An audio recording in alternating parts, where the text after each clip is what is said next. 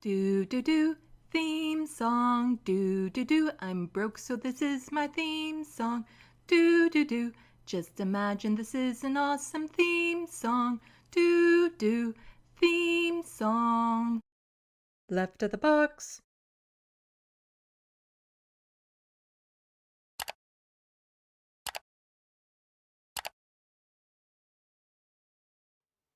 Hello, welcome to Left of the Box. Bonjour, bienvenue. I'm Sandy. Welcome, welcome, welcome everyone to this Sunday afternoon. Yeah, it's still afternoon, sort of, sure, why not? I'm still sick, but I'm doing a lot better than I have been. Although right now I'm getting a little nasally. Yeah, I've actually been able to sleep at night, so that's a good start. But my sinuses are still draining at times. I'm still getting into some coughing, but overall I feel a lot better. My energy is better. I'm able to talk, although I got into like a little bit of a coughing fit right before I went live. Of course. So, wow, so many people in the sandbox playing already. We've got Old Grease. I'm not sure I've seen you in the sandbox before, so welcome. Atticus Among Us, B-Cat. Let's see. Hermeteorologist. Bad Lefty. Mudbuds. The Wild West. Christopher Knoll.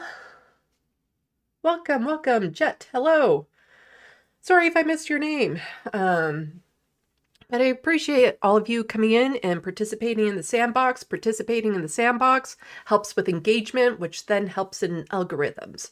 Also, let me know if there's any interest at all in having subscribers to my YouTube channel, because I have a Patreon.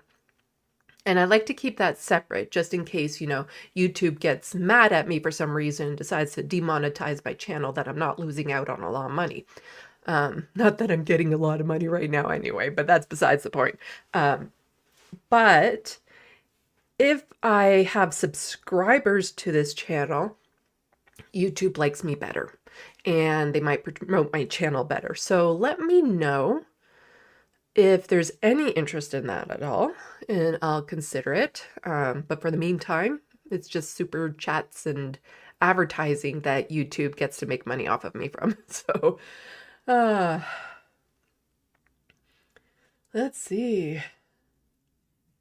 Yep, people are chatting quite a bit right now. Oh, sorry. I'm still a bit nasally. Like I said, still getting over a cold. But even though I've been been really sick, I've been doing a lot of work, and a lot of work by watching a lot of videos, and a lot of videos so I could find a lot of clips. And that is for a video that I am currently working on about TYT. And I've actually started the script because I know in the past, I've said things like, I'm working on a video about Anna Kasparian. I'm working on a video about Tim Pool and Sam Cedar during their abortion talk and all that sort of stuff. And I still totally plan on doing them. But I've actually started the script for this one, which is, a big step of I'm committed to doing it. So right now I'm just trying to do like the bare bones script writing for it, which is taking a bit of time because it's complex. But like my biggest overall message in that video is that right now, TYT, Jake and Anna in particular, are the biggest barrier to leftist solidarity that we have right now. That they are actively ripping apart the left and making leftist camps and all that sort of stuff. But it's going to include clips from the recent tour that Cenk has been on, and it will focus more on him because he's been more active lately, but there's also stuff there from Anna, and just so many clips will go into this. So basically what's going to happen is I'm going to finish the draft of the script, and then normally what I've done in the past is I will record it and then add in the clips and stuff like that. But since this is so clip and image heavy, what I'm going to be doing is, as I then go through the script again, start putting together the montages, the sizzlers as they call them, the different clips, have them kind of queued up and ready and to go. So then that way I know if I should alter the script a bit to mention some of the clips, to make sure I have everything that I'm talking about, because sometimes I remember it's like, right, I've seen that thing and it's going to be added into the video, but then I'll totally forget where it is. So then I'll have to hunt it down and stuff, so I'll get all of that done and then I'll record. But the nice thing about doing that at that time is when I record and I start actually editing the video, I'll have all the clips and sizzlers and montages pre-done already. So it'll take a lot less time to edit the actual video. But yeah, it's very in-depth, very clip heavy, very, yeah. And the algorithm fairy has been particularly nice to me and has given me some clips that I can watch, which is nice, or clips that are relevant to what I'm doing, which is nice. But right now, like all my suggested in YouTube is like TYT videos from like 5 years ago and stuff. And it's just montage, like constant TYT videos or Jank on this or Anna on this or the another channel commenting on them, and like so much. And I found out that there is a lot of leftist content creators out there that talk smack about TYT all the time. I didn't really know this, and it kind of has me worried a little bit because I am spending a lot of time and putting a lot of energy and effort into this.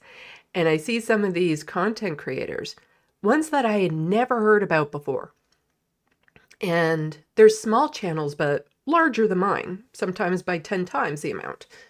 And they'll release a video about whatever controversy with TYT, and they'll get like 1,000 views to a few thousand views on it. And I'm like, you know, like I'm hoping to at least get 1,000 views on this video, but it feels like for the amount of time and energy I'm putting into this video, it's like, can it please just be good? Like actually get momentum out there and stuff. Because it's not like I'm getting paid for doing this work, but it's very important work to do. And the message, like that's the thing. The key point is the message behind it, what I'm trying to accomplish.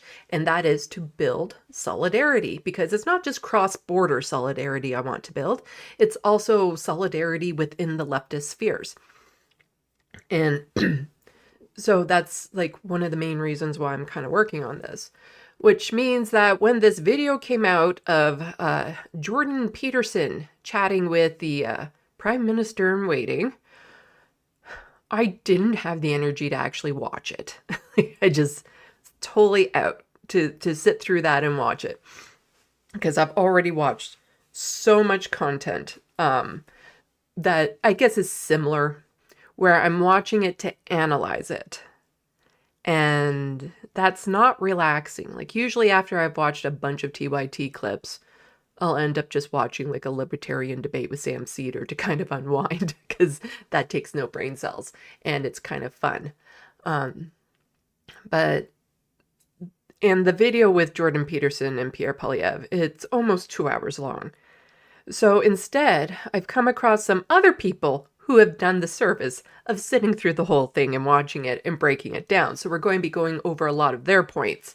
And one person in particular has a Twitter thread with a whole bunch of clips that we can watch. So we will be watching some of it. We will be analyzing it. But then I also kind of wanted to dive into this thing, because one of the biggest things that I saw blowing up online about this is Pierre Poilievre saying, and Jordan Peterson both kind of saying, you know, Canada wasn't racist until it went woke. Like in the past 30 odd years or so. And it's like, oh, is that what you think, white men, huh? Yeah. So I have a little bit more history on some of that.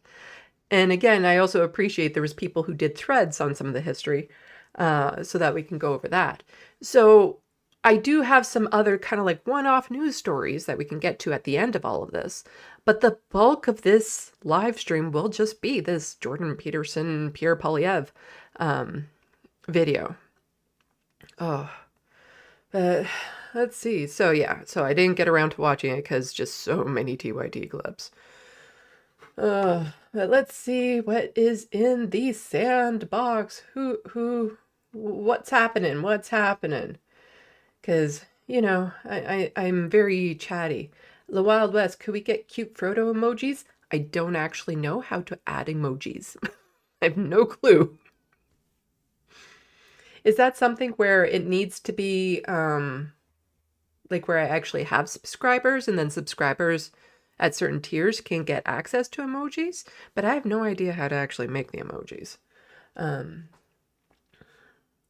Because I would love to make emojis of all my kitty cats. Let's see.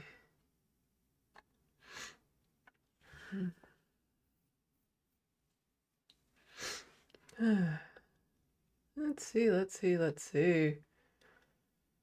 Bad lefty, I'm a Republican. What? I don't know what that's in context to, but I know you're being sarcastic.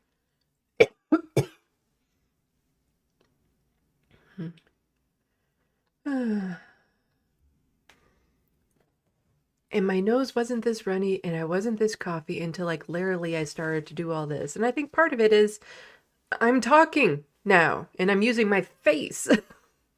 Because when I'm just setting up, when I'm just working at my computer, I'm not doing all of that. I'm in a more relaxed state. So I guess my body doesn't get as worked up from it. So hopefully I don't get rid of all the makeup on my nose again and look a little bit like Rudolph.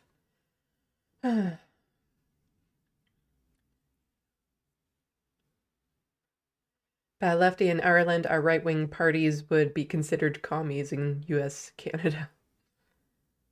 Let's see. I tried to call into the Majority Report on Friday. I did.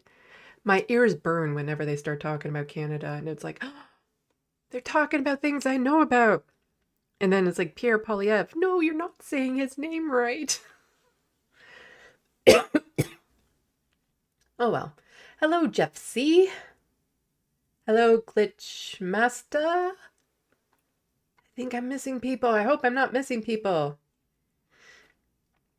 Yeah, so again, I'm still getting over my illness. My cold that I've had.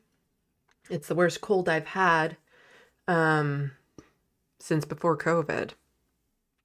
And it is a cold. Like, this is all the symptoms and process that I go through with a cold. Cryptomera. I thought it was a good interview, probably talking about Jordan Peterson and Pierre Poilievre. Well, I hope you stick around.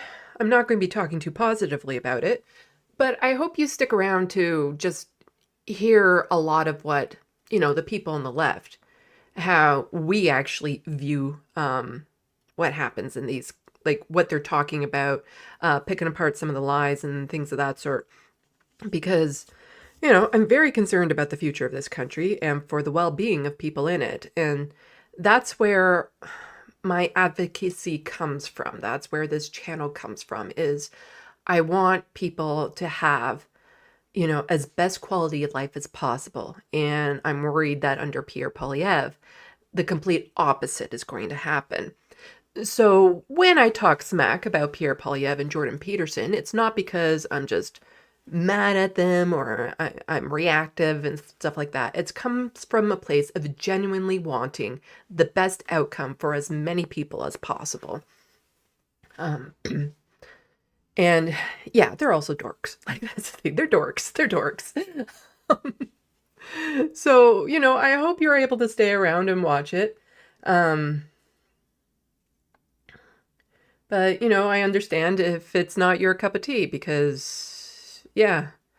But in the last little while, I've had to watch videos that I don't necessarily agree with either, because doing research for my video that I'm working on, my video essay that I'm working on. And It's rough. I actually saw a video of Ben Glebe on because I was just curious, and it was on an Israeli channel on YouTube, and it was only about 15 minutes long, but wow, that was painful.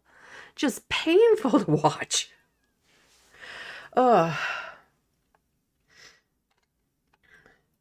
let's see.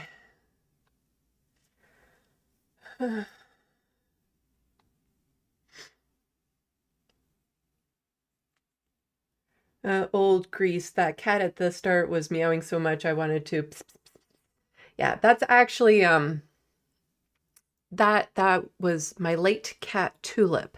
She had quite the vocals on her, and I would record it. So I would clip the audios of it, and I added as sound effects for a lot of my streams. And the end tag is just a whole bunch of her meows together, which it took a while, but it used to set off my one cat so much. Like he'd try tacking the speakers and stuff because she had a very unique, loud meow. So I like adding them in as sound effects.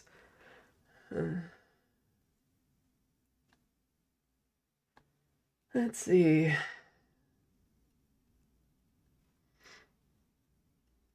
You don't like my music. Not sure I've seen you in the sandbox before, so welcome. Jordan Peterson used to be a respected professor at U of T.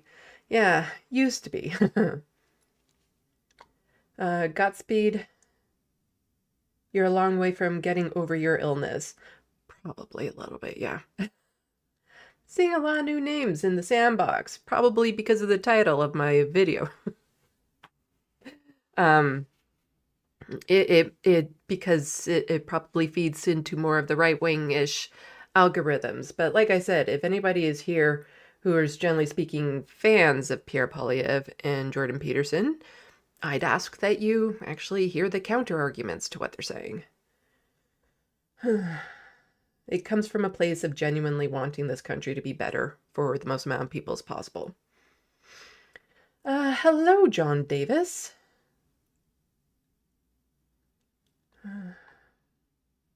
I jumped. You see, I'm still very much in a chatty mood. The Wild West. Sandy is the only one who pronounces Poilievre right. It took a while. And it took a francophone friend of mine in order to be able to say it right, because, you know, just looking at it, you have to pretty much be francophone in order to know how it's pronounced.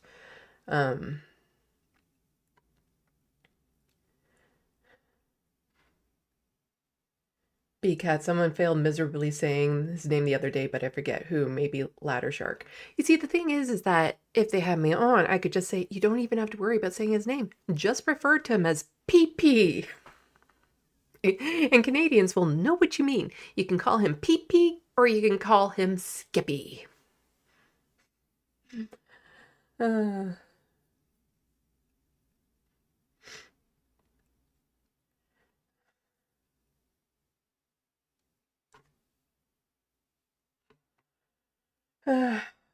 Cryptamera, you can be pro-choice and LGBT and be conservative.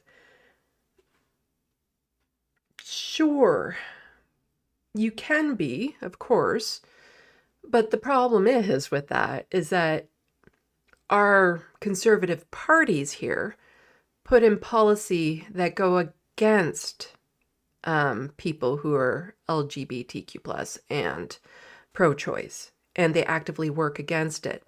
And so by supporting that party, you are supporting those policies that hurt those groups of people.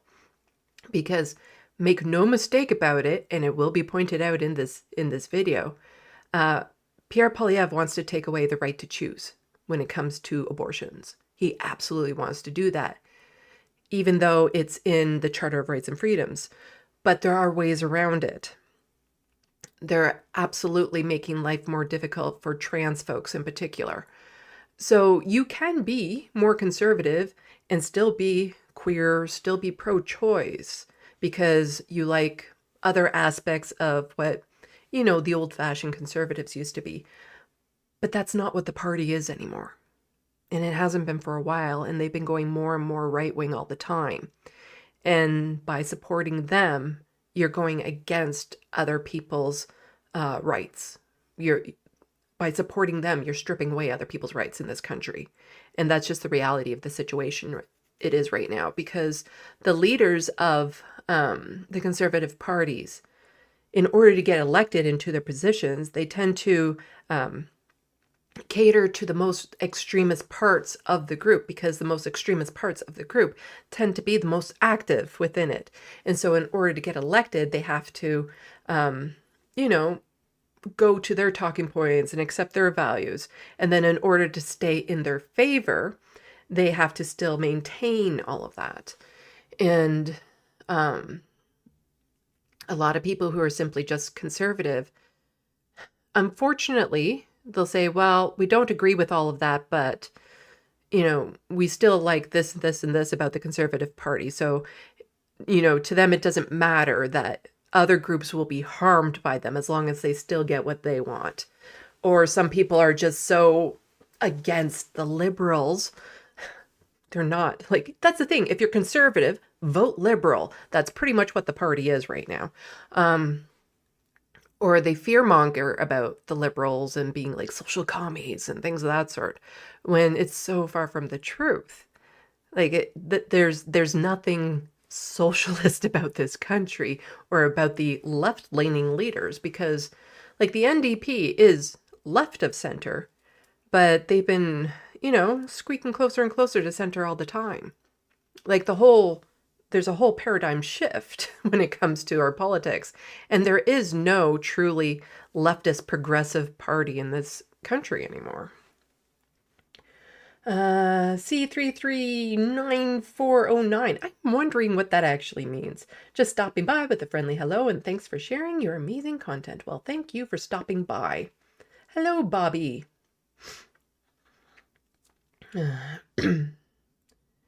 Let's see. Okay, yeah, I'm just like rambling in all of this. But just a reminder to all the people, especially people new to the sandbox, just be nice. You can debate, you can, counter people, that sort of stuff. Stay away from name calling. No slurs, obviously. And don't do like any personal attacks on people. But, if you have your point of view, you have your point of view. And I want the sandbox to be a comfortable place for people. I don't want people to feel like they're being picked on or anything of that sort, even if we have disagreements about what is going on. And it's important that, I really want everyone to, feel like they can voice their opinions, because it's good for me to know sometimes what other people are thinking. And then it's also good when they state something that I can then say, well, actually about that, and rebut what it is that they've said. But since there is a lot of people in there right now, I'm not going to catch a lot of the comments. So,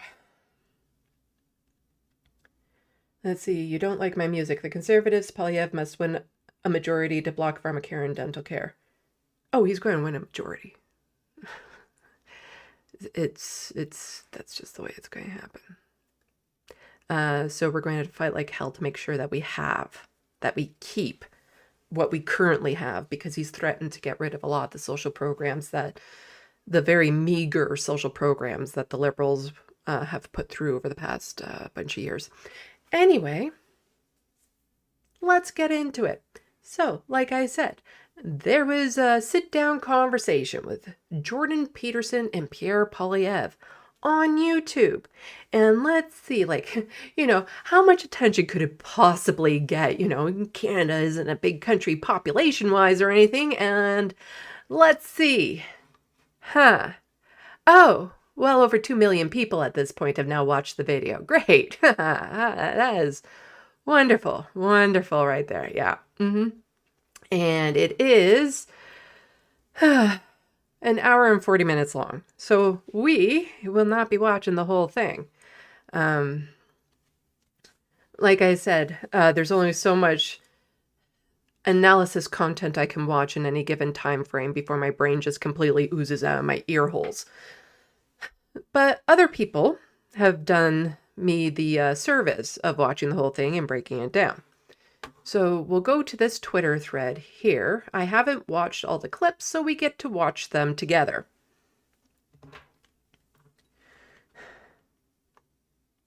Now, it is important, or just like the thing is that Pierre Poilievre has been working towards becoming prime minister now for years and years and years. And I saw this coming way back when he was doing advertising for cryptocurrency, and he went to a sandwich store and was buying a sandwich with crypto and things of that sort, that he was definitely just, going to whatever right-wing talking points there is. And in some of these threads, it actually gets broken down quite nicely or horribly. Just what Pierre Poilievre is doing, and dislike him as you may, as I do, his strategy, it's pretty good. Like, it is pretty good. And it has to be pretty good because he's not charismatic. He's not a good talking figure. And so in order to win over the masses, you have to have really sound strategy, and he's put the work into it. Meanwhile, the liberals just kind of close their eyes and say, well, everything is fine, so we don't need to do anything. We don't need to change anything. While totally ignoring the pain and the suffering everyone is going through, and how much more difficult life has become for people, because the liberals tend to be a little condescending when it comes to that sort of thing. They tend to pat you on the head and say, everything is fine. The economy is great. I don't know what you're complaining about. But Poilievre validates that. He acknowledges it. Unfortunately, a lot of the policies that he wants to put in place would do the complete opposite of helping. It will make things a lot worse. And the thing is that a lot of people who are just fans of Poilievre, they don't know that because he doesn't actually talk much about policy in a lot of his campaign speeches that he's been doing, a lot of his publicity stunts.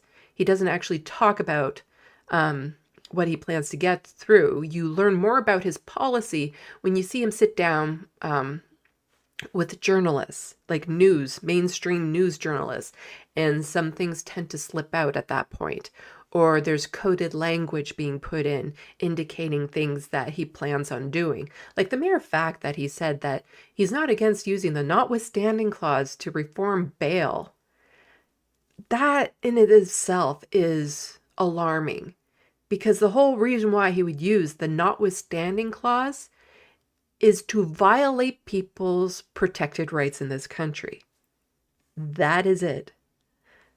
And why would he stop there? So we're heading into some pretty scary times, and I've covered it a fair bit on my channel.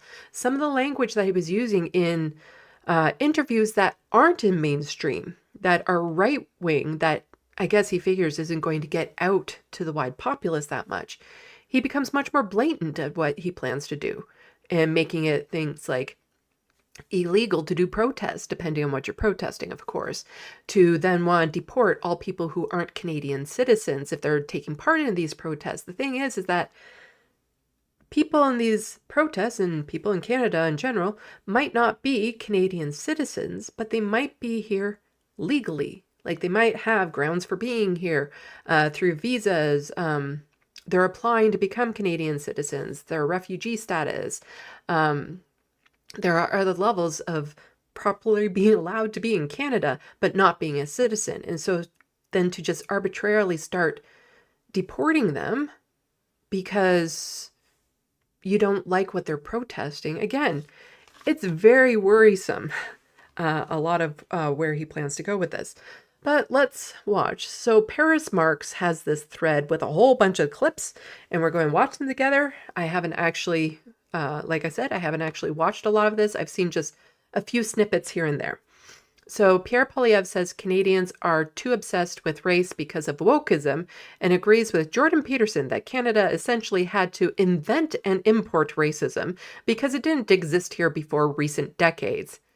Canada is so fucked if this guy forms government. And we're going to get a lot more into this, but Canada was founded on white nationalism. Like, quite literally, that is what the country was founded on. White nationalism and the genocide of Indigenous peoples. Like, it didn't get imported. That's how it started. and it didn't go away. It's still been very much alive in this country, and we'll get more into some of the history of that after we kind of go through the more analysis parts. But let's listen. And by the way, put aside race, this obsession with race that wokeism has reinserted. Well, invented even. Invented in many ways.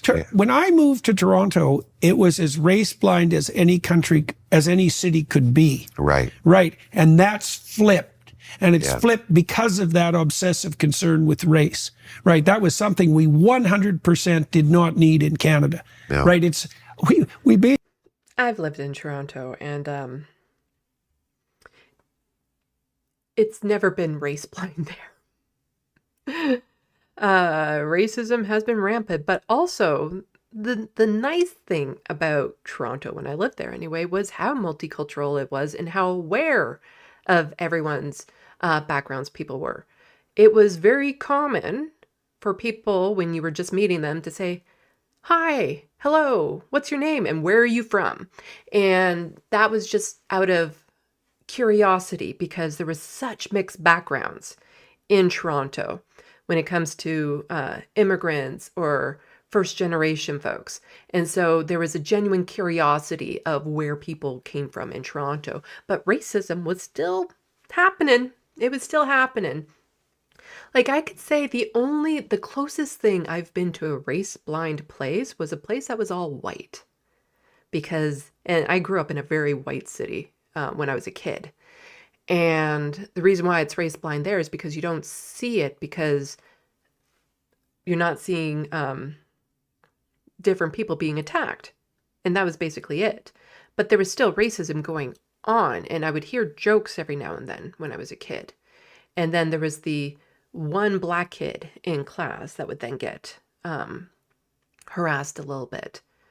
But like literally that was the only time I didn't see it because there was nobody to enact it upon for the most part. But then my city started to become a lot more multicultural and a lot more racism started to happen. A lot more. Basically, what would you say? Imported and invented racism in Canada. Right. As a consequence of policy. Wokeism seeks to divide people into these different groups and subgroups, and we see. I would really, really love for Pierre Poilievre to actually define what he means by wokeism. He uses the word all the time. You know, the woke people protesting genocide and stuff like that. Woke anti-Semitism is a phrase that he's come up with.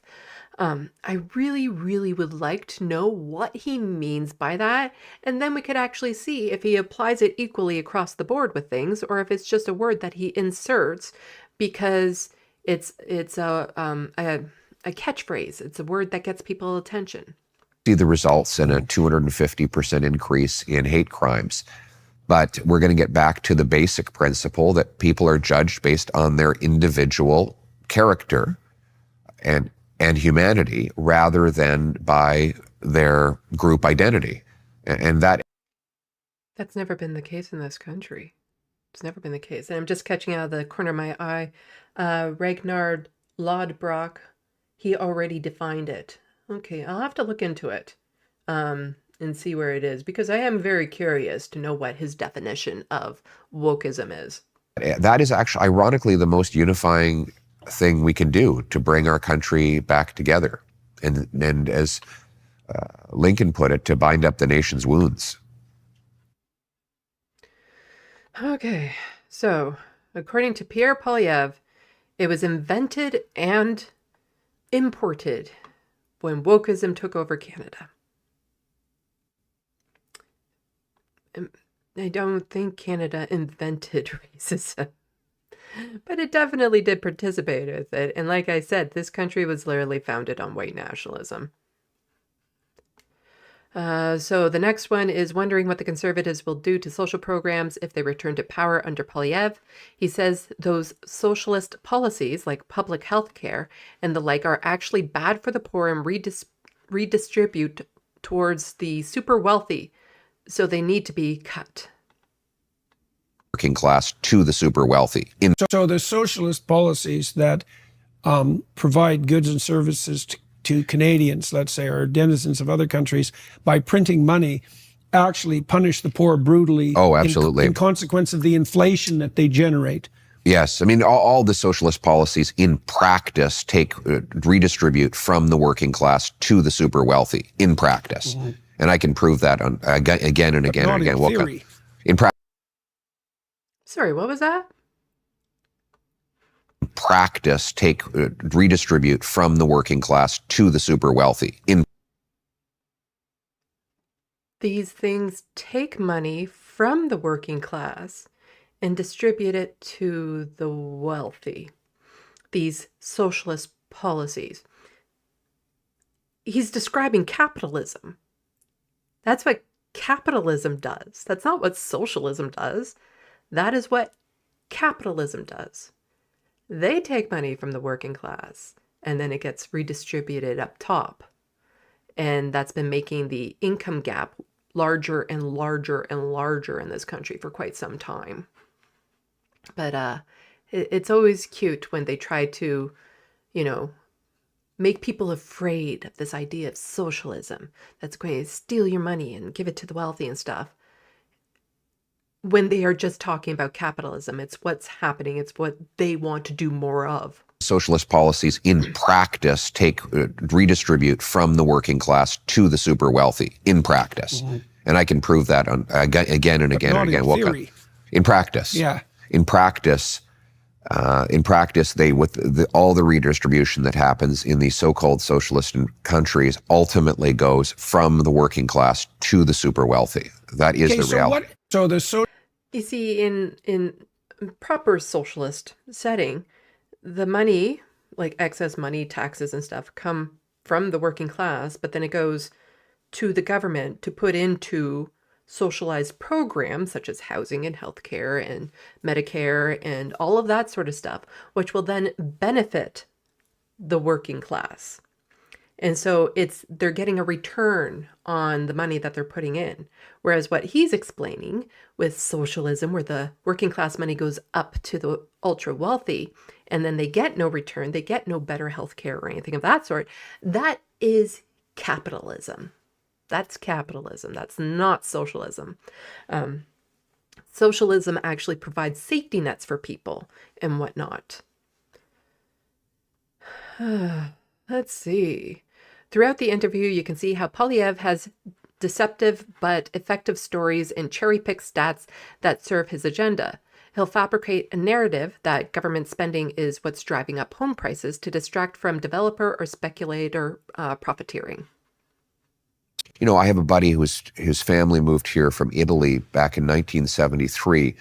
His father worked paving roads, and his mother made sandwiches in a senior's home. They were able to pay off their home 10 minutes from Parliament Hill in 7 years. Right. Their grandchildren wouldn't be able to save up a down payment for that home in 15 years, and they will be university educated with all the advantages of having been here 2 decades. That is the consequence of the money supply growing vastly quicker than the stuff that money buys. So what we have to do is stop growing the money supply and start growing the stuff money buys, right? Produce more energy, grow more food, build more homes. We have to unleash the free enterprise system. He used to be housing minister under Stephen Harper. This guy, he used to be the housing minister. And starting way back in the 80s, both the liberals and conservatives have put in policies, have done things that have led to the housing crisis of today. Both parties are responsible, not just one or the other, both. And that is, they simply haven't kept up the housing supply to meet the demand for almost a generation now. And they instead of building socialized housing, affordable housing, it's gone to developers. We're allowing foreign investment into housing. We're allowing housing to just sit empty because somebody is going to make money from it. We're allowing corporations to buy up a whole bunch to make them into rental properties, Airbnbs, and things of that sort. This is the fault of both governments up to this point. But for him to say that it's as simple as just building more housing, it takes a lot more than that at this point. We're in so much trouble when it comes to housing. And like I said, he used to be the housing minister, and things didn't get better under Stephen Harper. They got worse. So he's in part responsible for this crisis that we're in right now. And simply using a slogan of building housing isn't good enough to actually fix the problem we're in. He likes to use a lot of slogans when he's talking, but he doesn't actually talk about the underlying policy put into it and what that means. Because if you build a lot more houses, but then you don't make them socialized, you don't make them affordable, and you just sell them off to developers, it doesn't help the situation. It doesn't, make it easier for people to buy housing. And again, housing is such a complex issue because it's not just the fact that housing prices have skyrocketed more than any other comparable country. Canada is by far the worst when it comes to housing prices, but it's also just the affordability of everyday living in Canada has gotten exceedingly worse as well. So you have two things going like this, and the housing market is just keep on getting worse and worse and worse because of it. So we have a lot of empty homes, and we have a lot of rich developers getting richer, getting money through government programs and stuff to build houses no one can afford.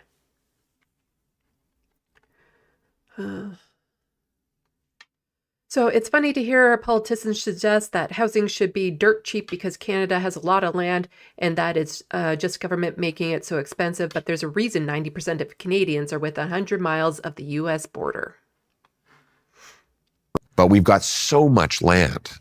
Like we should have the most affordable housing in the world. It should be dirt cheap because we have the most dirt.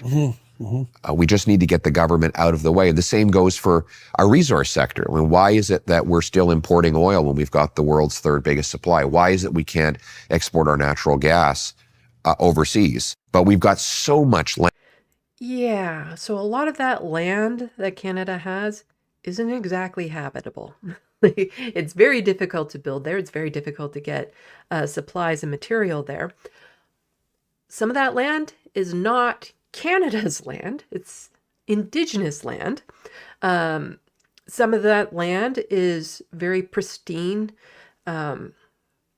ecosystems, wildlife, for clean water, things of that sort. If you start paving over a lot of this, we're going to lose a lot of the things we have that we take for granted, like the clean water, like farmland. A lot of it is farmland, good land for farming. We're in an environmental, like a climate crisis right now. Now is not the time to start paving over some of the carbon sinks of the world. And we don't need to. That's the thing. We don't need to expand out. We can expand up. So more high rises, more fourplexes, more infill, more zoning changes, things of that sort. Like we could easily solve the housing crisis right now by better investment on what we already have and building up and changing zoning than to expand at all. We don't need to. We've already built on enough land to sustain and build our housing market as it is. And then it also comes to the extreme costs of building further out away from communities, because just the cost to transport materials, to build the infrastructure to get out to those areas and stuff. And for what? Like that's the thing. Like you're going to make a town in the middle of the prairies. What's the drive for people to go there if there isn't something, some sort of economy there that would bring people there in the first place?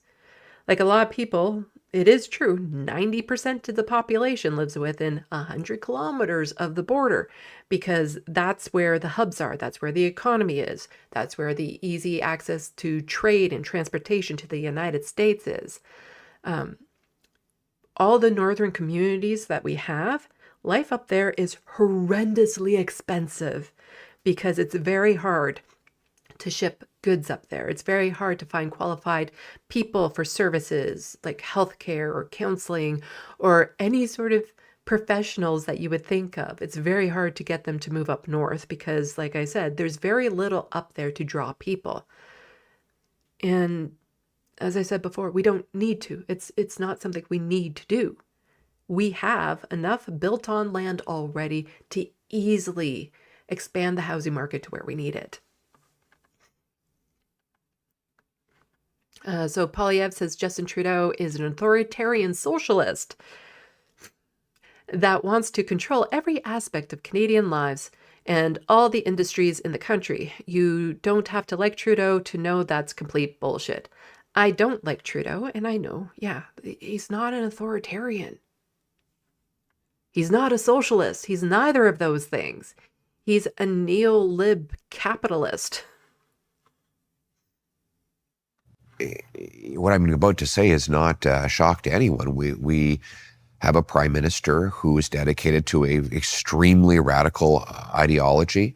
It is just a rehashed socialism that has been discredited again and again and again throughout the ages. And his basically authoritarian socialism has guided him throughout his entire prime ministership. He believes in a state that controls every aspect of your life, your money, your speech, your thought.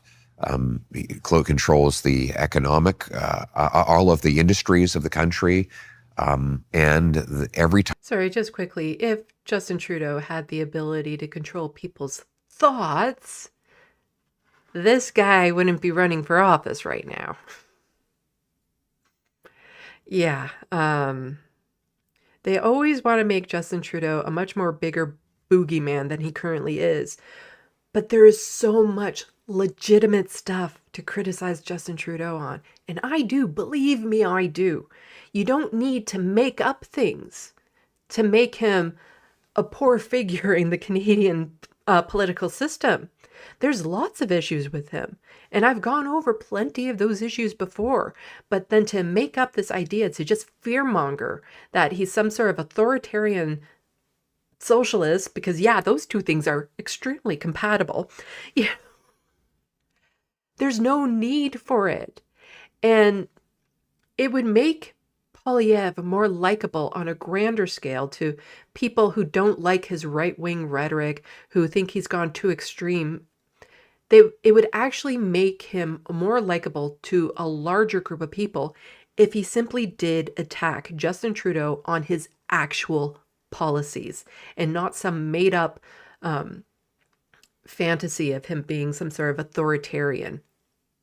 Time that has been tried, it is a complete disaster. So there's no mystery involved. It is the same old disastrous outcome that results from the same old disastrous policies. Right. So one thing I do find interesting is that Poilievre has taken the lesson that many, say, center-left parties need to learn to stop watering down their agendas to try to attract those who don't agree with them. He says he'll be shamelessly right-wing in government. This is the mistake that conservative parties around the world have made countless times. They think, well, anybody who's got a conservative mindset is already voting for me, so I can go off and chase the Right. ideas of my political opponents, and then everyone will love me because I'll have the conservatives due to the fact that I have the name conservative, and then I'll have all these other people because I've embraced their contrary direction. And in the short term, it works because you manage to have all of these people under, and all of the different political ideologies captured in one tent. But the problem happens when the policies are a disaster. This is the mistake that... Again, don't like him, but he's been very good on strategy. And that's, again, we need a party in Canada that is shamelessly progressive. At one point, that was the NDP. They were the Socialist Party of Canada type thing. But they've gone more and more milquetoast, more and more center-leaning. But if we had like a progressive left-leaning party out there that said, no, we are just simply going to socialize all medicine, not just a couple drugs. We're going to socialize all of it, make it universal pharmacare completely across the board, universal dental care across the board, universal hearing, eye care, all sorts of physical health and mental health, universal mental health care, because that does not actually exist in Canada. If we had a progressive party actually boldly stating these things, they would win in a landslide. Because regardless, again, if you take partisan politics out of it, if you just strip away the party name and you say, here are the policies, most people agree on things that they want. We all want better access to healthcare. We all want affordable housing. We all want to be able to afford to go out and get groceries and live a comfortable life. That's what everyone wants. And the conservatives they do this thing where they say that's what they're going to do by privatizing everything, but that's the complete opposite. It will make it more difficult for more people to be able to access those same things, the very limited socialized programs that we have right now. But if we had like some sort of progressive leader out there that is really just bold and not shying away, they would actually garner a lot of that. Because right now, the Conservative Party under Poilievre has actually brought over a lot of the working class that the NDP used to have, because again, he's speaking to people's frustrations. He's validating their pain. And the NDP has been doing a very piss poor job of doing that. And we need a bold, what I want to see before the next election is a leadership race, both in the Liberal Party and in the NDP, because then that could help, launder the ideas. No, that's not the right word. There's a phrase for it when you put the ideas out there to be tested, so that people can actually fight over policies and places that they want to go, things that they want to do, and make it very public as to, these are the things that we're going to offer. Should I get in? That sort of thing. Because right now, if there's no change in either of those parties, and I mean bold change, not just a leader change, but bold change in their platforms, they're toast. They're absolute toast.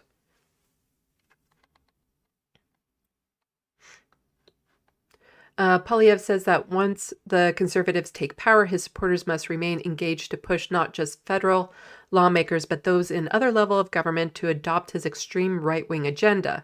Companies will also be expected to sell a deregulatory agenda. I'm going to have to put out a call to Canadians that they have to stay politically active. They can't assume that simply by changing. Okay, this is so frustrating because he's right. Again, his strategy throughout the past couple of years has been spot on. And it's one of my frustrations. And what I'm trying to do is that when the election comes, you vote for the least worst option. That's that. And if you don't like any of your options, then you have to remain politically engaged the rest of the time and make sure that when the next election happens, that you have people there you want to vote for. People there that actually represent your values and will put through policy that you want. But so many people put their head in their sand. Like even during the election, so many people are unengaged. They're politically illiterate in this country, that he's able to energize his base by talking to all these culture war issues and using these, there's a word in my head about it. Sensational, like these sensational phrases and catchphrases and stuff, slogans. And because of that, and he's also stoking the flames of their anger. He's stoking the flames of a lot of hatred. And that energizes people. It makes them wake up and get out there. And the rest of a lot of the center just stays asleep. As long as things aren't affecting them directly, they stay asleep. And they don't get engaged. But we need people to be engaged in politics every day, around the year.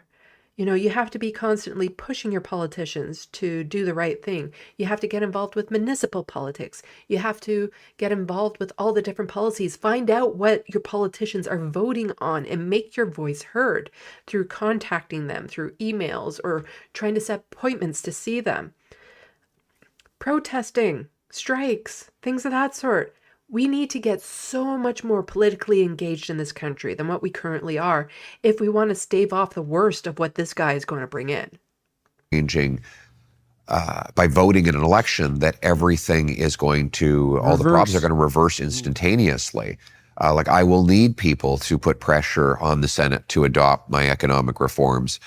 I will need people to put pressure on their mayors and local councillors to get out of the way and let us build homes. I will need businesses to actually do their part. I mean, our corporate Canada is so completely incompetent when it comes to politics. They're going to have to start to fight for the policies that are good for their workers more aggressively. And I've said that to them. They need to fire their incompetent lobbyists and actually go to the people and make the arguments for the reforms that I'm talking about. I'm going to have to put out a call to Canadians that they have to stay politically active. They can't. Yes, we need more co-ops and unionized workforces. And people need to get politically engaged in order to make that happen. We need to give the power to the workers, to their organizations, give them a seat at the table, as opposed to just allowing the ultra wealthy to maintain their ultra wealth and make it even worse, the income gap even worse. So Canada's climate-denying conservatives are explicitly making the case that generative AI's massive energy use is not only a good thing, but provides a big new market for oil and gas, and that they intend to exploit while throwing in nuclear as the greenwashing piece. We're going to need data centers for AI and blockchain and countless other things.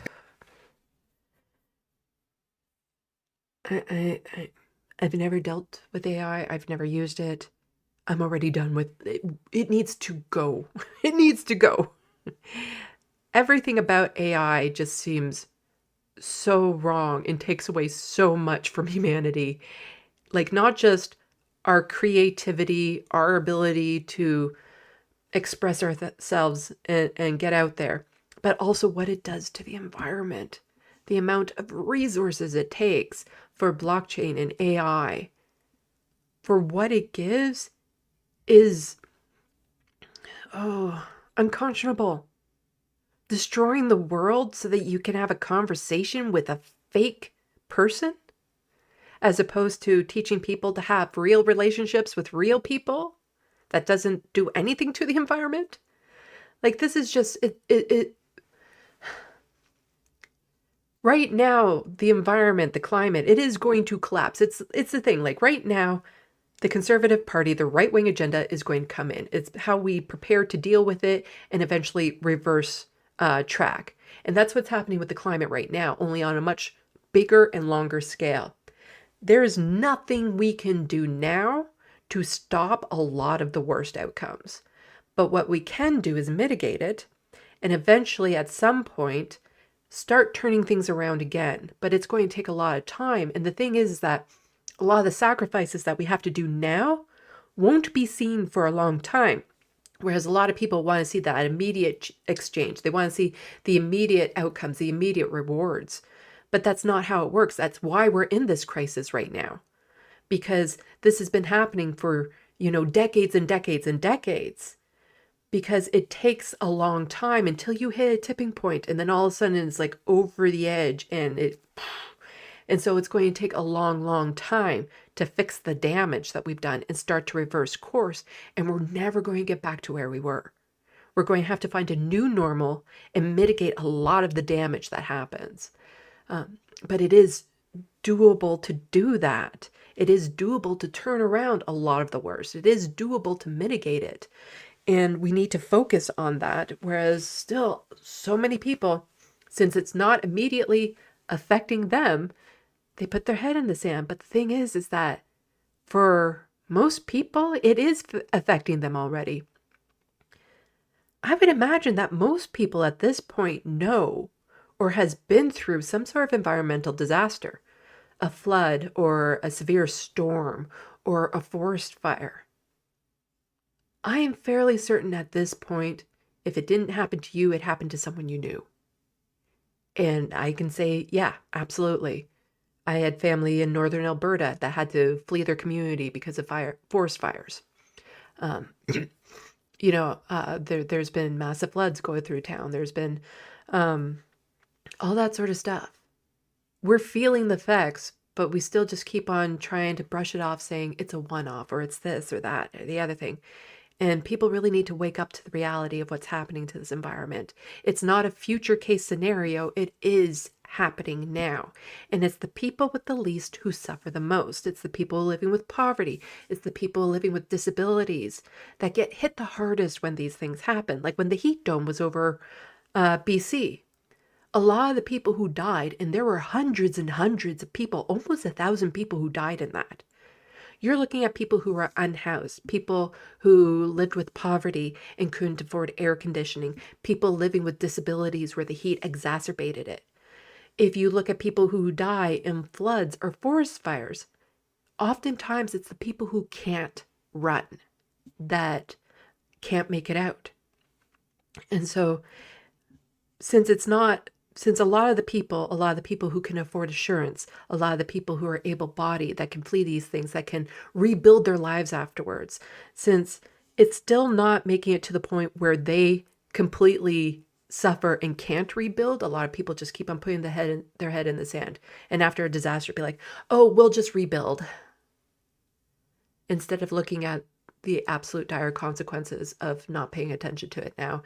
And AI and blockchain, it's disgusting that it's allowed in doing what it's doing to the environment for the return of what it does is absolutely bonkers that it's allowed to happen.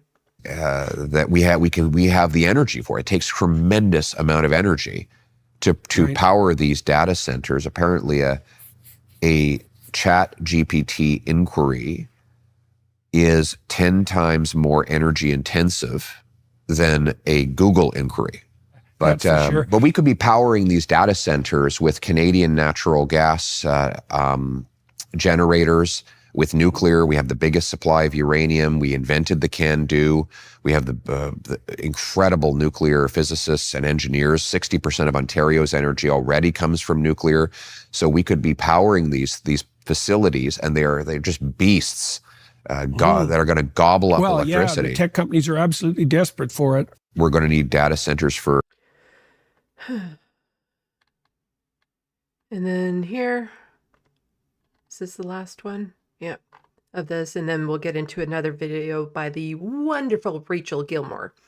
So finally, Pierre Poilievre thanks Jordan Peterson for standing up for free speech, which for Peterson started with refusing to respect his students' choice of pronouns and has escalated from there. Also, I, on behalf of all Canadians, want to thank you for your immense courage and the personal, political and non-political price that you have paid for standing up for your convictions and defending freedom of speech, because I know you have paid a very big price for that, but you have never bent, you have never backed down, you've had a spine of steel, and there are countless other people who will have the freedom to express themselves because you paid the price for them. So thank you. Well, thank you, sir. It's been a privilege, far more than a price. Also, keep in mind some of the consequences he faced with his speech issues was his psychology license. He had to go and take an online course on how to act in public because he was telling people to unalive themselves. He was calling somebody, a doctor who did trans surgery, a butcher. Like, you can have free speech, but you can't have consequences free speech. There's going to be that.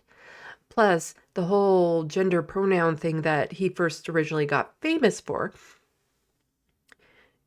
nobody was threatened to go to jail with it if you use the wrong pronouns. Like, he blew it so much out of proportion. It was simply being that trans folks and non-binary folks, that the pronouns, that their identity was included in a protected group so that category already existed within Canada's hate speech laws and stuff like that.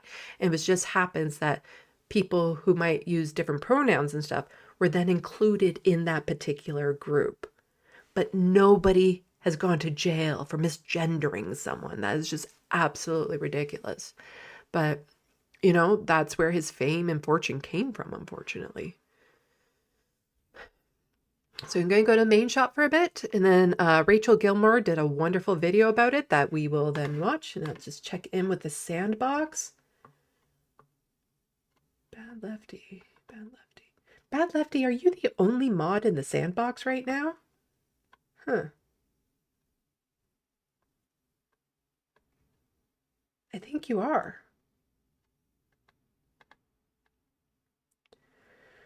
Okay,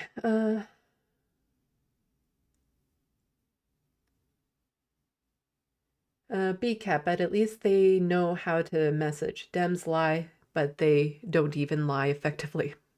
It's true, it's true.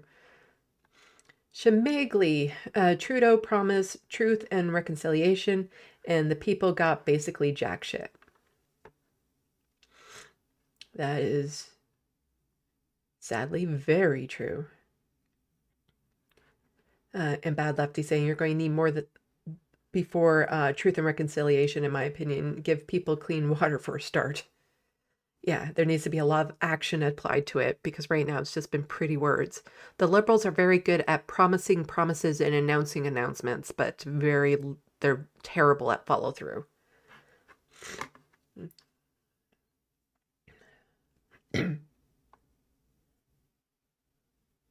The Wild West, the electricity we harvest from lightning. Yes. Pierre Poilievre, there's a sound reel of him saying the people who harvest electricity from lightning. It's very funny, actually.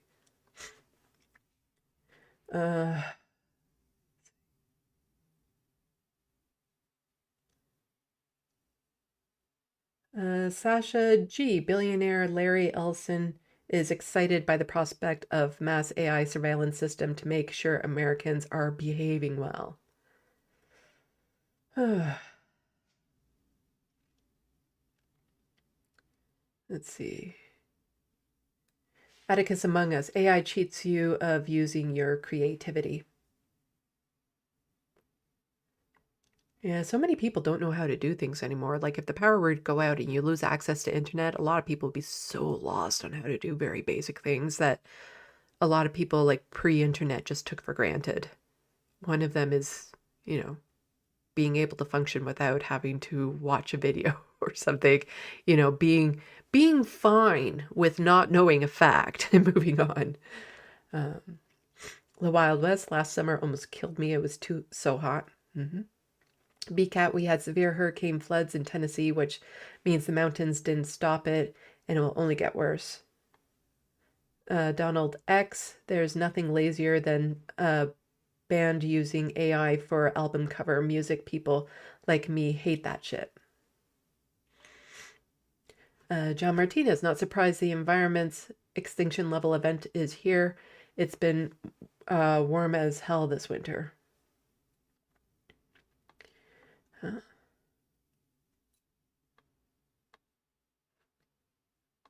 Let's see.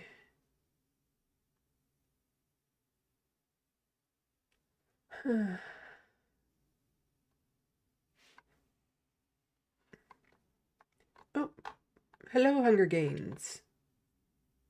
Hunger Games, 1989. Not respecting your students' pronouns is not free speech. It's called being a dickhead.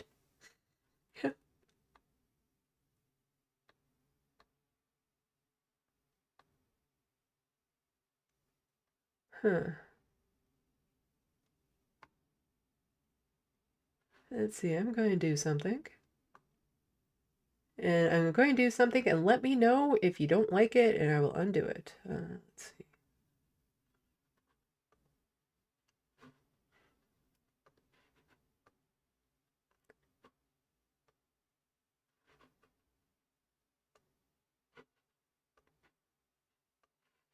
Okay. A couple people will find out what that is in a minute. Let me know if you don't like it, and I can undo it. Let's see.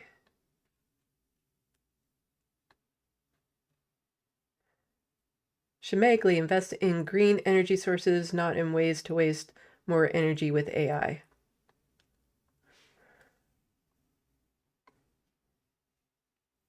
BCAT, now many of us are fine with alternative facts. That's actually something that I'm trying to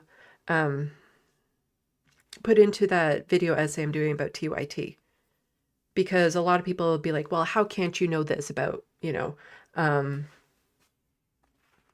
TYT and things of that sort? And that's because we aren't all living in the same reality anymore. Like between the algorithms and things of that sort, there are worlds going on that people are completely unaware of. So we're not all dealing with the same lived experiences, the same reality, the same streams of information. And we've become so segregated that way. So it's hard for people to just, agree on how to solve the problems when we can't even agree on what the problems are because we're so separated by these algorithms and we're seeing different realities. Because for a lot of people who are caught up in the right wing, it's hard for them to break out of it, especially when the algorithms favor it so much, for them to realize, like to hear the counters to the arguments, to know in a lot of the cases the actual truth of the situation. And it's becoming more and more difficult to communicate that way. Let's see. Okay, you're welcome, BCAT. Let's see.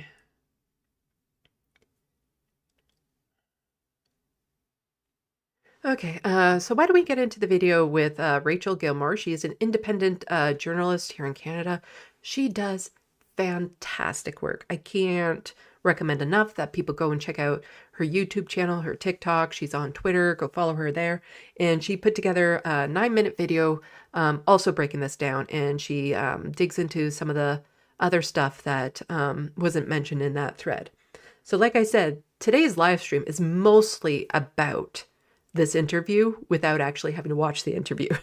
Because I have a habit, and this is part of the reason why I don't react too much live on stream. Even from those snippets, you saw how much I was pausing it.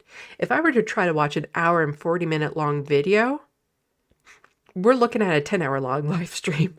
Because a lot of it too, is sometimes it's like, I know that's wrong, but I can't. I have a hard time recalling information sometimes. And so then I would have to go and search for it and things of that sort. So it would take forever. But luckily we have wonderful, wonderful people like Rachel Gilmore, who is able to break it down and put it into a concise format. And a 9-minute video from an hour and 40-minute long interview, it's a miracle she was able to pull that off. There's no way in hell I would ever be able to make it that concise. But she does a fantastic job, so let's give it a watch.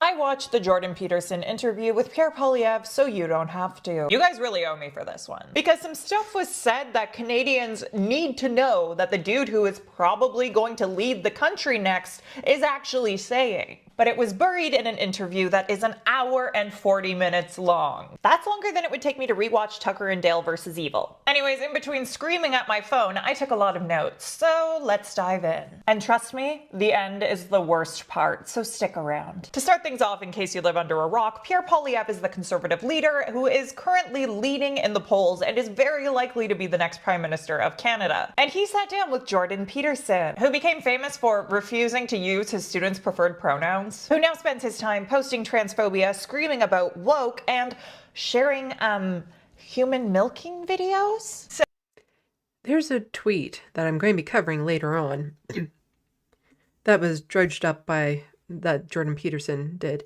And it was so bad that I'm like, this has to be fake, because people are just sharing screen grabs of it. And so often when that happens, and you can't be too sure these days, I looked up his account. It's a real tweet. And we'll get to that later on. And it is horrific. Like, Jordan is an absolute piece of trash person. And like, just again, the things that he got famous for was because he didn't want to respect his students' pronouns. Oh no, it's free speech for me to misgender you. Yeah, you're free to be an asshole, but if you want to have a position of power and stuff, and if you do it intentionally to hurt them, then yeah, it can fall under the hate speech laws.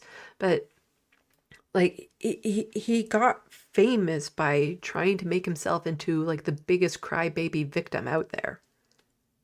So, yeah, things are going great. And while Poilievre and Peterson took their time to wade into the weirdness like crabs in boiling water, by the end of the chat, they said some truly unhinged stuff. To kick things off, they talked about how Poilievre spends his days, which honestly wasn't very interesting. Beyond him revealing that he's done 600 events in the last year. And while he framed those events as visiting factories, farms, mills, and mines, we know it's also a ton of rallies, even though we're not in an election campaign yet. Anyway, And taxpayers paid for pretty much all of that.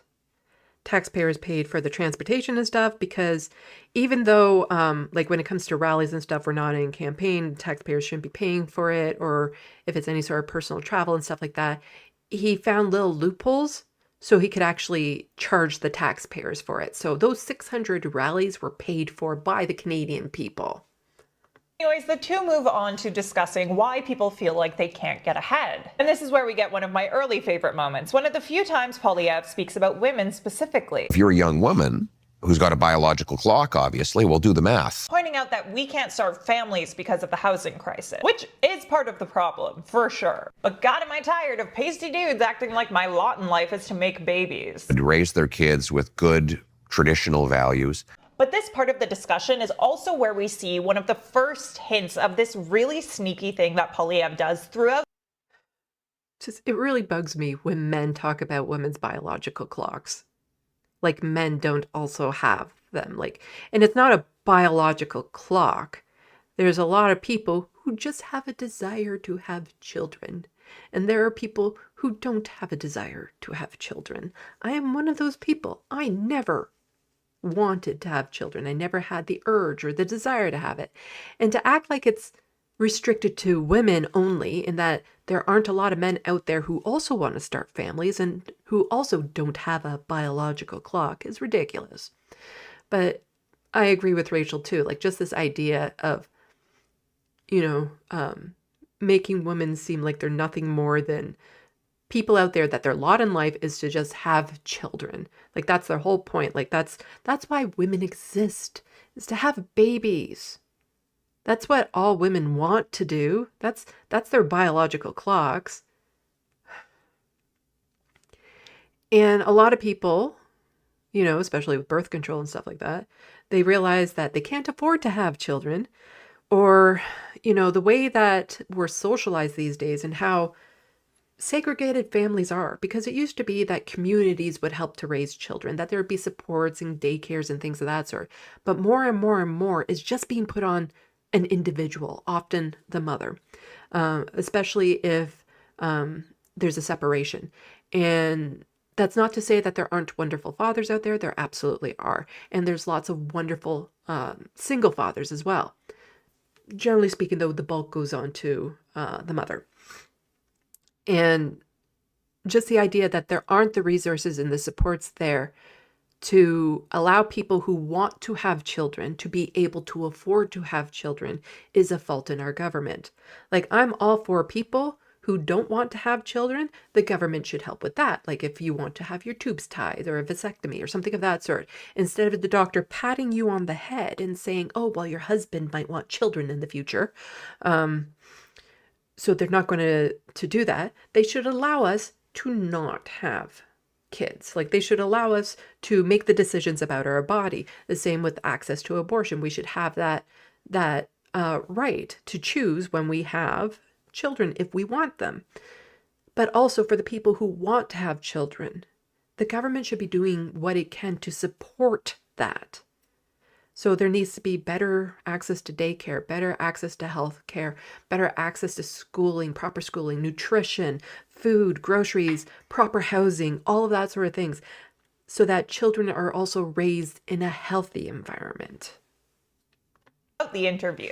He's often diagnosing problems correctly, but his solutions are, to quote the guy who called this a great interview, concerning. Take, for example, when he's talking about business investment, and he points out that US business investment is higher per worker than Canadian business investment. He literally took the total business investment for both countries and divided it by their number of workers. He tells us that the US having a higher business investment per worker means they will, quote, be able to crank out even greater wages for their people than we will. He also takes Canada's GDP and divides it per worker and implies that this is sort of the output per worker that Canada has. And he says that because it's 60% lower than the GDP per worker than Americans, we have to work 60% more to have the same amount of income to buy food. That's reflected in the fact that our 2 million people are lined up at food banks because they can't afford food. What? That doesn't make sense, because in both of these examples, he's assuming that when businesses make more money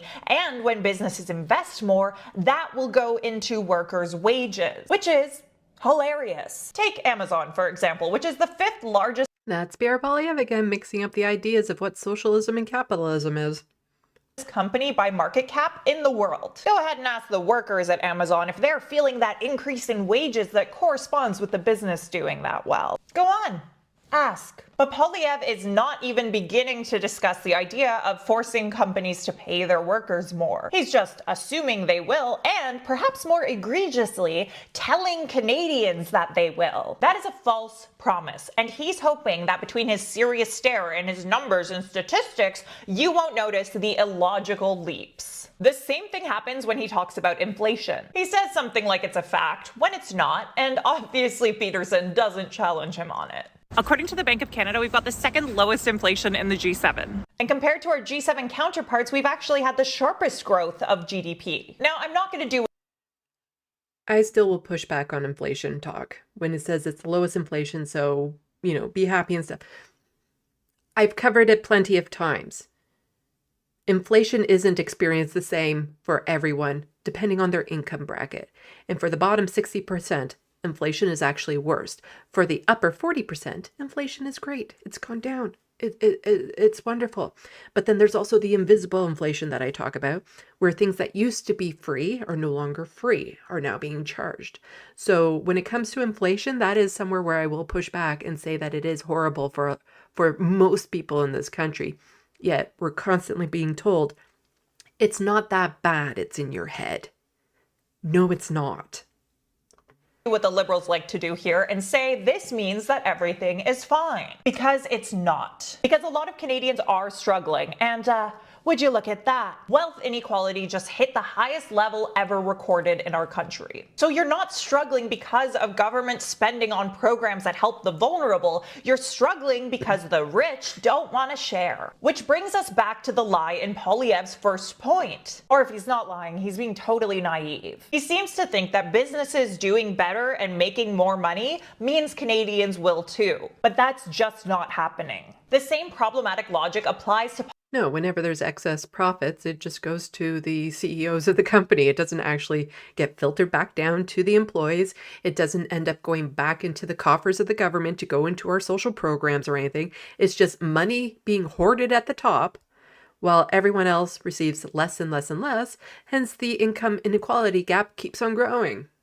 Poilievre's view on housing. He says he wants to build more houses, and that's great. He actually has some good ideas here, like combating NIMBYism and pushing for faster approvals, which is cool provided it doesn't lead to corner cutting. But he also implies housing prices would go down if developers didn't have to spend so much on bureaucracy, which he used really broadly. Like, he applied the term bureaucracy to developers spending money on lobbying. The consultants, lawyers, accountants, lobbyists that the developer has to hire in order to get the approval. So in other words, we're spending twice in Vancouver.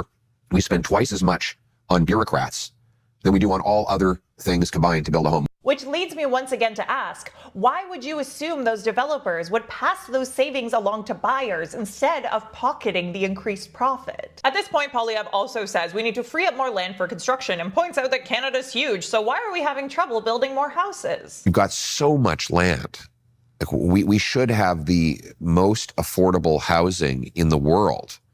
It should be dirt cheap because we have the most dirt. First of all, there are some very good reasons why most Canadians live within 100 kilometers of the US border. A lot of Canada is not very habitable. We also have a lot of protected land like the Greenbelt, and we know how badly developers want to get their grubby little paws on that. Just ask Doug Ford. But if we build on that land, the consequences here for things like biodiversity are genuinely dystopian. So let's hope that's not what he means by freeing up more land. Moving on. Another thing that made me laugh were the insane ads throughout the interview. Like when Poilievre was talking about young Canadians being exhausted because they have to work while being in school, the video paused to sell us a supplement if we're feeling sluggish. But another one of the video's main sponsors is a pro-life organization. Yep. Like I said earlier in the stream, if Poilievre when he gets into power, we're going to fight like hell in order to keep our reproductive rights. Because he is looking to take that away. He is absolutely looking to take that away.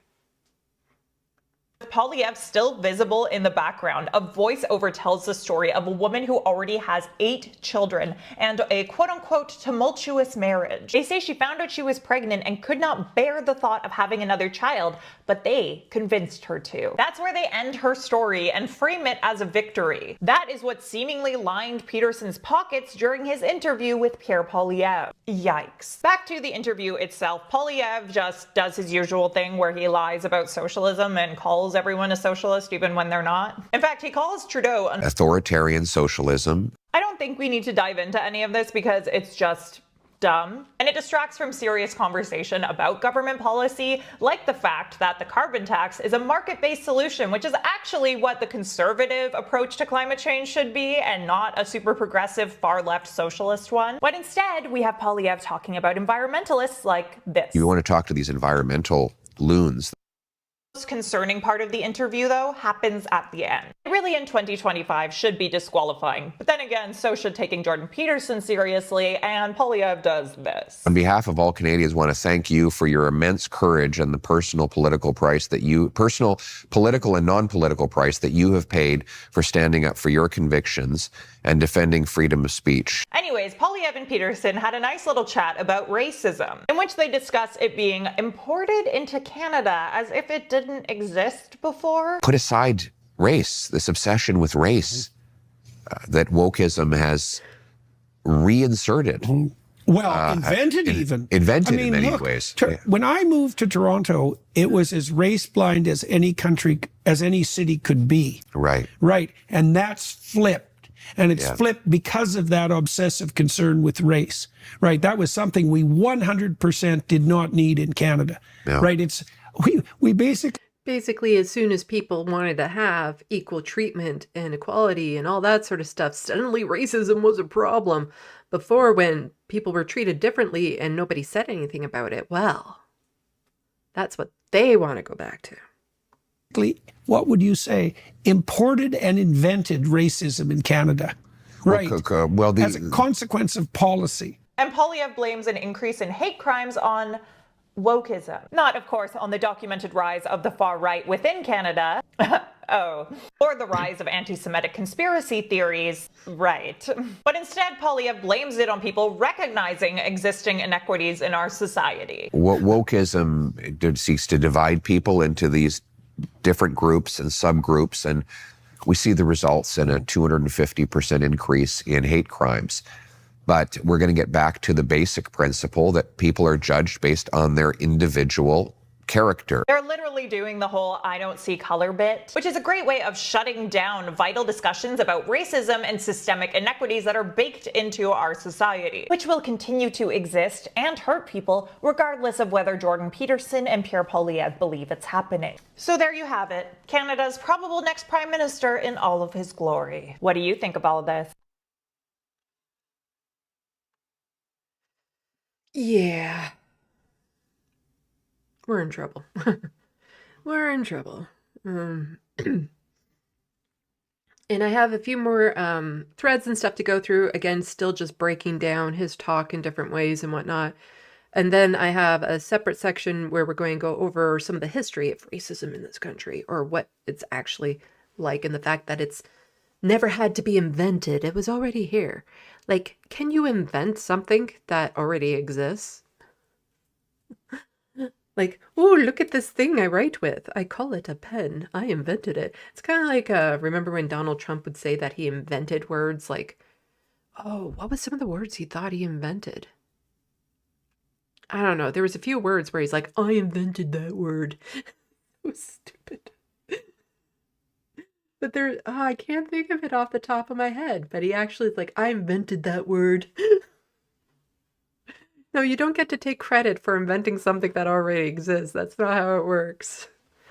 All right, I got to take this out of my ear hole right now because we're just going into some threads to go over. But I'm quickly going to check the sandbox first. Seem to have a bunch of other mods suddenly jump into the chat. Nice to see everyone. Soul Life and MIDI Doctors. And MIDI Doctors was watching reruns of Tarzan starring Ron Eli. Eh. And Soul Life is lurking. Let's see. Shemagli, if you have to lobby to develop that land, maybe there's a reason not to. And like I said, we don't need to. We have enough built on land already to easily satisfy the housing issues that we have in this country.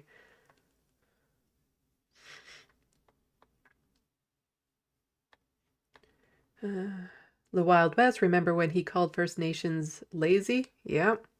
They just need to have a better work ethic. That's Pierre Poilievre saying that. That they just basically need to pull themselves up by the bootstraps, get a better work ethic, and then, you know, contribute more to the country.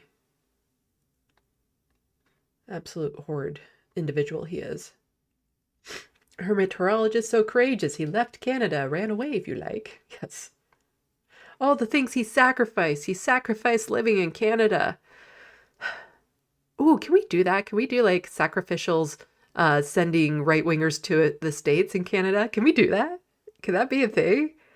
You know, make it like a weekly sacrificial offering to wokeism by offering the United States another right-winger? Can we do that? I would love to do that. You know, to the wokeism god, well, or gods. A sacrificial right-winger here to the United States. We'll do that to make the wokeism god happy.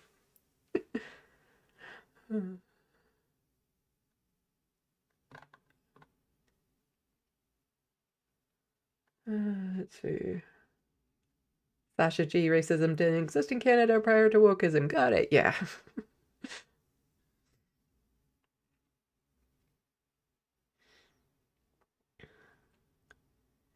Let's see. Jet. Trump thinks he invented the dictionary. Yeah. Bad Lefty. Yeah, I think fake news was one of them.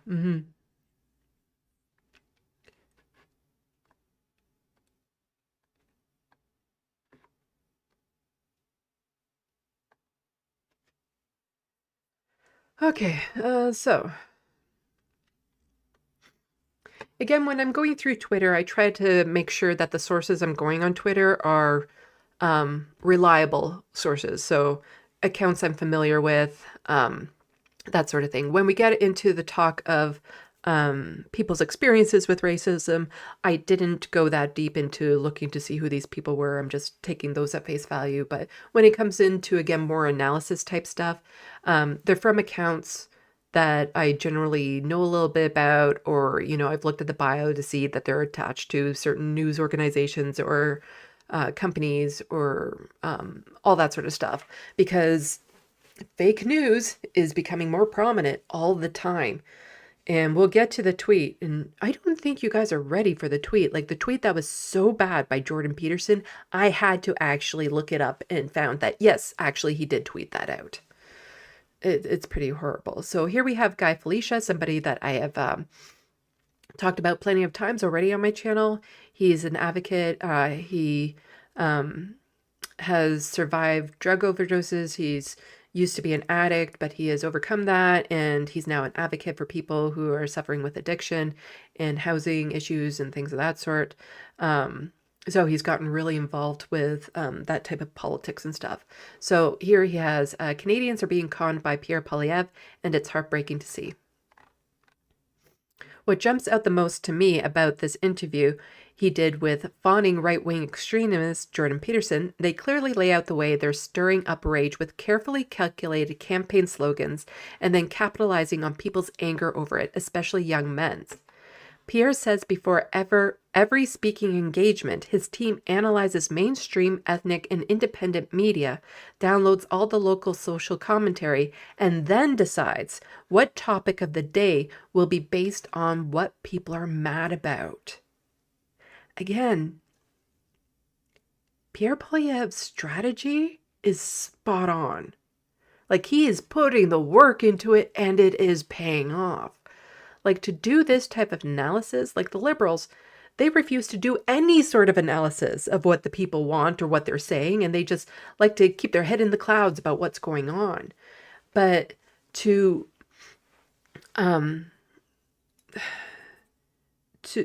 focus it like this for each speaking engagement so that he can hit the points that is really resonating with people, that is very sound strategy right there.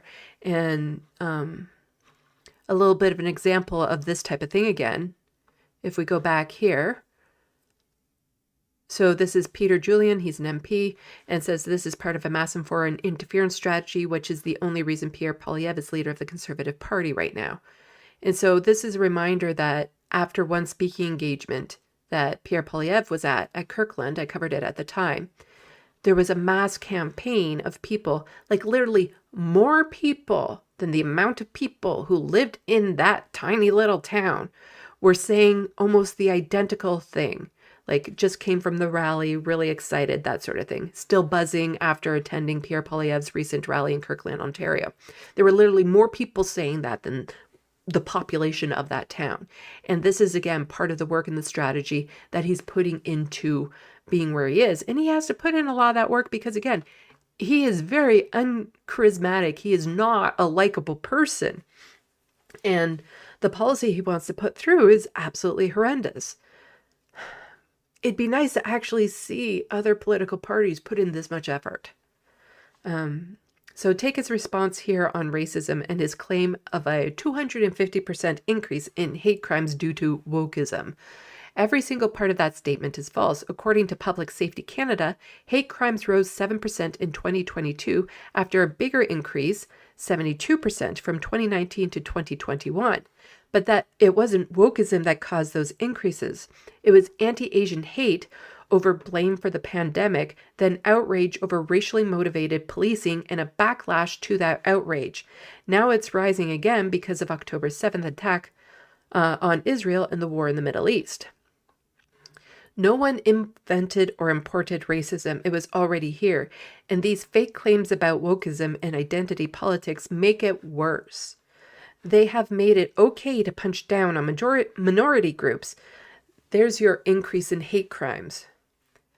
That's just one example from an almost 2-hour interview full of distorted half-truths and full-on lies. There's no real solution, just anger, unless you count his plans to cut out social programs and his idea to solve housing crisis by building homes in the Arctic, I guess, since we have so much unoccupied land there. This interview makes me sad for our country, for all of us. He's not going to achieve the things conservative voters think he will, and we're all going to suffer for it. Yeah, it is.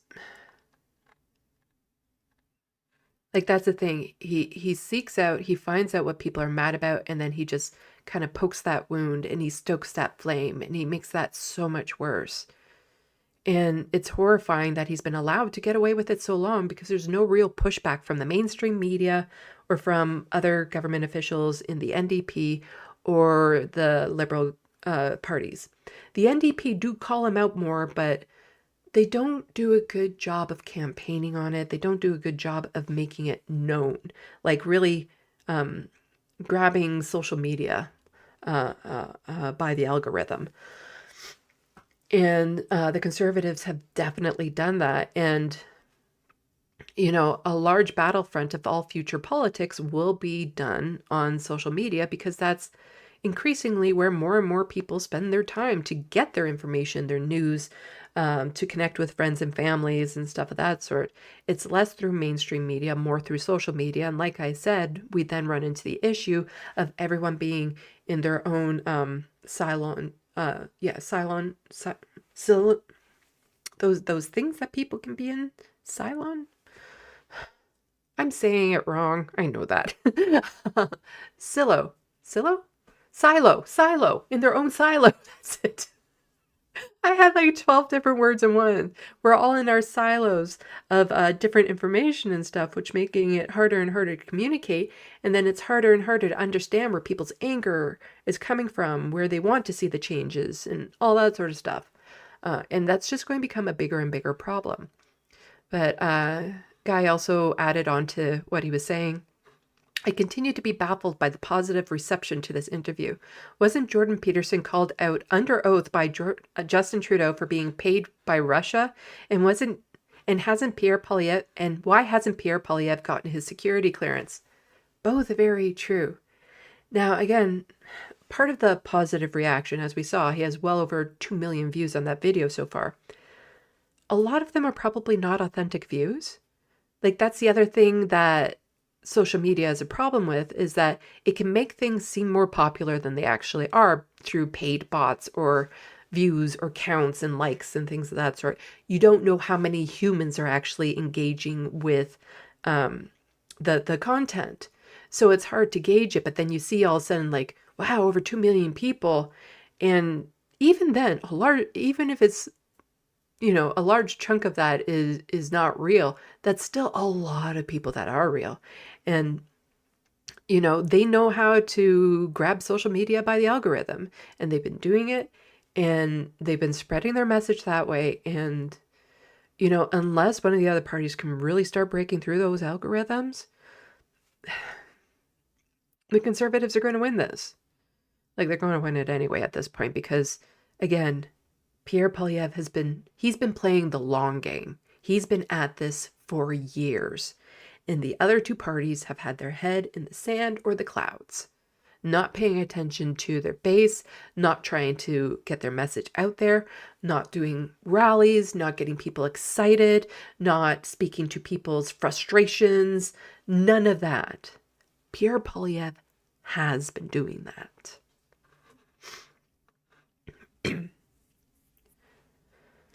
So here we have another short thread from Max Fawcett, I think, lead columnist for Canada's National Observer.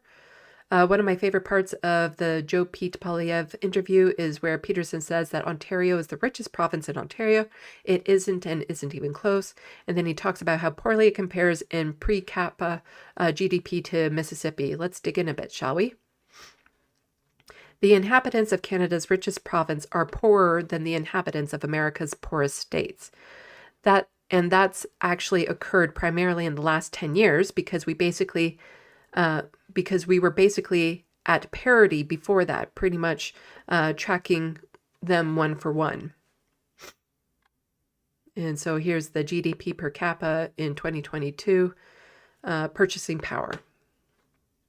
And here we have Alberta in 14th, Saskatchewan 25th, and Ontario is right here at 51st when you count all the states and provinces together. Nova Scotia sucks, 60th. This is not new. Here's Statistics Canada report from mid-2000s. See the trend. So this graph here, this is exactly the opposite of the situation prior to the turn of the millennium, when commodity prices were weak and the Canadian dollar was depreciating, according to a new study. The study showed that a long downward trend in Canada's fortune prior to 1999 was reversed in very short order. In 3 short years, a real income relative to the United States returned towards levels not seen since the mid-80s. And much of the reversal of fortunes has been due to Canada's resource economy. In the 2 decades prior to 2000, the U.S. economy tended to grow faster than the Canadian economy, regardless of whether labor productivity, real gross domestic product, GDP, per CAPA, or real income per capita, was examined. In fact, if real income is used as the yardstick for measuring performance, the Canadian economy fares worse than if either labor productivity or real GDP per capita is used. The study found that between 1980 and 1989 and between 1990 and 1999, labor productivity, real GDP per capita, and real income per capita all increased faster in the United States than Canada. After 2000, labor productivity continued to grow faster in the United States than in Canada, while growth in real GDP per capita was similar between the two countries. The comparison between Canadian and American per capita GDP and medium wages are largely, though not entirely, a function of decline in the Canadian dollar, one that began in late 2014. Why? Oil prices collapsed. Which is also why, if you're American and you want to send me a super chat, I super appreciate it, or any sort of financial donation, because you might think you're giving me $20, but you're really giving me $2,000. So Poilievre is gifted at amplifying people's pain and directing their frustration towards his political opponent. But if we're not being honest about what's really happening or why, we're never going to actually solve the problem. And isn't that the point? Yeah. Because a lot of the government, both conservatives and the liberals, they'll say there's a housing crisis, but they won't acknowledge what actually causes that housing crisis. They'll scapegoat immigrants, but they won't actually say what part they played in it and what the actual cause of it is in the first place. And if you never acknowledge the actual root of the issue, it's never going to be solved. All it's going to be is stopgaps and band-aids and things that can maybe build up a tower, which only means that when it collapses even further and harder, and more people are hurt in the process. And here's David Dole just stating again, Pierre Poilievre, all the socialist policies in practice redistribute from the working class to the super wealthy in practice, layeredly describing capitalism, but is calling it socialism. And here we have Mark Miller, who is an MP. Not the biggest surprise in the world to see these two greasy walruses promoting each other's ego. Is this where we're headed? And just kind of like greasy walruses. But it is good to see some politicians actually speaking out against what's happening. But like, where is the counteraction? Like, where are they going on to leftist media and promoting their interviews and their talking points and getting their messaging out there? Like, all they ever do is react to what the conservatives are already doing. That's all the Liberal Party ever does, is they react. They don't preemptive anything. They don't preemptively take a strike. They don't preemptively do their own promotion. They're just constantly reacting to whatever the conservatives do. And that it makes them look weak, because they are. But I do like the term greasy walruses.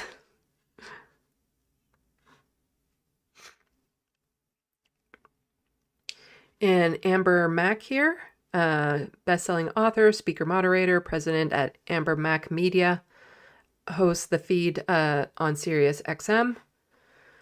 So let me get this straight. Some people are more offended by this two greasy walruses comment than a potential future PM who uses incel hashtags and decides to kick off his new year on a podcast sponsored by a group that condemns gay marriage and reproductive care for women and praises and promotes a host who largely denies racism exists in Canada and who supports enforced monogamy.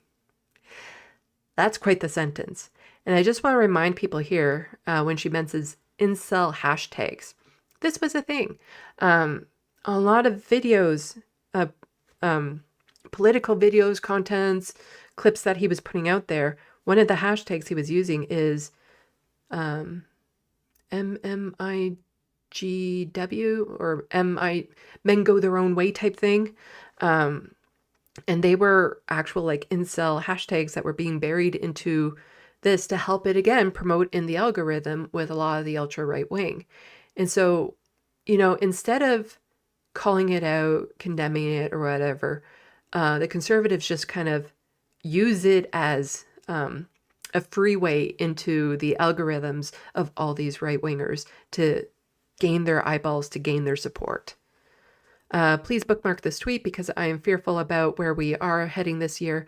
Also, this tweet is not about our current prime minister. It's about who the next potential one might actually be.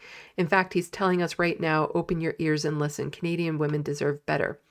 And so she had a link to this website here. I'll put this in the sandbox.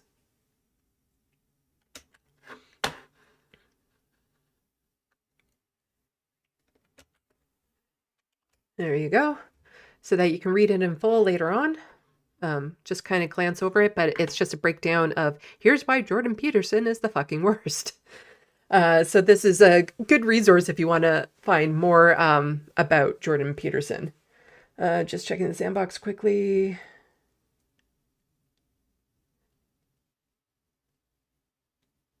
Okay. Mozart, let me know if there's a complaint or if you don't want it. So just we'll quickly glance over this.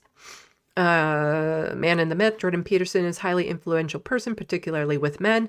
Peterson is a conservative self-help guru who went from teaching psychology at the University of Toronto to being a notorious leader of a culture wars against wokeness, or as we call it, basic human decency. His channel has 6 million subscribers and boasts almost 500 million views, and it's not even including his interviews or other people's uploads of him. My channel should have 6 million people. Like, let's just again imagine if just for a moment those over 2 million people were all Canadian. There's only 40 million Canadians. That's a large percentage of Canadians would have seen that interview, but a large part of them are not Canadian because Jordan Peterson has a much larger market in the United States. So what this interview does is it helps promote Pierre Poilievre to the right-wing media circuit in the United States so that they will then start promoting him and talking good about him to their audiences. And then that kind of, so think of it as like a wave, like they push the wave out, but then it comes back and they keep on circulating it as such.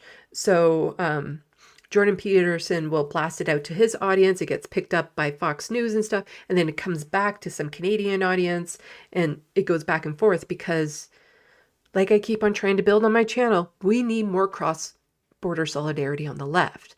The right has it down. They are supporting each other. They are amplifying each other. And we're not doing nearly as well on the left. But again, just part of it is on the left, we don't have the same financial resources as the right. And it's an uphill battle with the algorithms because the algorithms aren't partisan. They're just there for the money. And the money is where the clicks are, and the clicks are where the rage is. And the rage tends to be on the right. So that's where we run into the problems. But like, unless there's a way to absolutely break the algorithm so that it's not catering to right wing, there's not much we can do about it, but we have to find ways. Like, just because it's more difficult doesn't mean we shouldn't try. Like, we have to find workarounds. We have to find ways around it because we absolutely need more cross-border solidarity on the left. So here's a former tweet. This is not the bad tweet I was talking about. Nazis, white supremacists, these simply do not exist in Canada. There's no culture of such things in Canada, political or otherwise. Oh, I beg to differ, and we'll get into it. Let me just check something quickly in the sandbox. Okay. So his content is deliberately and carefully constructed, covertly hiding his bigotry and his beliefs and grounding his claims in supposed psychological and scientific discourse and leveraging his PhD. But that's the thing, he's claiming science when at best it's pseudoscience being catered towards a moral panic to spread his hate and division further. His solution to incel violence is enforced monogamy, which is horrible because, like, they don't, when whenever anybody on the right says there needs to be enforced monogamy, what they're leaving out is what that actually means. Because, okay, so you force a couple to be together, and that's to help with basically the sex, so that the man can have the sex so he's not as violent. But what if he gets forced into a monogamous relationship with somebody who doesn't want to sleep with him? Then what happens? You're forcing these people to be together when they don't want to be. But what typically then would happen in that dynamic to the woman? That's what they're calling for when they say enforced monogamy. So I guess this is another tweet he had sent out. Could casual sex necessitate state tyranny? The missing responsibility has to be enforced somehow. So this is the Bill C-16. That was the adding gender expression and identity to current existing hate speech laws here in Canada. That's the thing he got famous for. He's disgustingly transphobic. He was misgendering Elliot Page and calling his surgeon a butcher, that sort of thing. Jordan Peterson believes that society discriminates against straight white men. Ooh. Jordan Peterson is the worst. Rapid fire edition. So again, you can go over all of this yourself to just get a good sense of who he is. It's a long article, so we have a lot more to cover in this. So, look at it, bookmark it. It's good to have just in the back in your back pocket, so that when people say, but he's a really, Jordan Peterson is a really smart guy, you can then be like, but there's, he called Trudeau banning conversion therapy moral grandstanding, believes that if women wear makeup in the workplace and complain about sexual harassment, they're hypocritical at fault. Straight up doesn't believe climate science and says there is no such thing as climate, believes that it's necessary for kids to have models, i.e. parents of both sexes, stated that Islamophobia is a word created by fascists and used to manipulate morons, believes white privilege is a Marxist lie.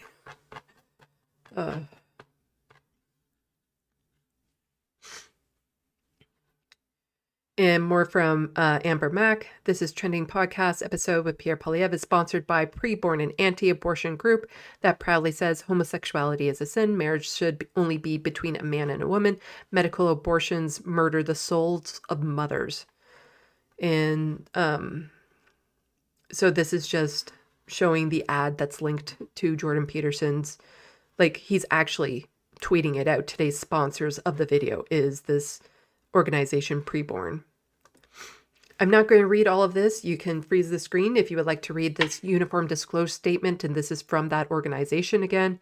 Not shockingly, they're like evangelical Christian type stuff. But it is a fairly long little note here, so, again, freeze frame it if you want to see it. You can also Google it. Like, whenever you see, like, you can go to the website, but I wouldn't recommend it.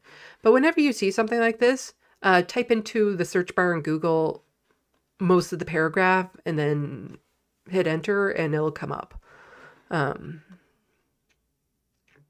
So this is more from the organization. It's not just preborn lives who are murdered, but the very souls of the mothers who perform the abortions themselves. Preborn. Data reveals medical abortions now account for the majority of all abortions obtained in the United States. This has stunning ramifications, unleashing death and destruction on a scale we likely have not yet to witness. Like, just horrible, horrible people. And this is on their Instagram, the Preborn Instagram. Again, you can freeze frame it here. Super religious. Again, just transphobic, anti-choice garbage coming from this group that was sponsoring that interview that Pierre Poilievre was on. Again, make no mistake about it. Poilievre is coming for reproductive rights. So this is from Leah Gazan. She's an MP, an NDP MP here in Canada. I don't understand why people are so excited by this interview with Pierre Poilievre and Jordan Peterson. Jordan Peterson is a raging, violent misogynist, but I guess that's Pierre Poilievre's idea of freedom. Freedom for a violent misogynist to say whatever they want, but not woke individuals fighting for gender equality who are a threat to their party at the frat boy house. I'm going to scroll down. You're going to see the tweet that I was talking about. And like I said, I searched it. It's real.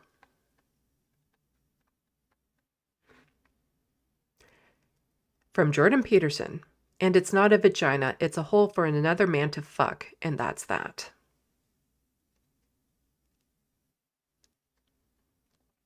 That is who the future Prime Minister of Canada was sitting down with. And that tweet is still live. It's still live.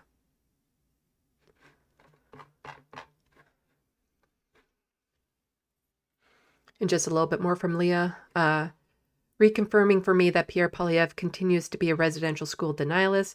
Guess he also forgot about the slave trade and all the internment camps in Canada for the Japanese, Ukrainians, Jews, Chinese, Italian. He apparently missed those apologies. I guess PP think it's woke to read a history book. And in the next part of my video, I'll be getting into some more of the actual history of racism here in Canada and whatnot. But yeah, it's in the foundation of this country. This country was very literally built on white nationalism. That was the goal when they came over here.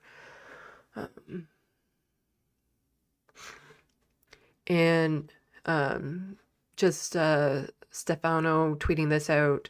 Oh, surprise. Musk is promoting both Poilievre and Peterson. Canada, open your fucking eyes. All the worst elements of the world are pushing Poilievre. India, Russia, China, Musk, Tucker Carlson, Alex Jones, etc. Rise up in your patriotism and don't vote for Poilievre in the cons. Yeah, all of these people, like there's the whole, there's the Russian interference with the media and stuff like that. We got that. India, they have operations here, but Pierre Poilievre refuses to get his security clearance for reasons, because it would probably...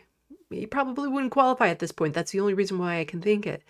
But should he become prime minister, he automatically gets it. And that should be a disqualifier. If you can't qualify for security clearance, you shouldn't be allowed to be prime minister. It shouldn't be done the other way around. But there was definitely... Justin Trudeau has spoken about it. Elizabeth May, the leader of the Green Party, has spoken about it. That there is... absolute evidence that there was interference by the India government into the leadership race that led to Pierre Poilievre becoming the leader of the Conservative Party. He himself personally might not have been involved with them, but then other people within the organization were. So, yeah. But Elon Musk tweeting out that it's a great interview to all of his bazillion followers on Twitter.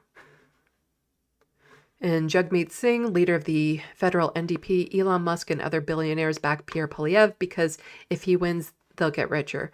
Poilievre is clear in his interview that he will cut healthcare and more. He will cut from you and give to CEOs what they want. The middle class will pay even more and the rich will get even richer. And so this upcoming election, Elon Musk will do on Twitter what he did in the United States. There's no doubt about it. And that technically could be considered foreign interference in this country. And it is illegal for people outside of this country to try to influence people during an election. I doubt that there will be any consequences, though. That's the thing. I doubt that the government will do anything. I doubt social media will do anything. Like, for me, the number one rule that should be implemented on all social medias is that government officials in any sort of political material are not allowed to lie. Let's just start at that. They're not allowed to lie. Because right now, they can lie. They can absolutely lie. And nothing happens. They're allowed to lie in their campaigns, in their promises, in their platforms. They can just lie through their teeth. And they do. All the parties do. But again, this is very reactive. They always react to what the Conservatives are doing. They never do a preemptive. They never do something that would then force the Conservatives to react to them. It's always the Liberals and the NDP reacting to the horrible shit that's already happened. Okay, back to the main shot. I might need to take a little bit of break because I've been drinking lots of fluids because of my cold. So I will probably have to go to the washroom at some point.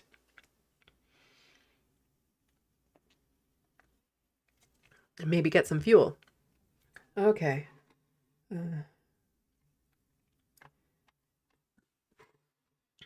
So let's just... And so the next kind of segment information that we'll get into is more about racism in Canada. And I just want to warn you ahead of time, there's going to be some nasty language in some of the stuff that I'm going to be showing on screen, and nasty images and stuff. I suppose that might be content warning worthy, so I'll put it up when we get there.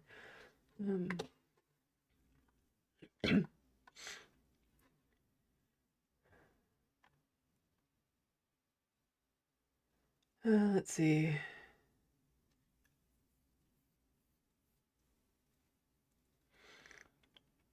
Jet, when I went to a Holocaust museum growing up, they had an exhibit, especially about how the right was destructively obsessed with women marriage and forcing women to have babies.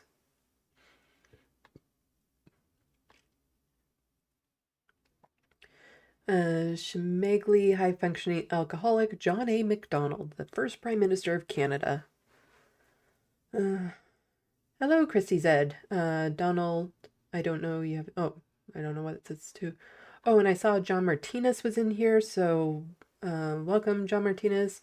Hello, Jake TM. Not sure I've seen you in here before, so welcome. Welcome to all the people who are popping into this one. Let's see, where are we at? Oh, a pretty good audience right now. Well, you're always a good audience, just more of you now. Let's see.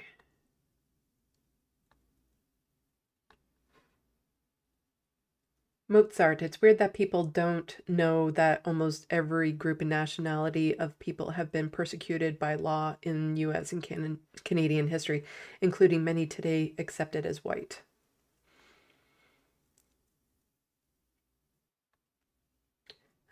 Let's see. All right, I wanted to see what people's reactions to the greasy walrus was. I don't know if I can find it. Ah, it was way up there.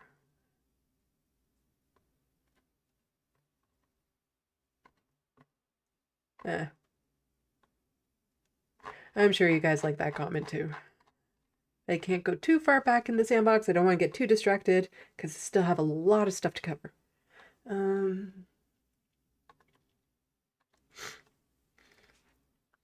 BCAT, the thing people don't understand is if they'll oppress others, they'll oppress you. They don't just magically stop coming for rights to regain control with one group of people. Yeah. At first they came for a blank, but yeah. John Davis, that tweet made my jaw drop. What an asshole. Yeah. I looked it up. It's a real tweet.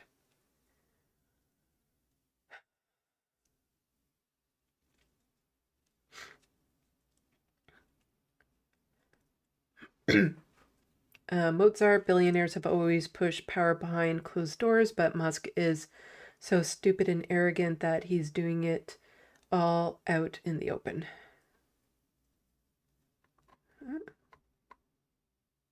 Hello, Atticus Among Us. I don't know if I said hello to you yet. Hello, Geodragon. I've just been listening since I've been feeling ill. Oh, I hope you're feeling better soon.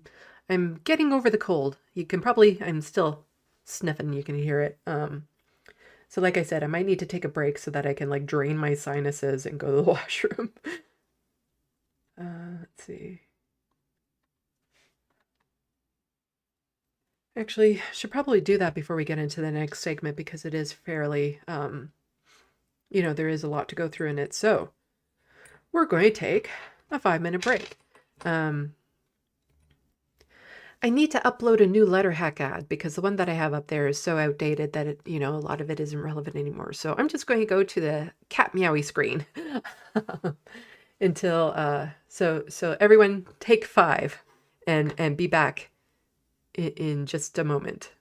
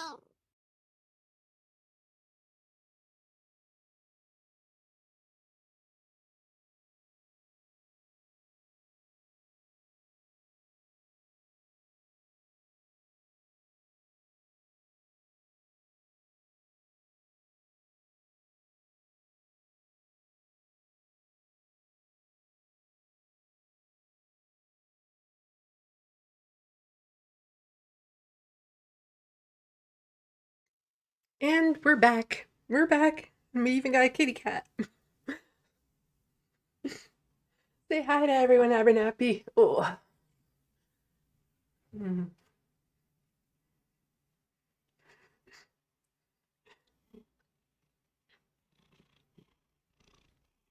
Don't know if you can hear him purring.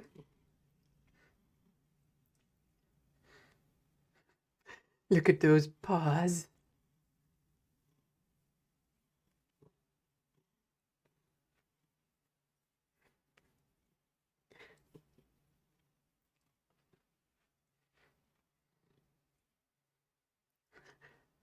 That's a happy kitty there. Mm.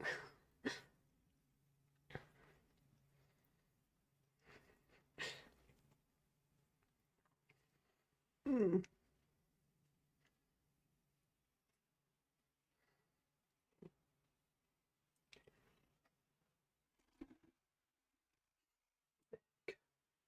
There you go. Oh, do you want to come up, Lanier? You're not Lanier, you're Abernathy. Ugh, you're shedding like crazy.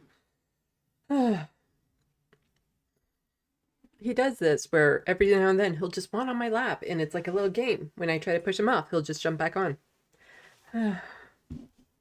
Okay. Okay, he's curled up. He's still purring away.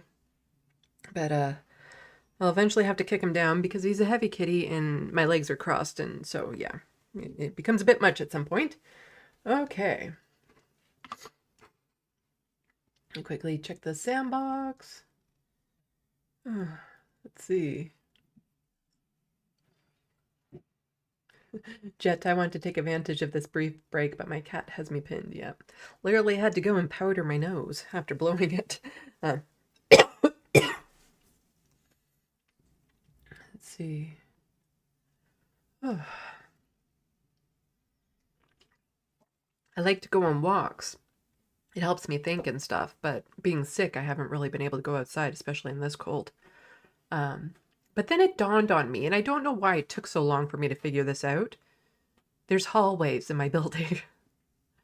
And it takes so much less energy to just, make sure that I'm presentable enough for the hallways of the building, and then walk up and down the hallways and up and down the stairs and stuff like that. And it actually gives me a decent workout. And the important thing is that I can get into the headspace of my creative thinking. And the hallways here are long enough I can do that. So that's good. And so I can spend an hour now in the evening just walking in the halls and not have to worry about getting all prepped and stuff to go outside. But I do like the cold and I like the snow, and the walks that I do outside are usually much longer. So I do hope to get to going back outside soon to do my walks. But, being sick and being out there, because I've already gone through like 2 boxes of Kleenex, and I usually end up having to keep Kleenex with me when I go for my walks because my nose will get drippy when I'm on walks anyway. So it would just be a faucet coming out of my nose for a walk right now outside. So let's see. As I pet a kitty here.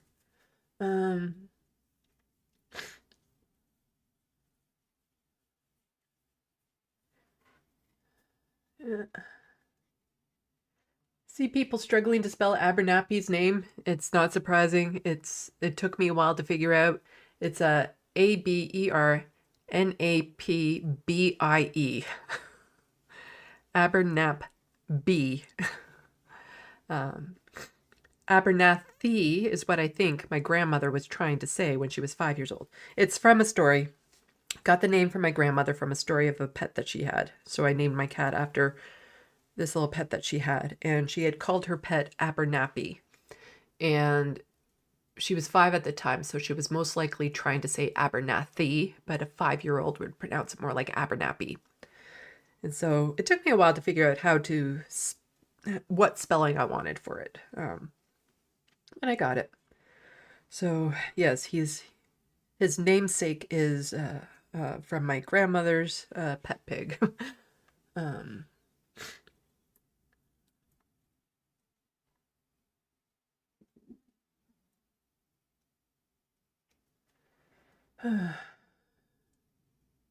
Shemagli, none of this. We can debate whether women have human rights and then have a beer bullshit. Huh. Wonder what you're talking about there. I'm working on the video. Oh my God. Yes, I'm working on a video about TYT. The script has started. So that's the important thing, because I know I've said before plenty of times, I'm working on a video about blank, but the script has started on this one. And it is very clip heavy, this video. It's going to be very, very clip heavy. So a lot of work. Like, I should be paid. At first I was thinking $1,000. No, I need to be paid like $5,000 for the amount of work that I've been putting into this. The amount of videos I've had to watch of TYT and Jank or other channels, and just finding out there's so many other leftist channels out there that just kind of devote their time to bashing TYT. Like, I thought he was exaggerating. Jank said that once. I thought he was kind of exaggerating. He's not. He's not. Hi, Lanier. Lanier also wants on my lap the same time Abernathy's on my lap. Are you going to? Yeah, he's going. Okay, I now have 2 cats on my lap. Here's Lanier.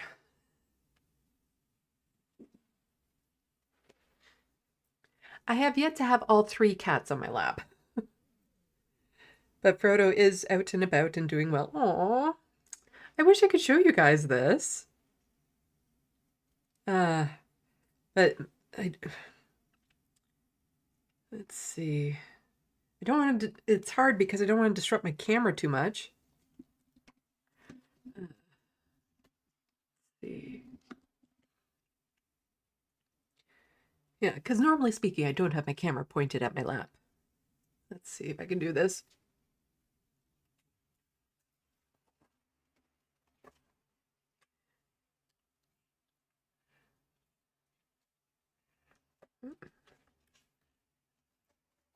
There we go.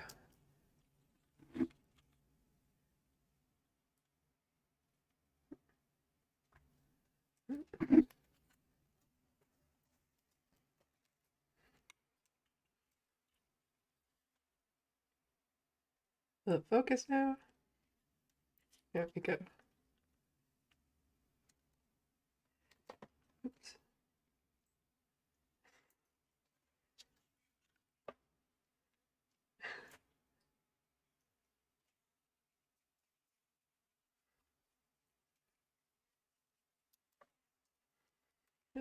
Anyway. Ugh. Let's see. Ah.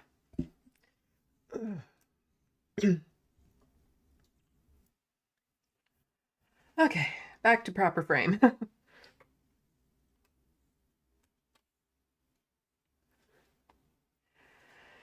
Yeah, so I have 2 cats on my lap right now.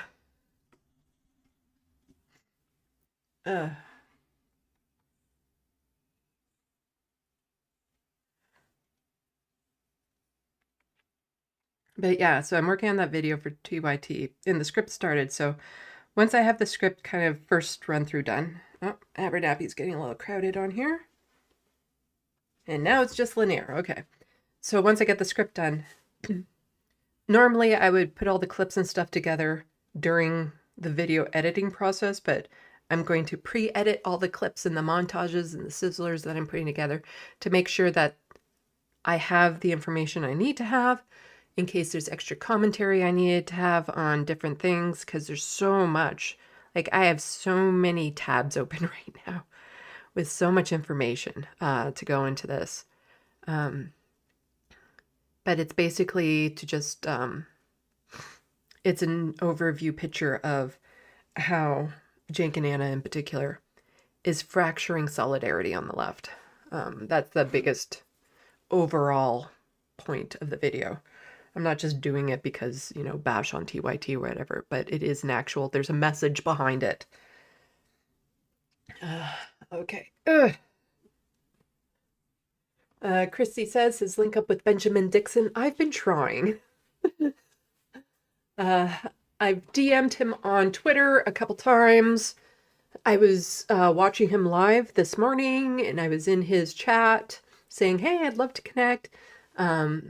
I've asked other people to connect me with him, so I would love to connect with him. If you know how I can connect with him, I'd appreciate it.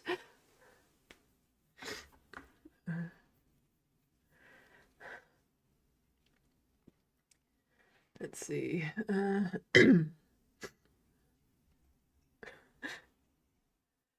Yeah. Everyone looking at my cats. Kitty pile. Yeah. Christy Zed wasn't looking at the cats. What were you looking at? I don't know what that could be. Anyway.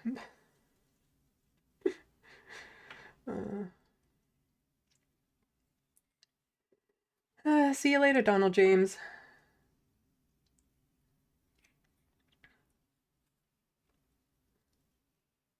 I think people are subtweeting that they like my sweater in the sandbox. I think that's the subtweet going on.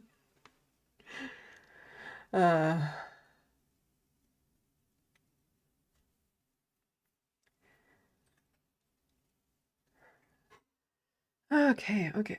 At least Linear, he's small. Well, he's not small. He's a normal-sized kitty. Abernathy's a big kitty. He's the same size as Frodo, and Frodo's a big kitty. But Abernathy's also a lot more rounded. But Lanier's like more normal-sized cat, so he can stay on my lap a little bit easier. Chrissy said, I don't know. He asked for progressive channels to hit him up. He's done with Jank and Anna, and like an ideal time, try again.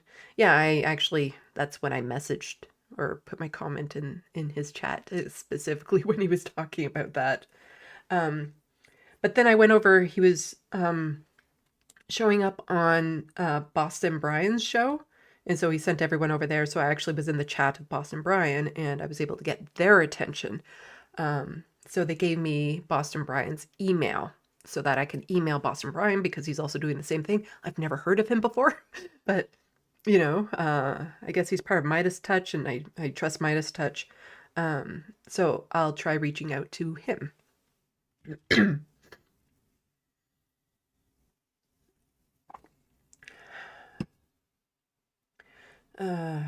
Okay.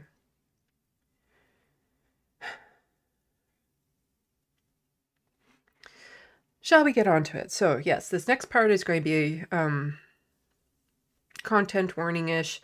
There's going to be racist imagery, racist language. But it is an overview of, yes, this is what Canada is. It's always what Canada has been. So let me do this, get rid of that.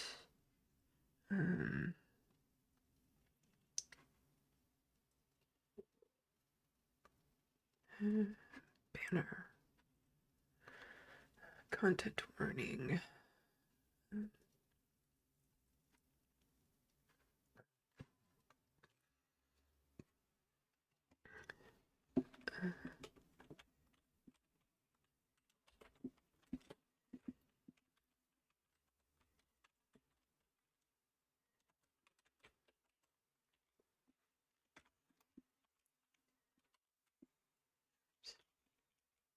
Is it not going to let me go down?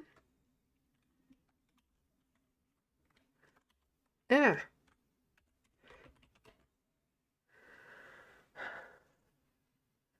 think I can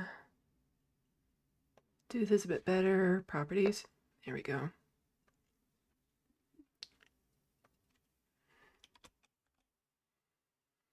Am I spelling that right? Let me know.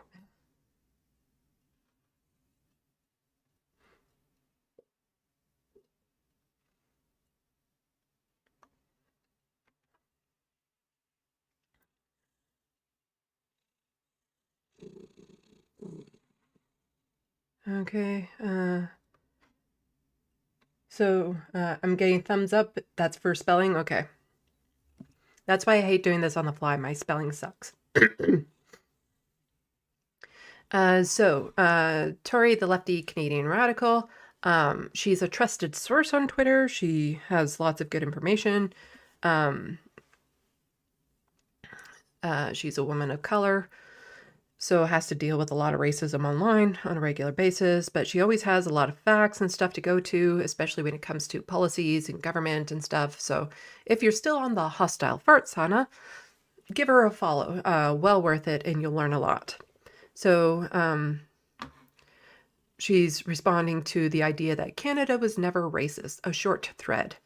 In 1890, Vancouver City Council supported B.T. Rogers' efforts to establish a sugar refinery in the city, provided he did not employ any Chinese. And this is the advertisement for that back then.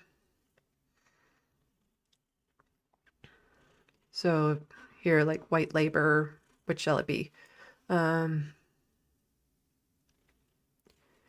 So pretty much promoting it as like, this is a better company because we have white labor here.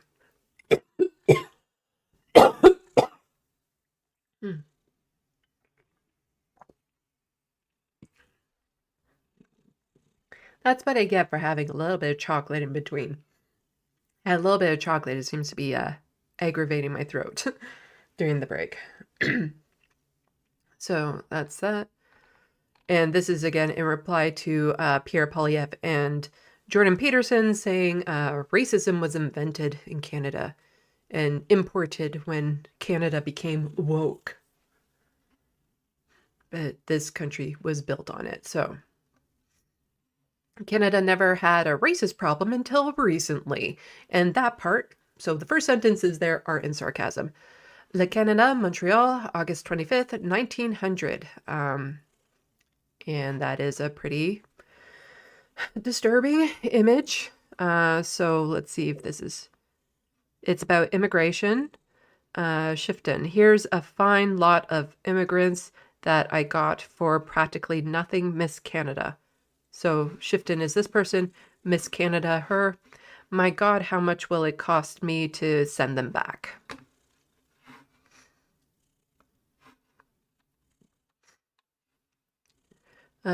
Electors, elections, provincial British Columbia, 1907.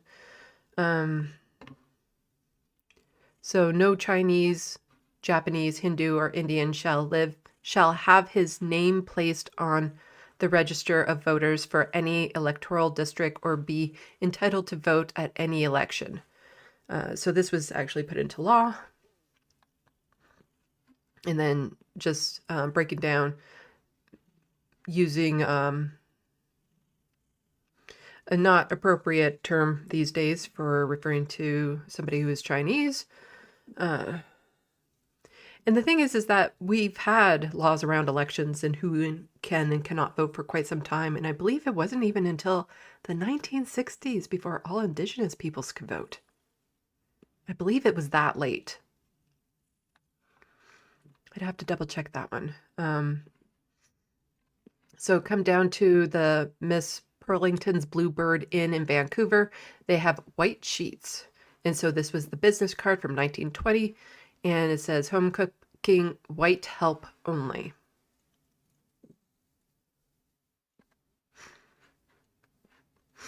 BC Saturday Sunset, Vancouver, August 10th, 1907. A typical home of a Vancouver white working man.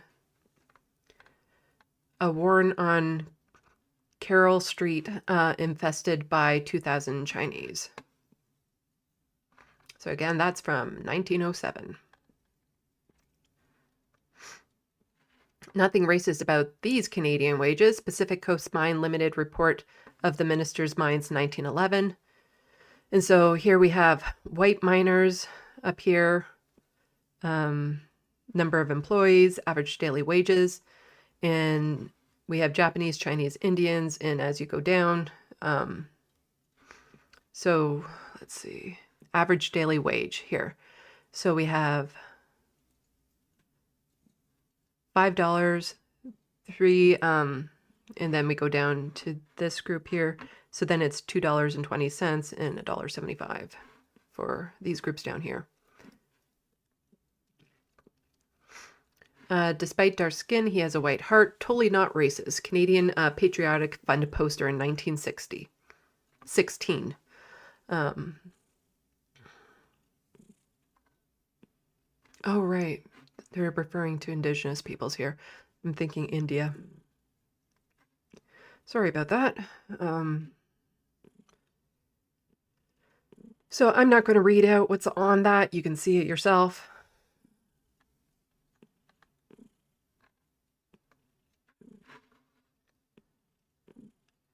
But part of it says, pale face, my skin is dark, but my heart is white. For I also give to Canadian Patriotic Fund. Couple of bros being bros. Edmonton Mayor Dan Knott pictured in 1931 Ku Klux Klan Convention, Royal Canadian Legion Memorial Hall, March 25th, 1931. There was a large population of KKK members here in Canada. It's some areas were just, yeah, my area included, actually used to be a bit of a hub back in the 80s, I believe. I don't even want to show that picture.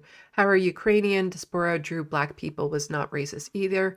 I'm not going to read that, but this is a poster in Ukrainian in 1925. I'm just going to quickly scooch past this one. I think you kind of got the gist of it. Indians, a constant pearl, so said the RBC, not racist. The Royal Bank of Canada, ad 1926. Pearls have not passed. When the white man came lurking, people in constant peril, although the years have passed since then, there's still those who prey upon the fortunes of the unsuspecting and uninformed. Without protection of modern banking facilities, you invite misfortune.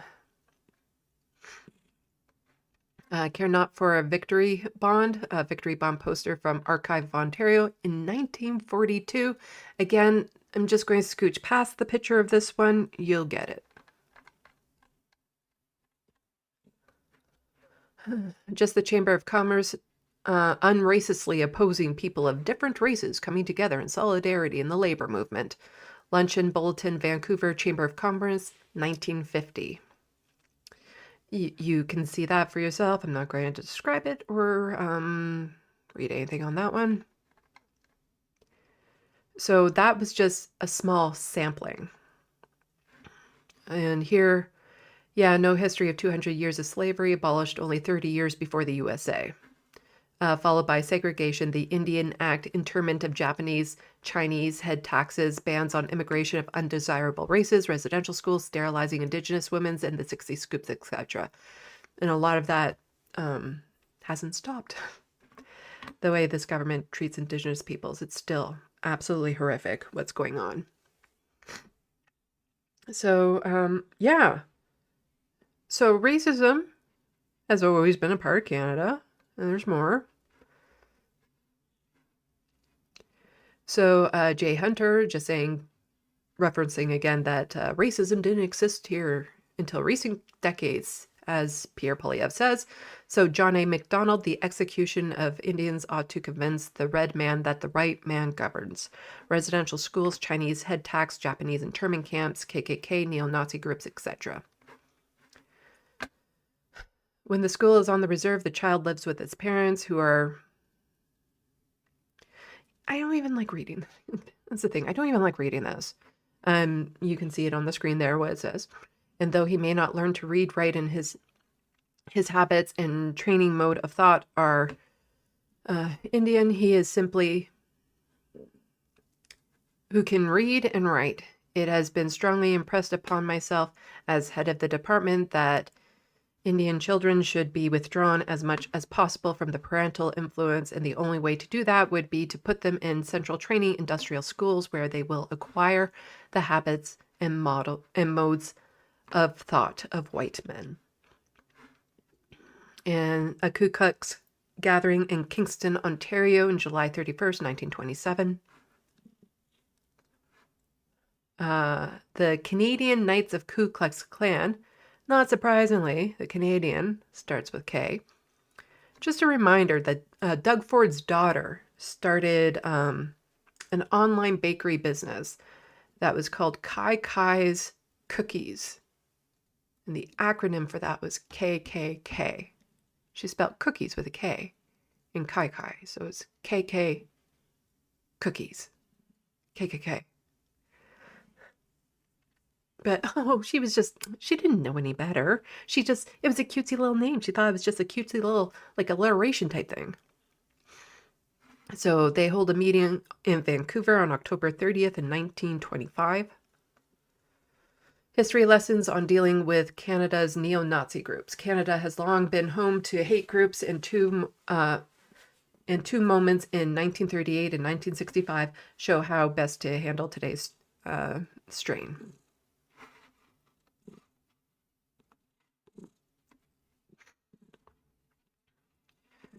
And so here we have some people's personal experiences with racism in this country.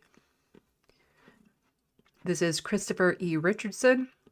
My parents in HS in the early 60s in Dartmouth, Nova Scotia, went to Dartmouth High, so in high school.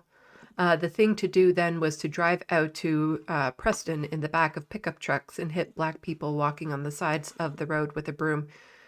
It had a name, In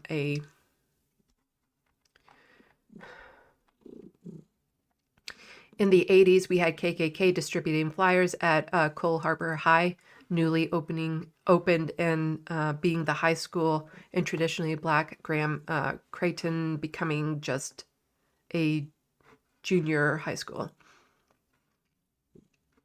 And this is the article, how the 1989 Cole Harbour High brawls opened eyes and ears to race relations. The brawls that highlighted the racial divides in the community began with a snowball fight. And this article is from 2019. It's been 30 years since two brawls broke out in Cole Harbour District High School. The fights on January 9th, 1989, and the day after brought the Nova Scotia school into the national spotlight because the animosity broke down along community and racial lines. One of the sides of the fights were students from mostly white coastal communities of Eastern Passage and Cow Bay. The other side were students from a largely black communities of North Preston, East Preston, and Cherry Brook. I think we do not need to talk about what happened back then, just so that we can get a perspective as to what happened, why it happened, so that history doesn't repeat itself, says Archie Beals, who served on Nova Scotia's Provincial Advisory Council Education. Beals, who graduated from the school in 1986, was also part of the Parent-Student Association of Preston that was formed in the wake of the fights.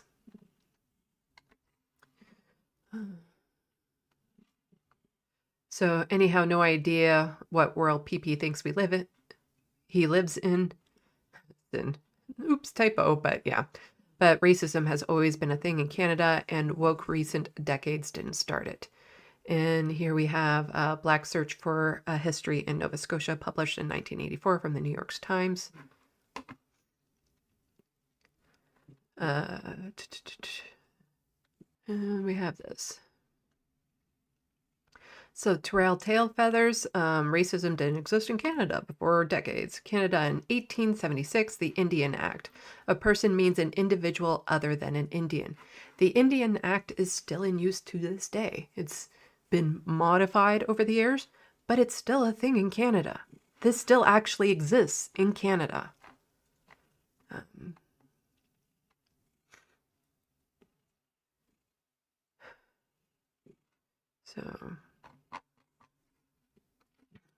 The serfs pointing out Canada was a colonial project that forced Indigenous people into reserves and stole their children from their mothers legally under the Indian Act of 1876. To suggest racism is a new concept because woke is both ahistorical and asinine. White supremacists love revisionism.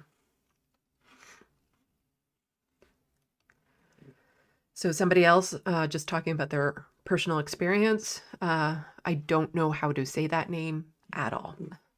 Okay, listen, I don't normally wade into political discussions, nor do I like to get into arguments about whether or not people are racist, but I'll make an exception for this.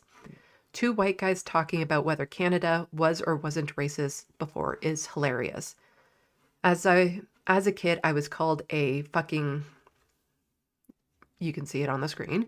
Growing up, I've listened to people make rude comments about friends of varying races, accents, food, clothing, and the list goes on.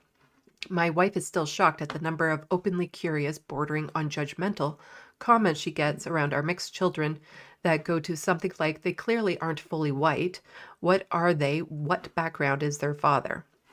I still like to occasionally reminisce about a certain bank whose manager of the private wealth division told me to told me to my face he ignored my email because of my last name and only returned the voicemail I left because I didn't have an accent. Their loss, and I plan on making sure they feel that loss.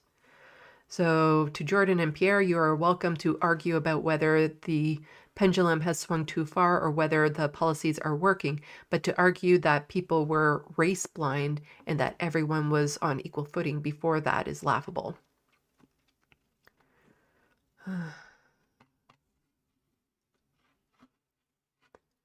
So somebody else's personal experience. Don't know how to say the name. Sorry about that. Growing up in Toronto in the early 70s, as I walked to school every morning, I would daily experience racist slurs shouted at me from random people on the streets. It was like a sport to them. I was a child and they were much older teens. We didn't import racism. It's homegrown. Excuse me, what? And another person, visually better on Twitter, just again, personal experience. Born and raised in small town Alberta, I can tell you it was extremely common 40 years ago for people I knew to use the term, you can see them on the screen, etc. Racism has always been here. I won't even go into terms used for First Nations, which were horrible. They were horrible. Also, when I visited Alberta and I met a lot of my family, they were very nice to me, but they were racist. And they said some things to me that were very disturbing in just how casual it was. When it came to international workers and things of that sort, the terms that they used were pretty bad from people from the Philippines. So here we have racial segregation in Canada, and this is from Wikipedia. Until 1965, racial segregation in schools, stores, and most aspects of public life existed legally in Ontario, Quebec, and Nova Scotia, and informally in other provinces such as British Columbia. Unlike in the United States, racial segregation in Canada applied to all non-whites and was historically enforced through laws, court decisions, and social norms, with a closed immigration system that barred virtually all non-whites from immigrating until 1962. Section 38 of the 1910 Immigration Act permitted the government to prohibit the entry of immigrants belonging to any race deemed unsuited to the climate or requirements of Canada, or of immigrants of any specific class, occupation, or character. Medical segregation. Indigenous peoples of Canada were treated in racially segregated hospitals called Indian hospitals or segregated wards in regular hospitals. Medical examination also occurred at these hospitals frequently without consent, such as testing of BCG vaccine on infants. These hospitals were underfunded, overcrowded, and had worse quality of care for patients. Hospitals that exclusively treated white patients were often located nearby. Also, there was the forced sterilization of Indigenous peoples. Blood transfusions were segregated based on donors' race until the 1960s in both the United States and Canada. Blood from Black individuals was perceived as inferior and unsafe for use in white recipients. Charles R. Drew advocated against the practice due to a lack of scientific evidence. And then a whole bunch of immigration policy, education stuff. I don't think I need to get into the details of all of this. We don't need to go over the whole article. I'll just toss this into the sandbox.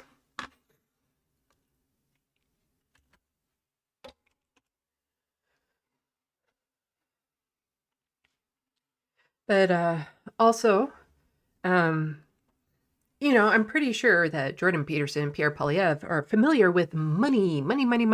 They like money, so I'm pretty sure that at any given time, they have money on them, including our funny money, our funny-looking money, our colorful money, the very monopoly-like, types of money. And we have a $10 bill here in Canada, and a little while ago, they get updated from time to time, the images, the color, and stuff like that. And we got a $10 bill not too long ago featuring Viola. I think that's how you say her name. Yeah. So, and this bill was also interesting because it was vertical as opposed to horizontal. But whenever there's a new design in our currency. There's a lot of detail put into it, and she was picked for a reason. So courage and dignity. Viola Desmond was a successful Black businesswoman who was jailed, convicted, and fined for defiantly refusing to leave a whites-only area of a movie theater in 1946. Her court case was an inspiration for the pursuit of racial equality across Canada.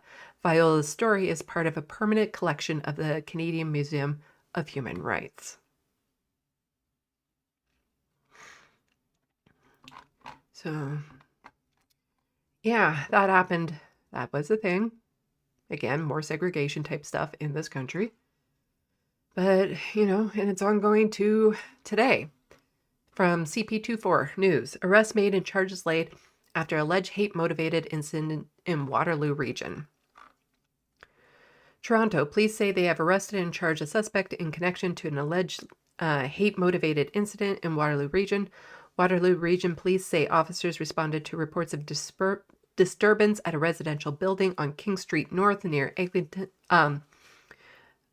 Street around 1:40 p.m. I don't need time and street type thing. Anyway, investigators say they determined that an unknown male approached the victim and began throwing racial and derogatory slurs at them. They say the victim was being followed throughout the building by the suspect as he uttered threats before he fled the area. Police say no injuries were reported. The 34-year-old suspect, who was arrested Saturday, is facing multiple charges, including criminal harassment, uttering threats to cause bodily harm or death, and possession of stolen property. And bail hearing and whatnot. But hate crimes have been on the rise here in Canada.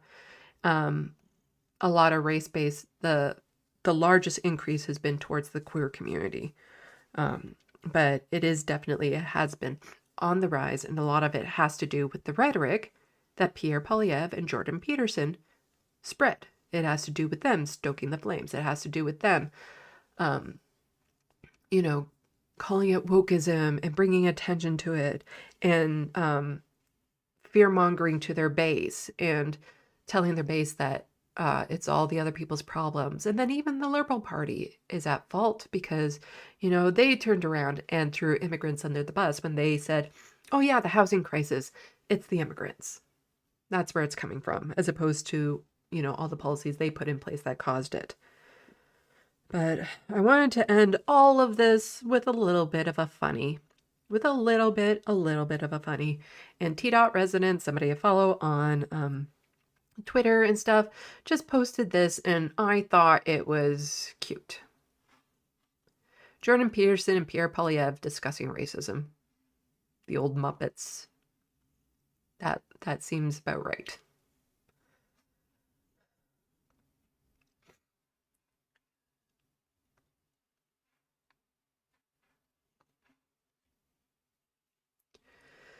So that's all of that. And then I just have a couple more newsy type stories not related to all of that that I just wanted to touch on. Okay, Linear, you're going to have to get up. He's a lot lighter, so he can stay on my lap longer, but still I move around a lot and circulation in my legs is poor, so sorry, sweetie. Come on. Unhook your claws from my sweater. Oh, there we go. All right. You're going to have to go down. You're going to have to get off my lap so I can move around.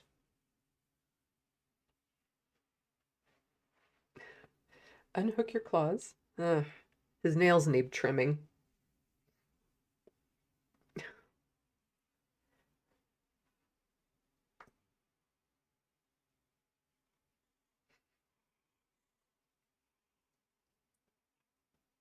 Okay, come on.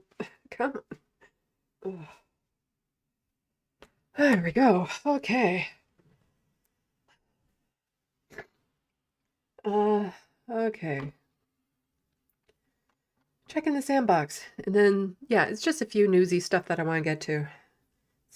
we've been at it for a while, 3 hours. We're going strong. It's not going to be a 5-hour long stream.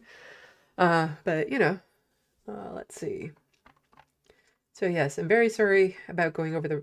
I'm sorry about going over the racism in Canada. It's not...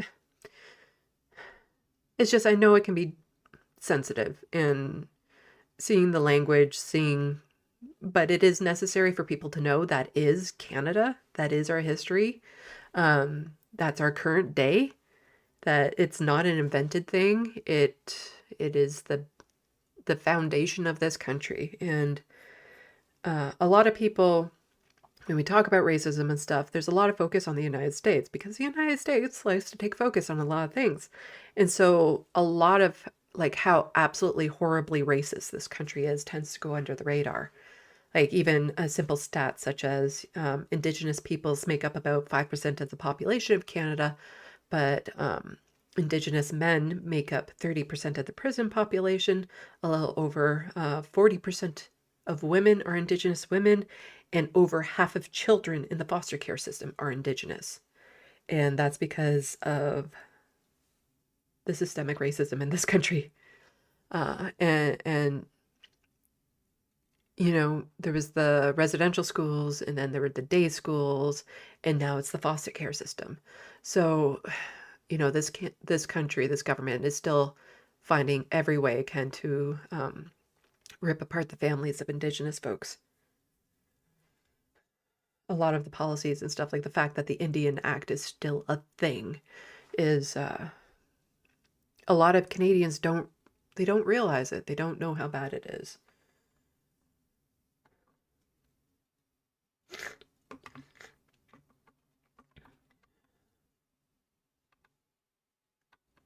So let's see.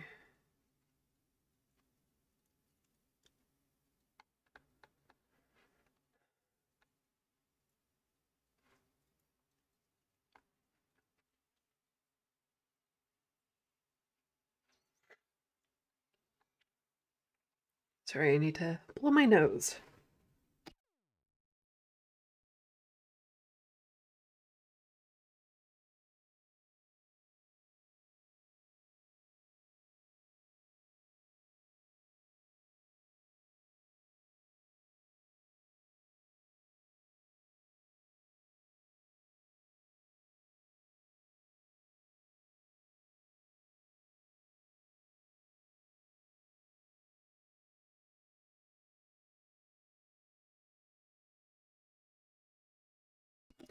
Okay, hopefully no boogers are showing.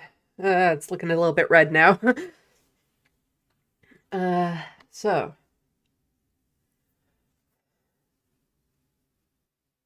Let's see. Shemagli, I remember people saying... I don't... Like, that's the thing. I don't know if that's just insensitive to say or if it's borderline slur to say it, so I'm not going to say it out loud. But China... And all the time I was young and I thought it was so weird. Shemagli, my heart is white. What the fuck? Yeah. That's a lot of people attending the KKK meetings. I think is Sasha G saying that.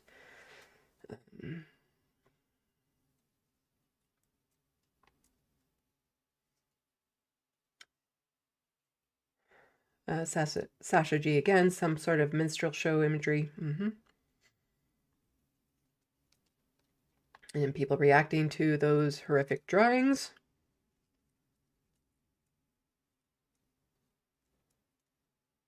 Old Greece, I know people who have had their kids taken away. I think you're probably talking about Indigenous peoples. There's a thing called birth alerts. And if you don't know what that means, you're a little bit sheltered. In Canada, in a lot of areas, to be honest, I don't know if it's still going on. It wouldn't surprise me. It was basically whenever an Indigenous person gave birth, an alert would go out to Child Protective Services. And it used to be the case oftentimes where at that time they would force the person to consent to being sterilized or have their child taken away. And there were stories of that as late as 2018.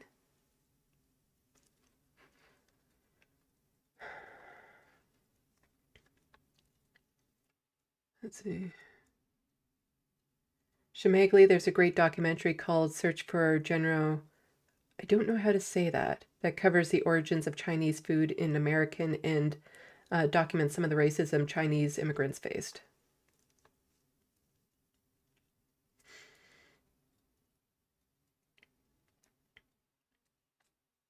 Let's see.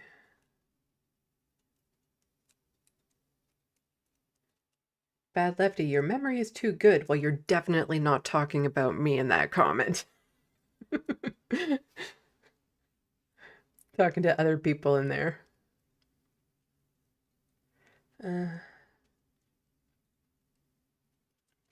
Mudbuds. Nice to see you. I'm always saddened by how well propaganda works.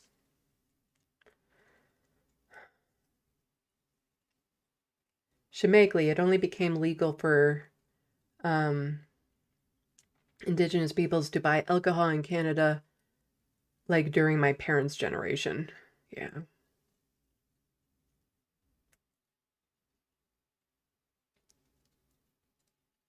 The Wild West, I have a whole book, Web of Hate Inside Canada's Far-Right Network by Warren Kinsella. Guess that's worth checking out. I think there's a new documentary on Prime, Amazon Prime or something too about this, called Sugarcane, I believe. I don't know. It's about residential schools. Shemagli, I saw my older cousins screaming racist slurs at a guy with a turban when I was 12 from the back of my car. My aunt didn't even say anything. Yeah, like I do remember, because like when I was in elementary school, there was one black kid. And I do remember back then a joke, and I don't know why I remember it. But another kid just poked him on the skin and said he just wanted to see because his daddy told him that they're just covered in poop. So it is taught. It is definitely taught. But when I was a kid, I just assumed that I lived in a white area because I would visit my cousins in Mississauga, and it was a much more mixed cultural background there. And so I just didn't think much of race back then. So, no, it's racism has always been in this country. And, you know, even my mom was generally open and stuff, but if she started talking about Indigenous peoples, different tone.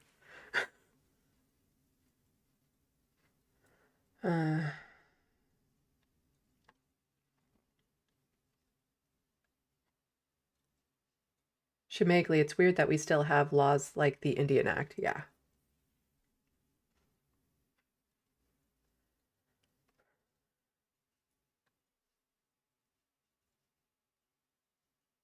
Atticus among us, darn immigrants bringing their good food and hard work.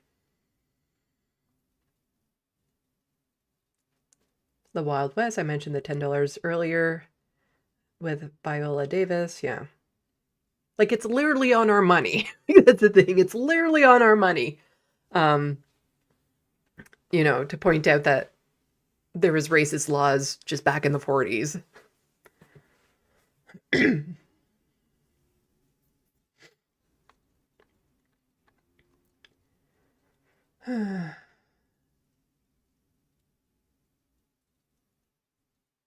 Let's see.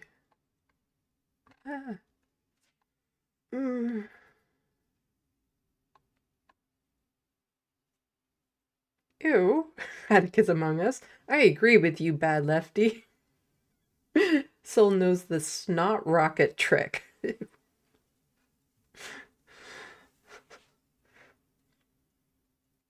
There was a reason why I muted this, so you guys didn't have to hear it.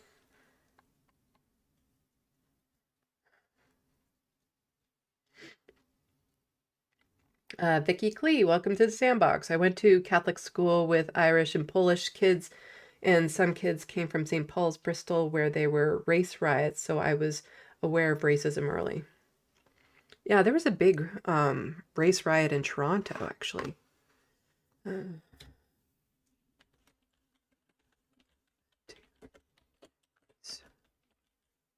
It's... Yeah, the Christie Pitts riot. Come to think of it. So the Christie Pitts riot occurred on August 16th, 1933 in the Christie Pitts playground in Toronto, Ontario. The riot can be understood in the context of the Great Depression, anti-Semitism, swastika clubs and parades, and resentment of foreigners in Toronto, and the rise of Adolf Hitler in Nazi Germany. I'll toss this into the sandbox. There's I've seen a good video about this on YouTube.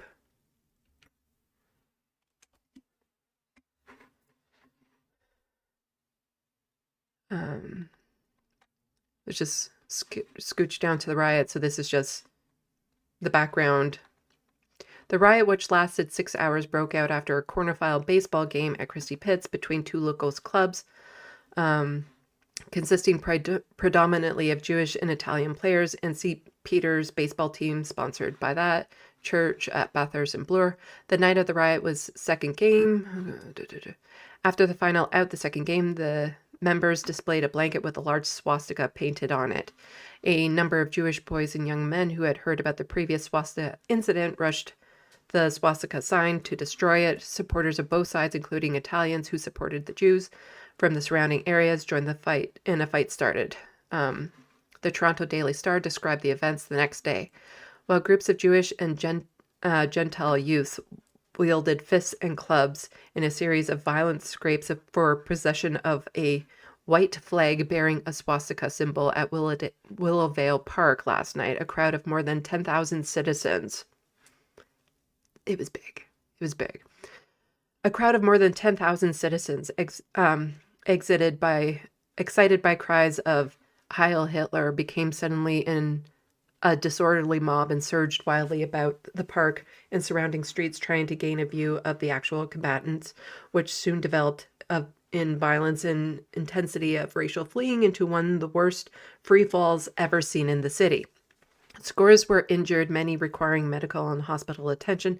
Heads were opened, eyes blackened, and bodies thumped and battered as literally dozens of persons, young or old, many of them non-combatant spectators, were injured more or less seriously by a variety of ugly weapons and hands of wild-eyed and irresponsible young hoodlums, both Jewish and Gentile.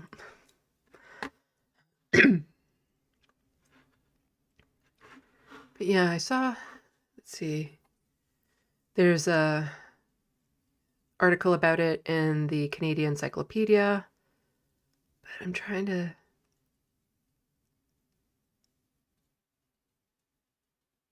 Is that it?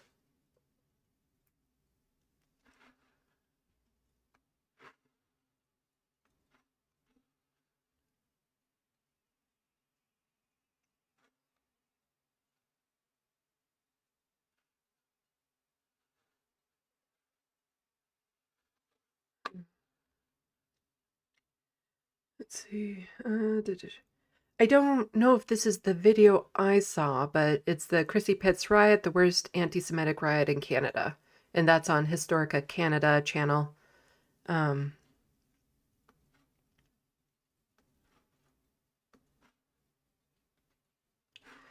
put this in the sandbox as well so people can check this out.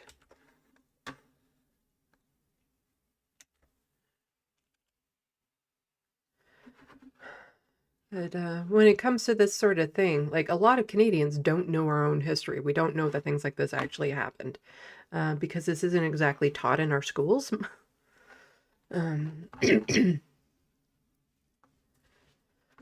Okay.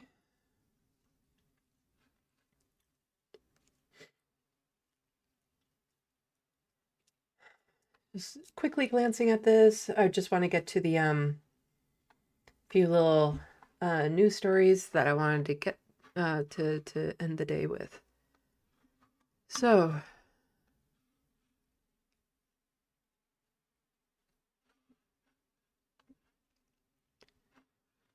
this is a follow-up on a story I've been covering about the closure of supervised consumption sites. So Ontario confirms future of 9 supervised injection sites. 1 remains in limbo. The Ford government has confirmed that 9 of 10 supervised consumption sites it will force to close by March have been greenlit to transition into intensive addiction recovery hubs. Now, I'm all for a variety of treatments for people who have addictions. And one of the things that the Ford government wants to do are these things called heart hubs, where it's like intensive treatment and stuff. And that in itself, I'm not necessarily against, so long as the people who go to it are going to it voluntarily. But to offer it and nothing else is not helpful, because in it, you're not allowed to use any substances. So you have to be completely clean to begin with in order to go to these treatment centers. And for some people, that's just not realistic. That's not going to happen. And so now, instead of being supervised consumption sites, they will be these intensive care sites, which is still good, but people won't be allowed to consume their drugs on it, which again, they're making it illegal to do it in their own tents. If they're in an encampment, it's illegal to do it in public. You're really restricting the places, like you're basically criminalizing drug use by doing these sorts of things. The Ministry of Health announced Thursday that drug injection sites located in Toronto and stuff. Okay. The transition is necessary because of Ontario's summer announcement that 10 supervised consumption sites within 200 meters of schools and child care centers would be ordered closed by March 31st. Keep in mind that Doug Ford just expanded alcohol to convenience stores and stuff, including ones across the street from schools. The move came with the other measures that effectively banned the sites from moving or new facilities from opening. So not only did they close down 10 of the 17 supervised consumption sites, they said that they weren't allowed to move and new sites aren't allowed to open. We're taking the next steps to keep our plan to keep communities safe while improving access to mental health addiction services, Minister of Health Sylvia Jones said in a statement. Well, then you're doing everything wrong if that's your goal. Announcing the closures in the summer, the government unveiled $378 million to create 19 so-called heart hubs, which focus on addiction recovery treatment, but not allow any drug consumption. So he's spending almost $400 million on these. A little while ago in a live stream, I pointed out how he's only spending like $50 million on affordable housing. So instead of maybe creating these heart hubs, you could be spending that money towards the root of the problem. The reason why people are turning to drugs in the first place is usually self-medication for the horrendous living conditions that they're in and whatnot. Like if you end up unhoused in an encampment or on the streets, it makes a lot of sense that you would turn to drugs as a way to escape that horrific reality that you're forced to live in.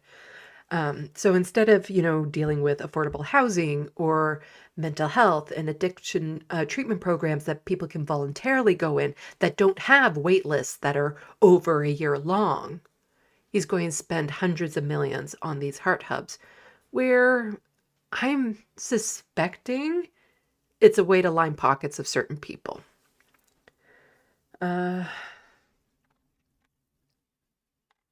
So those are the sites.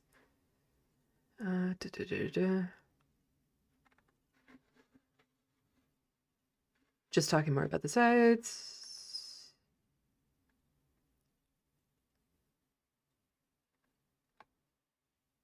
So the move, however, has been sharply criticized by many advocacy groups who all say taking away supervised settings for people to inject illegal drugs will lead to more overdoses and deaths.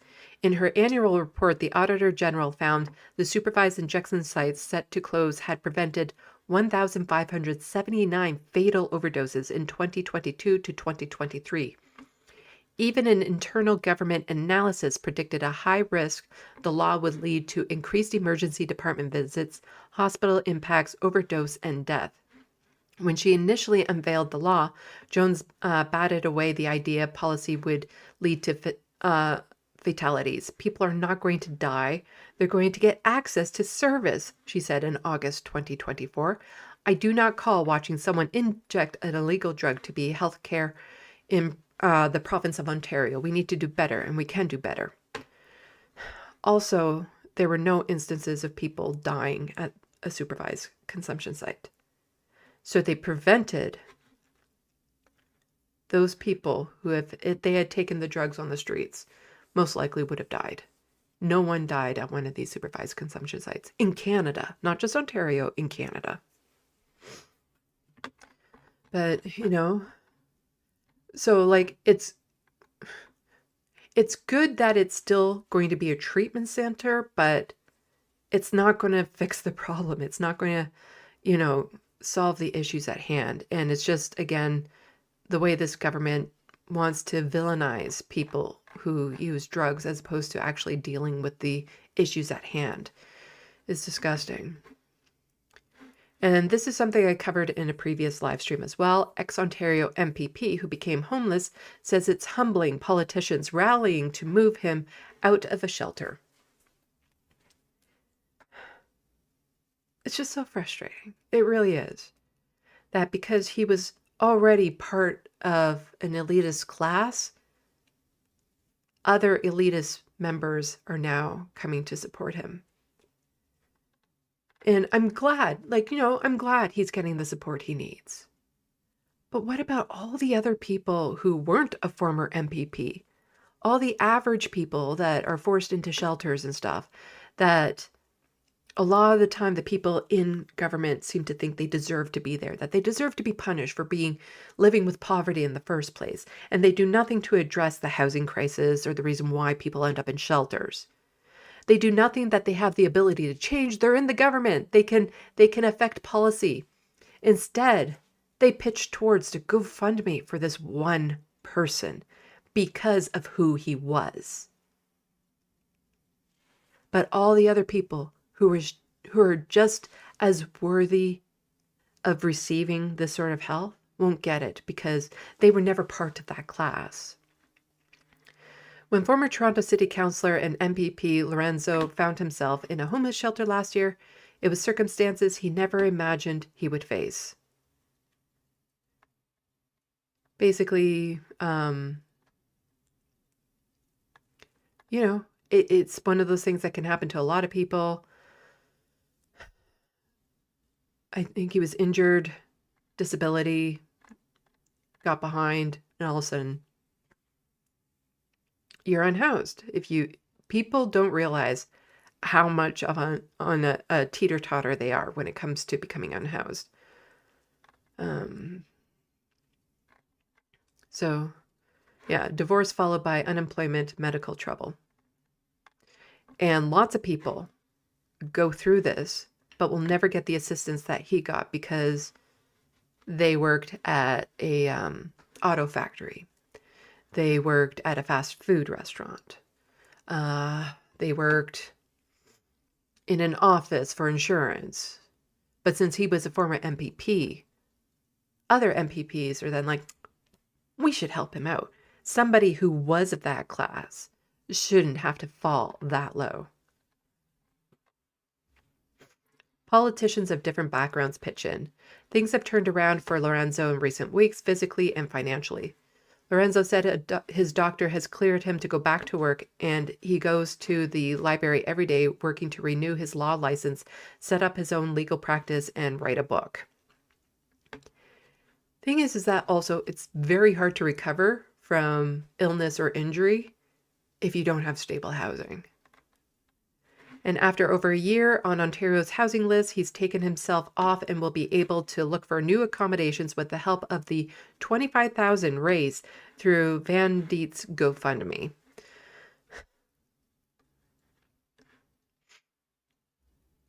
That's the thing, like, in order to get out of a shelter and find your own place, you need first and last months, you need to have a reliable income or nobody is going to rent to you. But then it's not just that. What do you do for furniture, for clothing, for appliances? Like, it costs a lot of money to get off the streets and to go into housing. The campaign has raised over $35,000 with donations coming from politicians from all across the ideological spectrum. But Van Diet says the extra money will be given to the Association of Former Parliamentarians to set up a trust to help other politicians struggling after retirement. You have any idea how much these guys get paid? You see, when I had to go on to Ontario Works and I was living in a bachelor apartment, I was told I was living above my means. So obviously, they don't know how to work with their money, if this is the problem that they're dealing with. If they get their salaries, which are pretty decent, and they end up unhoused, then they just don't know how to spend their money. They don't know how to budget. That's their problem. And in this case, I actually kind of mean it. You know? Like, that's the thing. I actually kind of mean it in this situation. Like, maybe you shouldn't have bought that particular house. Maybe you should have bought a smaller house. Maybe you shouldn't have gotten the new car. The old car was working just fine. It's just... But when it comes to people who are living on disability, who can't afford to have 3 meals a day, it's because we're budgeting poorly, apparently. But again, it's just, here are politicians that are like, yeah, we'll spend money to help this one person, as opposed to actually passing the fucking policy we need to make sure that people can leave these shelters on their own accord. Like, it is so disgusting. It is so, like, even conservatives, and I featured that in the last time, are like, oh no, he shouldn't have to suffer like that. So politicians from all backgrounds contributed to the campaign, including former Mayor John Tory, who definitely isn't a vampire, as proven by the lack of reaction to the silver spoon shoved up his ass. Former premiers Kathleen Wynne and Dalton McGuinty, Conservative MPP Lisa MacLeod, and Toronto councillors like Brad Bradford and Partith Candaville. Sorry, I had to say that because I made that insult specifically for John Tory, the vampire joke. And so I still want to use it whenever I can. So whenever I say his name, it just kind of comes out. It's very humbling, Lorenzo said. The guy that I defeated was a conservative. He donated. Aw, isn't that nice? The conservative that helps make the policy that leads to people being in these shelters to begin with. He donated for your singular GoFundMe to help you get out of the shelter. Isn't that just so damn sweet of him? Shows that there's no party lines, huh? When it comes down to human decency, nothing like that exists. He donated, and the woman who defeated me, who was NDP, she donated as well. So compassion is not owned by one party. It's not in any party. For anyone else who is living in a shelter, if they come across this article, how the fuck do you think it's going to make them feel? That he's here like, oh, these politicians that legislated us into this situation to begin with, aren't they being so nice for helping me to get out of it? As opposed to all these other people suffering in it.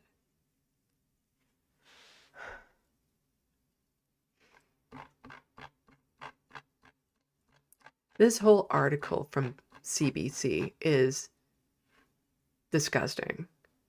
Like the framing around this, the fact that they're not mentioning other people living in the shelter, the fact that they aren't mentioning how it's the politicians' fault for all of the legislation that led to the situation in the first place.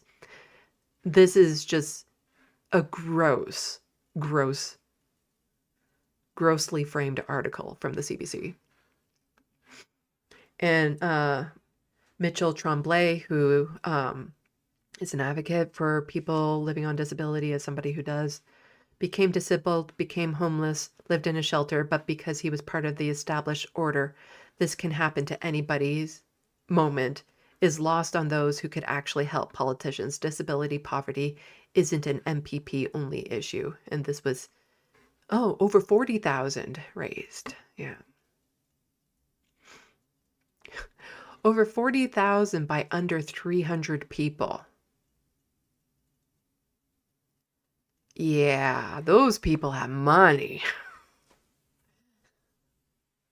Because if I had done a GoFundMe and I had somehow managed to raise $40,000, you can expect 30,000 donations. You know, that's what it would take. That's what it would take. Ain't nobody what is the math on that? Sorry, I'm going to quickly do some math.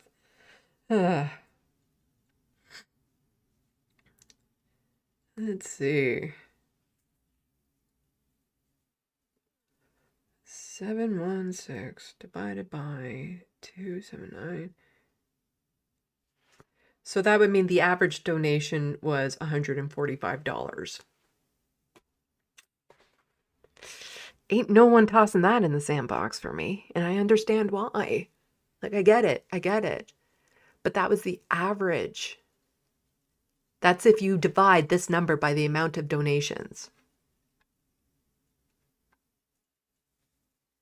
So yeah, you can definitely tell a lot of the people donating were politicians because they have the money to do it. Like, that's the sick thing too. They have the money to donate towards another politician who had a good ass salary to begin with. But they don't have the ability to actually pass legislation to help people who live in these circumstances. It is disgusting. So disgusting. But from Dr. Jill Andrew, she's an NDP MPP, somebody I feature on this channel a lot of the time. Again, she kind of points out this is the problem. The poverty line in Ontario is about $2,302 a month. So that's the poverty line. So you live below that, you're living in poverty. A single person on Ontario Works receives a max of $733 a month. A person on Ontario Disability Support Program, a max of $1,308. These maxes are legislated by government. If that's not legislative poverty, what is? We need to at least double ODSP, OW, and even that is not enough. Like, seriously, if I got double of ODSP, I'd be rich. I'd be so rich. Like, I know how to live off of that much. I would be so comfortable. I wouldn't have to worry. My stress would go down. And when my stress goes down, I become a more productive member of society. But when my stress remains high because I'm constantly worried about bills or groceries or rent or all that sort of stuff, then it cripples me emotionally and physically. And I have a hard time participating and getting out in the public and doing things. I need to be stable financially in order to be healthy mentally and healthy physically and all that sort of stuff. She also says ODSP, OW rates disregard inflation. These amounts are keeping poor folks, disabled folks, folks who cannot work in constant cycles of crisis, hunger, precarious housing. Government must do better. Poverty is incredibly expensive. Invest and save lives. Keep costs down later. And the other thing about people who are on Ontario Works, a lot of them are people who should be on ODSP. But because the system doesn't want new people, a lot of them, they just deny outright. So you have to reapply for some little reason or other. They don't qualify, even though, like, technically speaking, they should.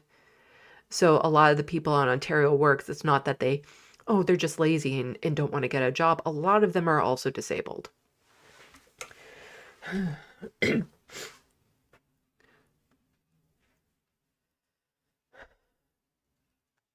And so a lot of the problems started back in the 90s when the premier of the province was a man named Mike Harris. So in 1995, Mike Harris made deeply cruel cuts to cut social assistance. The reality is today, under Doug Ford, Cons, Ontario Works is valued at $207 less than what it was in 1995 dollars. Doubling OW and ODSP is just a start, and it needs to happen now. So, like, we're actually getting less than what people were getting back in the 90s in today's dollars. And they have this article here from the Spec. So tough choices, and this is the Hamilton Spectator. Tough choices, food banks, shelters. Here's what life is like on social assistance in Hamilton. Chris Martinez holds a dim view of his prospects if he ever had to leave the modest apartment he called a home for about a decade. The consequences would be me in a tent city, says Martinez, who relies on disability benefit of roughly $1,300 a month to cover his expenses.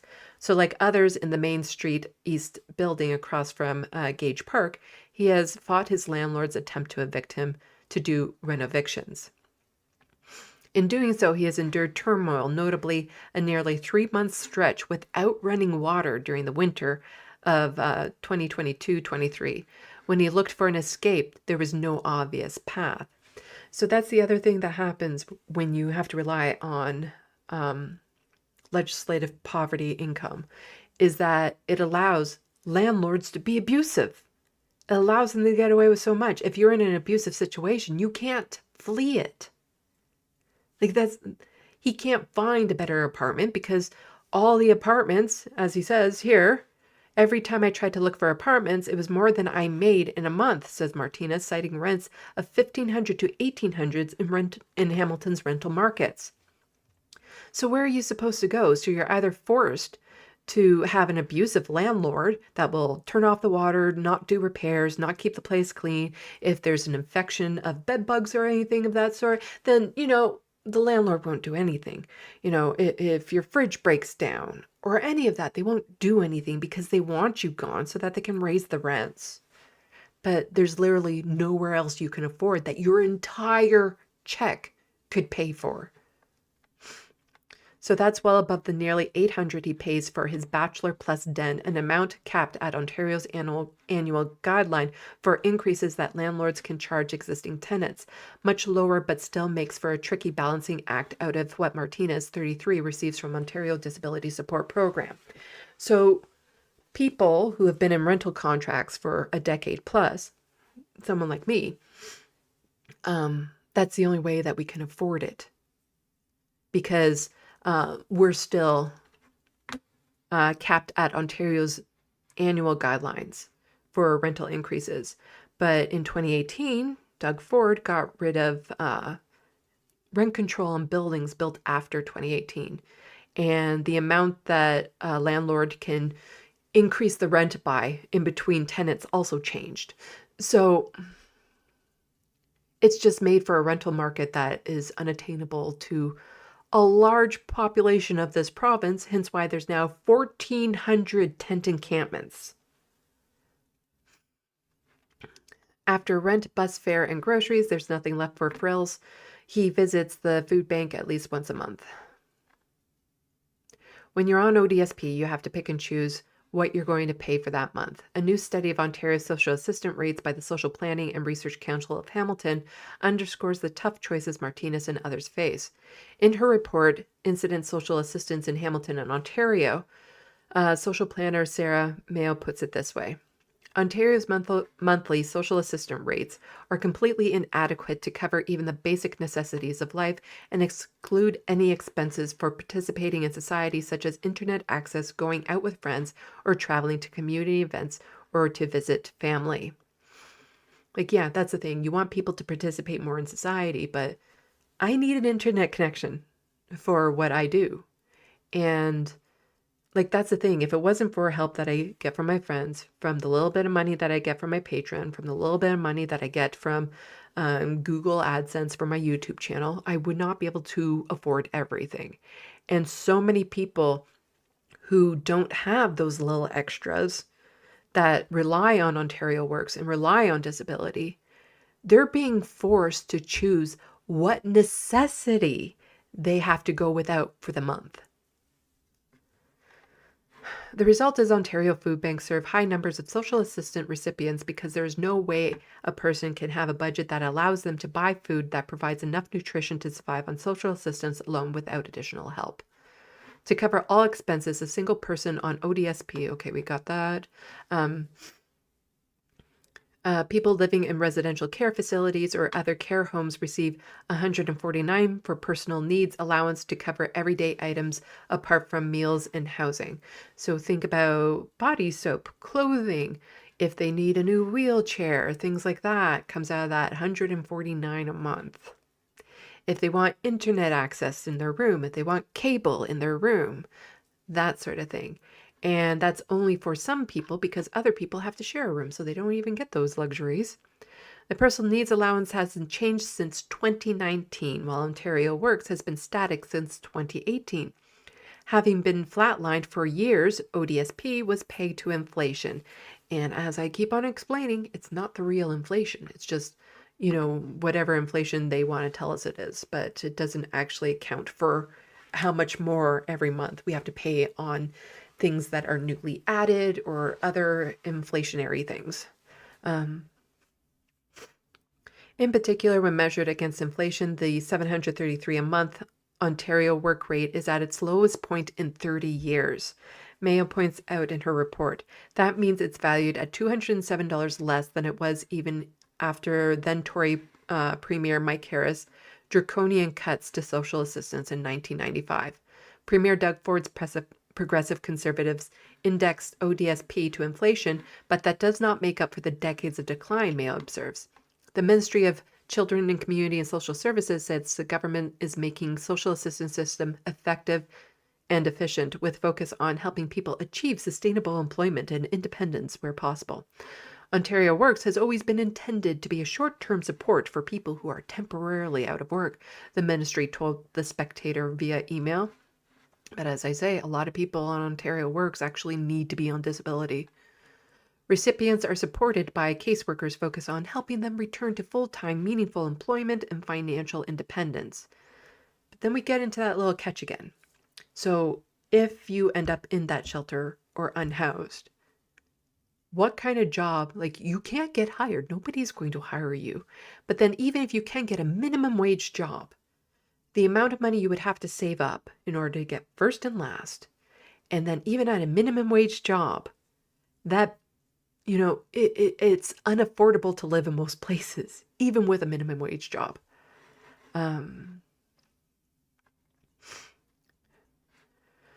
But the positioning of Ontario Works as a short-term measure, Mayo counters in her report, cruelly overlooks that only ways to survive even in the short term is through food banks, loans, and credit card debt, or resorting to emergency shelters. This short-term support leaves people in a much worse off situation than before accessing social assistance and makes climbing out of poverty and leaving social assistance so much harder due to accumulated debt. In addition to the individual hardship, the collective upshot is a cost to taxpayers, Mayo wrote, pointing out many social assistance recipients wind up in emergency shelters where the average cost to keep someone is $2,100 a month. This is why Housing First initiatives are so important. It's cheaper. Let's just start there. Not only is it just the humane and moral thing to do, it's cheaper. A city staff report noted Hamilton's Ontario Works caseload increased by roughly 20% between June 2023 and June 2024, which was sharper than the provincial hike of 16.4% as of January 2024. There were 11,291 cases with a total of 20,416 beneficiaries. In January 2024, 793 local Ontario Works cases involved people who were without housing. So we're just talking about Hamilton here. This isn't the province. This is Hamilton. It is important to understand the complex needs of clients and how this may impact achieving goals, city staff wrote in the report. One barrier for clients is lack of services in the community, and clients are often held up by lengthy wait lists. Let's see. There's not too much more to go with it, so we'll go through all of it.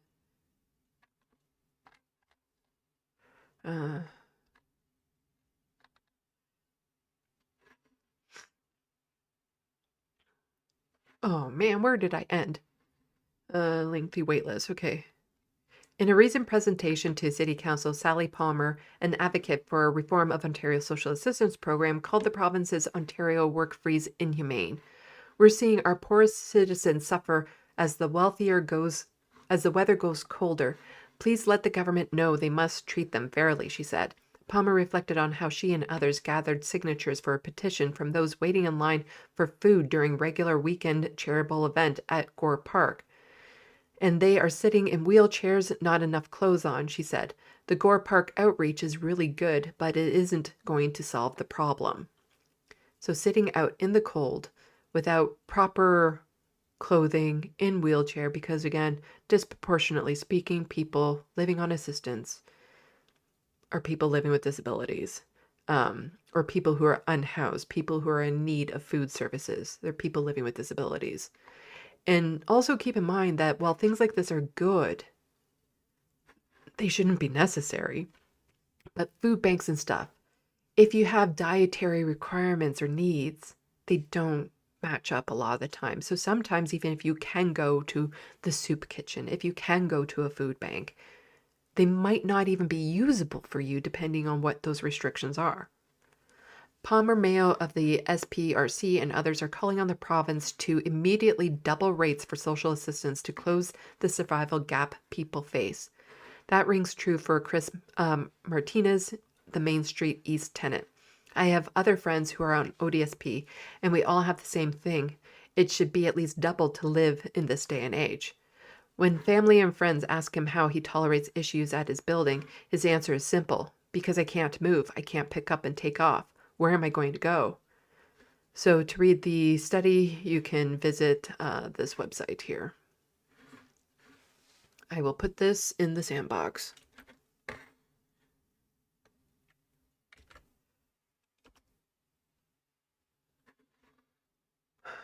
Okay.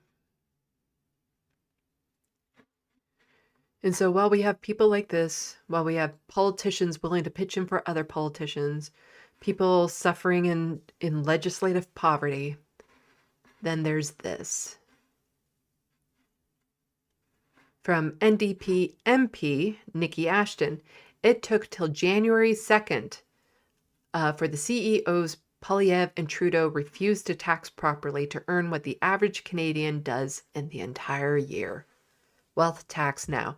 I would read this, but it's from the Star, so they paywall everything. But yeah. This is what we're looking at. The income inequality gap just keeps on growing, and we have overuse of food banks and social services like that. Well, they too, they have more money than most Canadians will earn in an entire year. And this is from the Beaverton, which kind of sums up our politicians in a nutshell. And the Beaverton is the Canadian version of the Onion.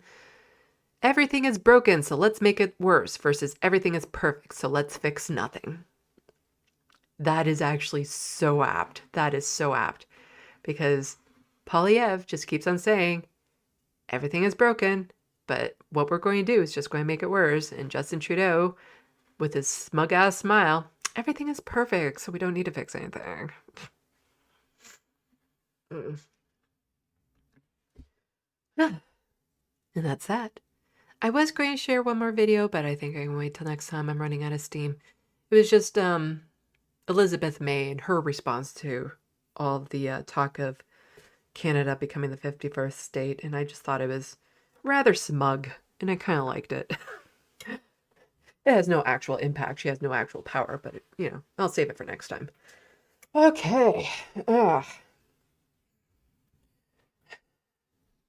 Checking the sandbox. Making sure I sit up straight so everyone can see my very nice sweater.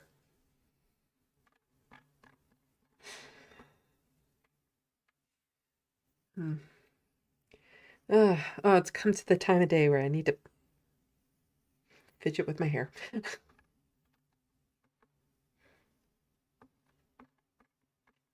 I am very grateful for the housing situation I'm in right now. But that's because of a contract that goes back over 10 years. But yeah, I'm very, very grateful for what I have.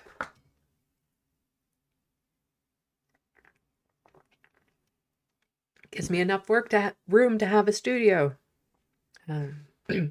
So I'm not like sitting on my bed as I'm doing this. Okay. Hello, Vicky Klee. Replying to Soul Life there. Let's see. Let's see. Don't want to go back up into some stuff. Lots of people talking to each other. That's good.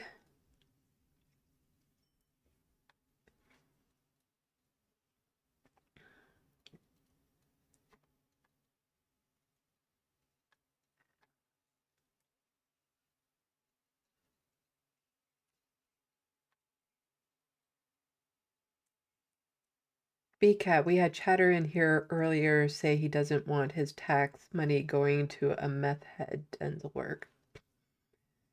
You know, the thing is that when tax money goes to everyone's dental work, everyone benefits. Like, that's the whole point. That's the whole point. Because I'll let you guys in on a little a sneak peek of the video that I'm scripting. It's actually being scripted right now, my TYT thing. And something that has just frustrated me over and over and over again, which, you know, nobody calls out at the time, that Jank keeps on saying. And, you know, it's bad on many layers, but anyone who pays any attention to what's happening at TYT, you will know how often he's blown up and says that part of the reason why Harris's campaign failed was because of an ad that the Republicans put out stating how she supported trans-affirming care surgery for an immigrant held in detention. And that's why they lost. That's wrong on multiple levels there. But when it comes back to the healthcare thing, and he has actually said this, I need to find the exact clip, but he actually said he doesn't want his money going towards that. I need to find out which one that's in, but he actually said that. And here's the thing, let's zoom out. Jank is upset that somebody in America received free healthcare. Isn't that the goal? Isn't that what people want in America? To have free healthcare? But he's upset that somebody in America got free healthcare? But then zoom out. That free healthcare came at the expense of their freedom. You know, they're being held in detention. They're being confined. They're taken away from society. They have no freedom. They can't go to the store. They can't go out for a walk. They have, you know, guards looking over them. Most likely they're in an abusive situation because a lot of abuse and trauma happens behind bars in any sort of prison or detention center. But oh no, they got free health care. And let's zoom out again. Do you think Jank would be upset? Because again, these are people being held by the state. So it's the state's responsibility to pay for their health care. That's just how it works. And do you think Jank would be complaining if somebody behind bars got heart surgery that they needed, or they got treatment for cancer because they're being held behind bars and it's the state responsibility to do that? Do you think he complains so much about his taxpayer money going towards that? That, you know, maybe somebody needs a broken arm fixed or any other multitude of medical things done. Do you think he would complain about that? But no, he complains about gender affirming surgery. And the reason why he complains about that is because he doesn't recognize it as being necessary. When you break it down, that's what it is. Jank feels that it is cosmetic. And he doesn't want his taxpayer money going towards a cosmetic treatment for an immigrant being held in detention.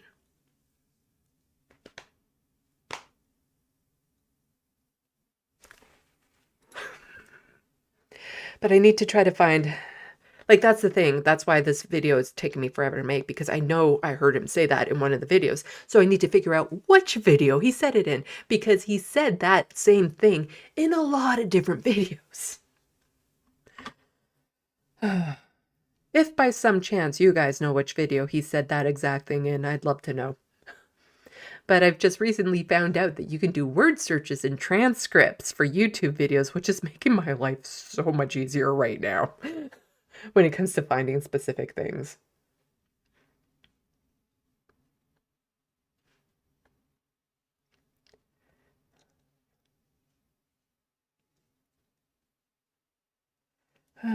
Let's see.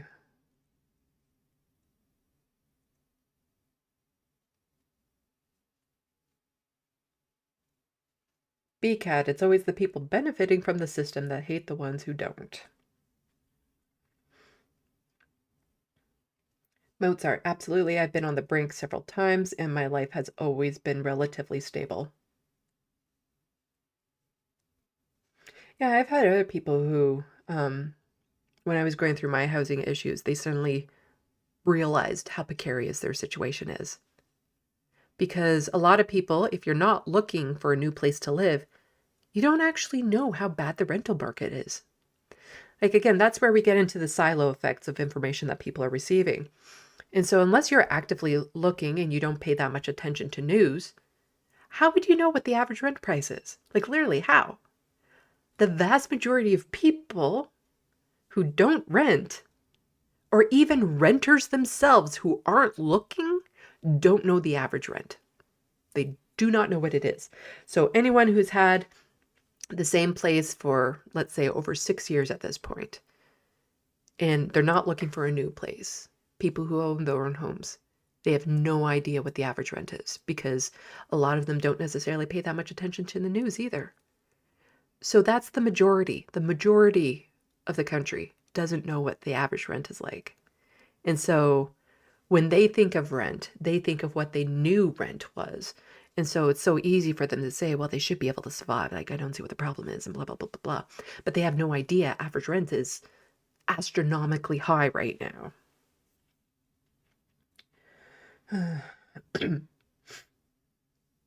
And Mozart also saying being 500 emergency away from broke is no joke. And I think it's 60% here in Canada is $400 away from, only has $400 emergency or something, or $400 away from being, losing everything.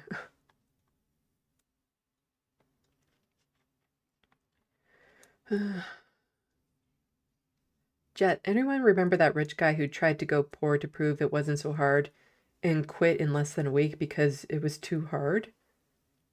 I think I vaguely remember that. I think I do vaguely remember that.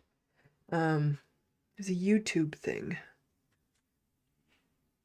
One of those that like to do the poverty porn, as they call it.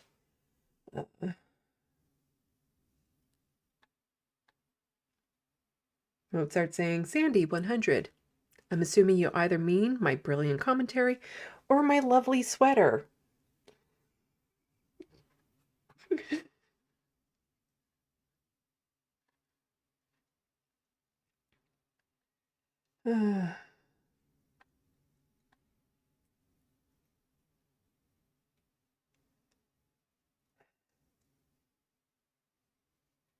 Vicky Klee replying to Jet in UK when they were trying to demonize benefit recipients in the 90s. They had a whole series called Benefit Street, which I never watched as hated premise, and then spin-offs. I'm still horrified by the fire. The tower fire that happened there. The name of it escapes my brain right now, but I remember a lot of the people in that building were low income and then it was poor construction. And people knew this was going to happen and nothing was done.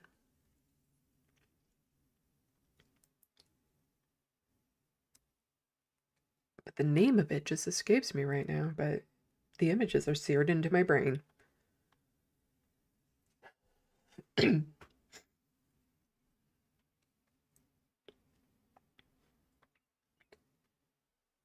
Let's see. Bad Lefty, I will not tell you how many years it would take me to get to 40K even if I spent nothing. Yeah.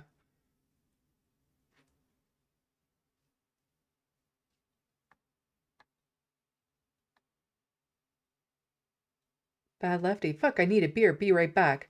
Which right-winger were you talking to?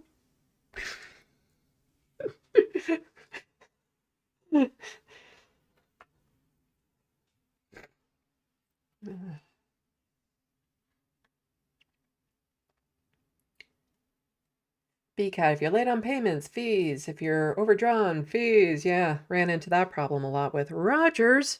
Rogers phones here in Canada, when I had a cell phone, because I was a day or two late on a payment, so they disconnected my phone, my only source of reaching other people, and then it was $50 on top of what I already owed them in order to get it activated again. And it's like, in that time, like, if you're looking for a job and an employer tries to reach you and they try to burn the numbers out, then what do you do? Or if you just need to talk to people, or, like, yes, 911 was still available, but that was about it. So, like, how do you even call your family to be like, I need the money?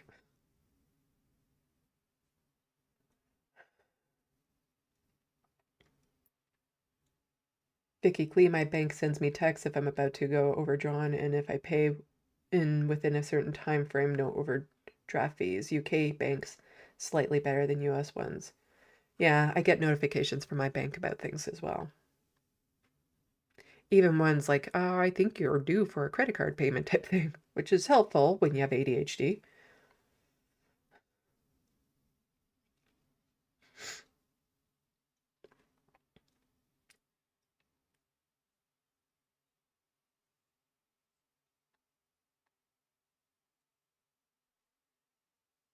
Oh, and did anybody see stuff? If you were on Twitter, you probably saw the stuff of Elon Musk playing a game with a gamer online, and Elon Musk was pretending not to be Elon Musk, but the gamer absolutely knew and wasn't hiding that he knew. And just some of the things that he was saying. So we're talking like some kid talking to Elon Musk. It's hilarious. I have no doubt the Surfs will cover it. That's the type of content that they like to cover it, and it will be absolutely amazing to watch. So I strongly suspect that Lance will be covering that tomorrow because it is just too rich. It is too funny.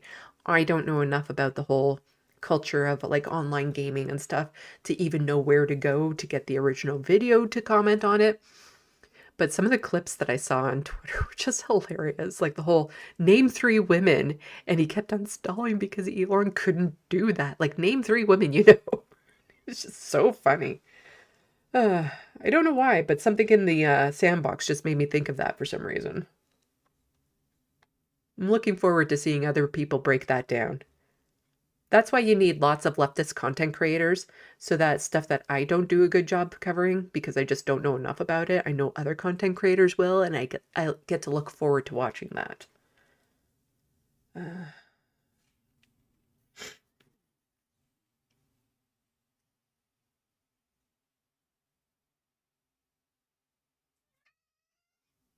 Frodo. Come here.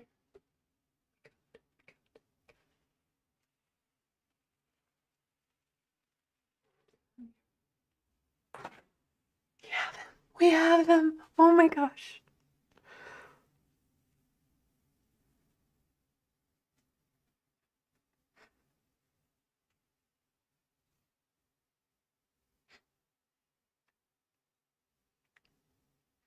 It's because of all you wonderful people out there who helped me that this guy is in my arms right now.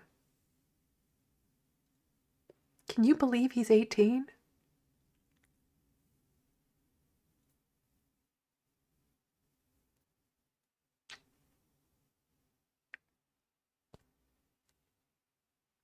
Yeah, I know. You don't like being held up in front of the camera. You got to see all 3 of my kitties this stream. I love that cat so much. I love you, Frodo. Love you. He's my world.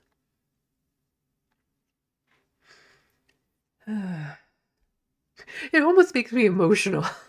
Like, just being able to show you guys how he's doing. It makes me, like, it makes me all, like, inside, all mushy.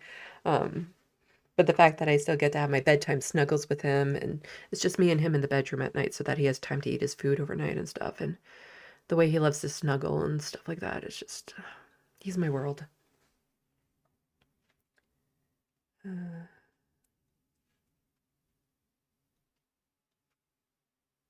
Hermeteorologist, do you lose like half the check if you have no residence? It used to be like that in BC. Needed a rental agreement. Yes.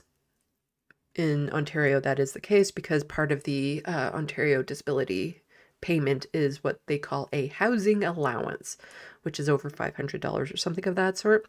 So if you don't have any rent or places where that money would go to, and you're unhoused, then they take that part away.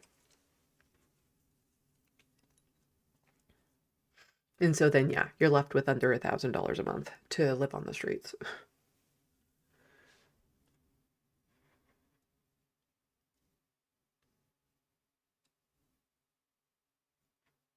Oh, hello, Morbius Dragon. If the U.S. Congress starts doing work requirements for people on SSI, I don't see how I'll get hired anywhere. I haven't worked since '07. Yeah, there is literally nowhere that would hire me right now. Like, with my work history, the gaps in my employment, the only way I got the previous jobs that I got was because I knew someone. That's it. Like, and now it's been so long, and plus with my political content online, a lot of people won't want to touch me. But also, I just, my overall physical health has been, I'm getting older, so it's not as great. So even the physical demands of a lot of jobs I'm just not capable of doing anymore. Which is why I'm so grateful I have the ability to do this. And hopefully someday it will make enough that I don't have to worry so much. But like doing this, doing my art, doing my writing, I'm so grateful I have at least a little bit of wiggle room to do that, which you don't generally get in the States because of healthcare needs, because at least the vast majority, even though I don't know if I have a family doctor right now, I can still go to a walk-in clinic and get seen if I need to be seen. I can still go to an ER and get treatment if I need that. So I'm not completely without medical help. It is a little bit more difficult. But in the States, I know it's so much worse because all of the extra money for medical insurance and stuff that you have to deal with.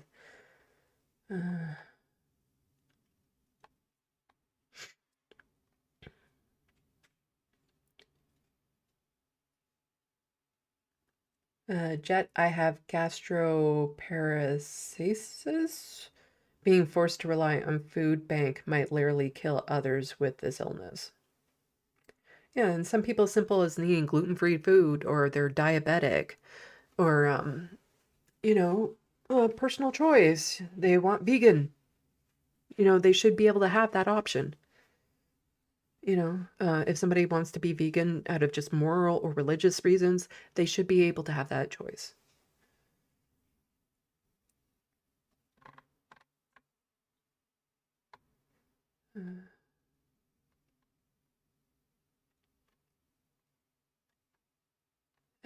Oh, Grenfell. Yeah, Grenfell. Bad Lefty. That was the tower I was talking about. That I just remember I saw that right after it happened, and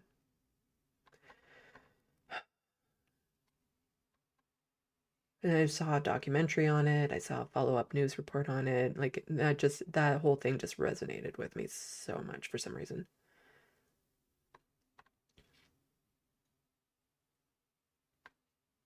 I jumped and I'm trying to get back to where I was because I'm in a chatty mood.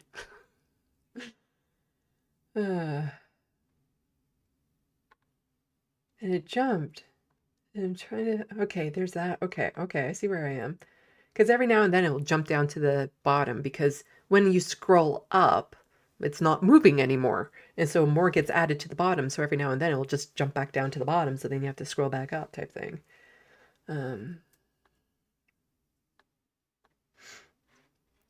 Hello, crotchety.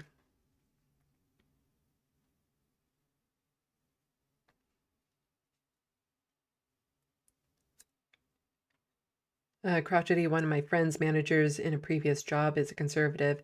That's why I stopped talking politics so much on Facebook. I would be horrible in the workplace right now because I remember I saw something, like I'm barely ever on Facebook, but for some reason an icon of somebody I used to work with was showing up on the side. They had an Israeli flag in it. Ah. I'm like, oh my God, if I was in a workplace right now.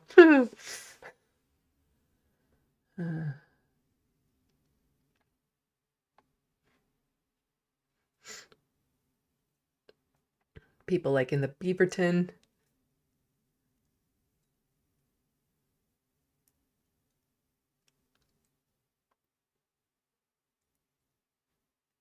Sasha G, Jank doesn't support universal health care. It's as simple as that. Mm-hmm.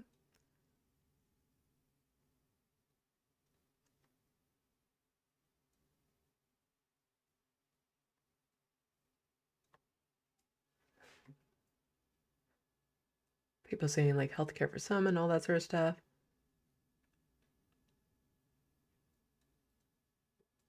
Morbius Dragon, I'm eventually going to lose all my teeth because of my gums. I have periodontal disease. My insurance doesn't cover me to see a specialist. I'm so sorry to hear that.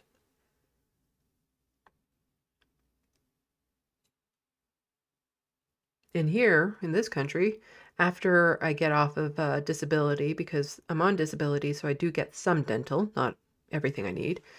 But then when you switch over to CPP, you get paid more per month, but there's no benefits. And so there's going to be about a 10-year period where I get no coverage for medications or dental care and stuff like that. And so basically by the time everything goes to shit in my body, then I'll get some dental care covered because of what the Liberal and the NDP pushed through this year, providing Pierre Poilievre doesn't gut it.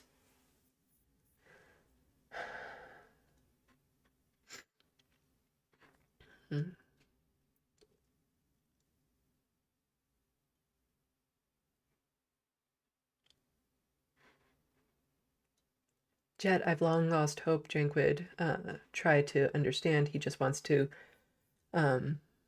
be obstinate for what appears to be the sake of attention.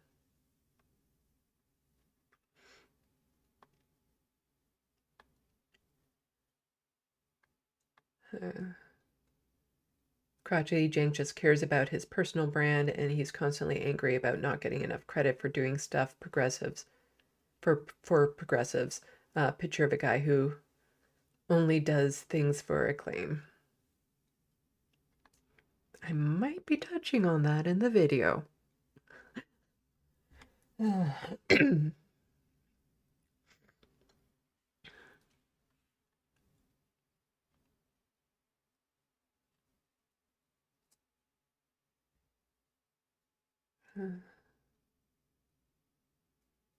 The Wild West, can't afford a new place. They'll be taking me out of here in a body bag. Yeah, this is pretty much my home for the rest of my life. Like, that's the thing. Again, people who live on disability or OW and stuff, we don't have freedom of movement in this country. So if I were to move to another province, I'd then have to qualify for their disability coverage, which, again, if you're not already on it, it's very extraordinarily difficult to get on it in the first place. So that would have to happen. But again, I can't afford to move anywhere. So even if I had like somebody saying, oh yeah, just come up to Kingston and we have like this amazing job that you could do for your YouTube or something like that, but you have to be here so you can be in studio or something, I wouldn't be able to do it. I wouldn't be able to move. So even if I were to meet someone, the idea of being in a relationship again, but they lived in a different city, then tough shit. Like I wouldn't be able to move to be closer to a potential relationship or a family member that might need help with care or something of that sort.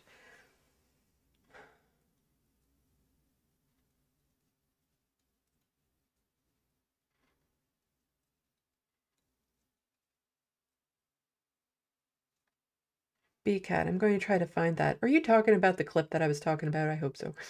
But I don't think so. Hopefully I'll be able to find it. Because I want to get like a montage of him saying it a bunch of times. And then the last one would be where he says that I don't want to pay for it. Talking about Jank and the surgery for somebody held in detention.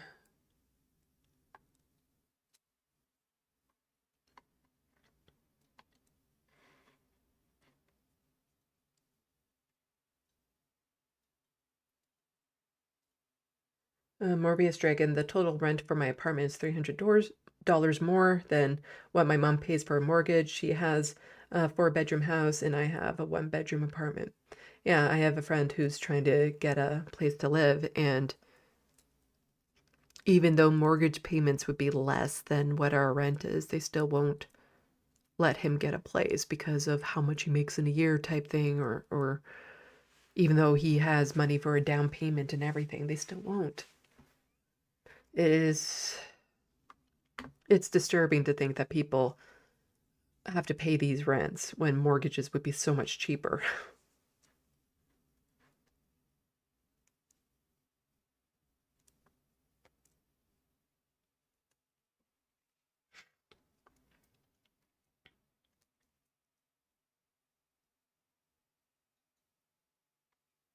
Let's see. Crotchety. Dougie Ford wants to fine drug users $10,000, but also wants to wreck more alcoholic families with buck a beer pledge. F Ford. Yeah, I posted a clip about that recently. Everyone go and check it out.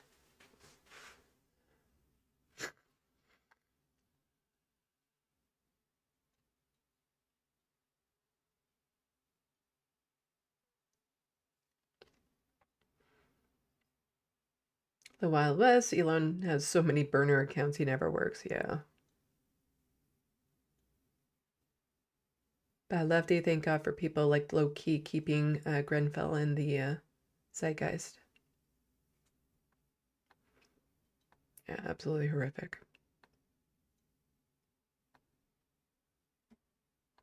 Let's see. And people seeing Frodo.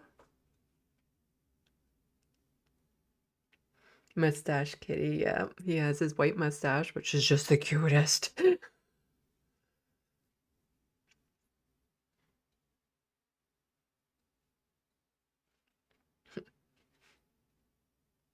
John Davis, a 3 kitty stream.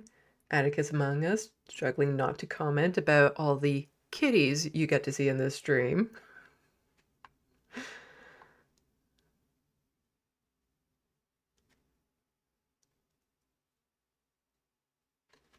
B-Cat, Sandy is me just going around telling my cats how much I love them all day, every day. Yeah.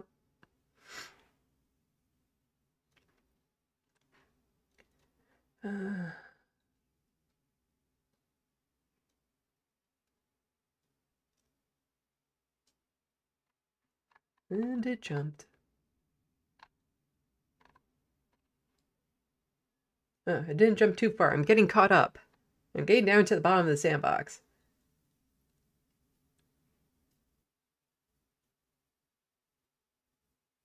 Death of Felipe Augusta. Hey, I have video muted because I'm visiting family, but is there a way to buy Sandy's book in physical form? Not yet. I'm working towards it. I just want to make a few edits to it. And I want to change the cover to actually have my name on it. But Amazon, I think, does actually, there's an option for me to make it into a hard copy, and I plan on doing that. And I plan on doing that before my video about TYT goes public, because Jank mentioned so much about his book, so I might as well plug my book while I have it. Let's see. So there will be a physical copy of the book at some point, but not yet. Right now, it's just through Amazon Kindle or whatever.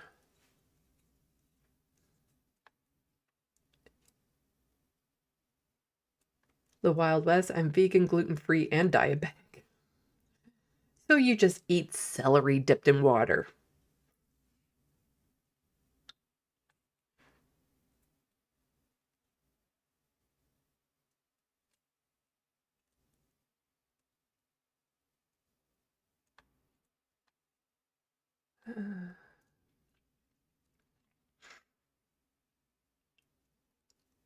Let's see.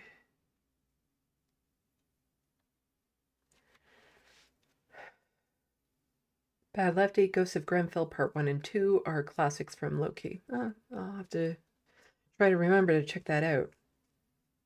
Not that I want to. It'd be pretty horrific, I get, but...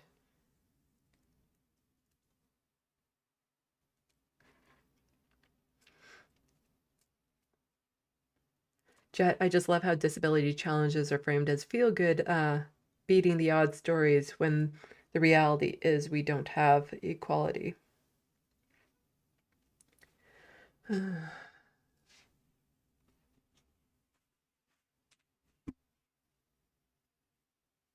Bad Lefty, I'm blessed to live in a country where having connections will get you anywhere, and I am very well connected in USA.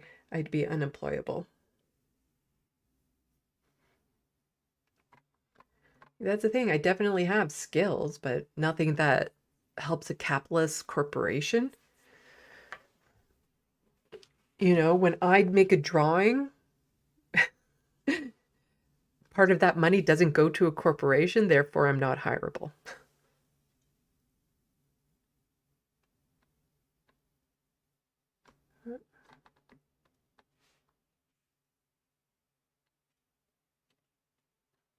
I'm nearly at the bottom of the sandbox.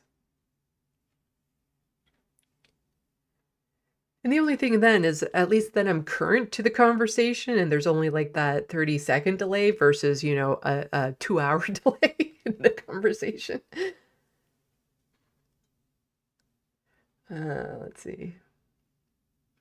Bad Lefty. Frodo is damn handsome like me. He is a very handsome kitty.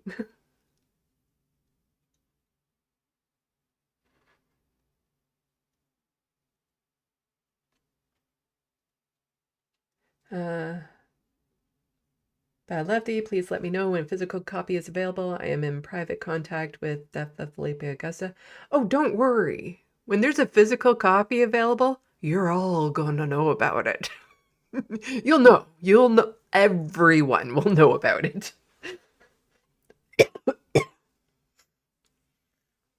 Atticus among us. Sandy tolerates and gets my humor. Wait, you've been joking?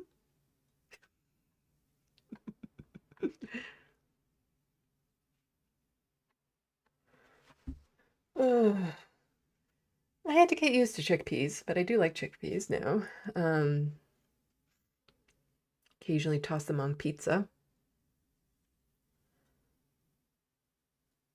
Back when I was, for a while when I had a stable job, I actually went to a no factory farm to processed meat diet. So for the most part, it was basically vegetarian.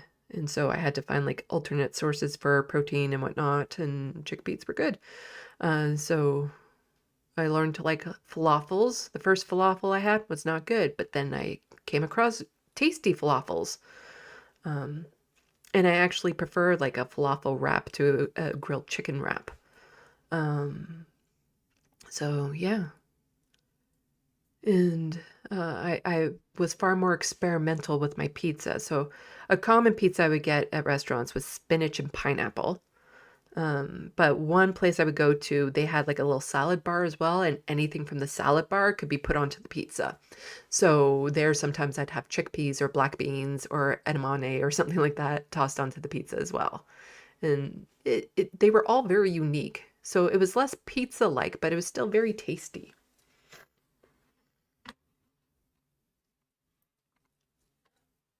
Ugh.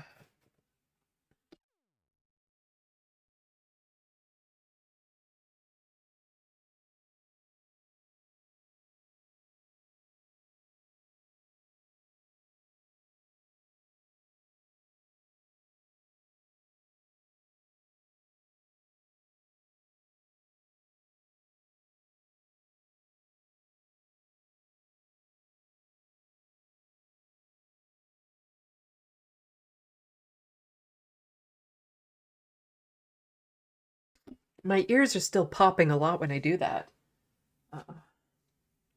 Feels like I'm going underwater. And it makes my nose all red and yuck.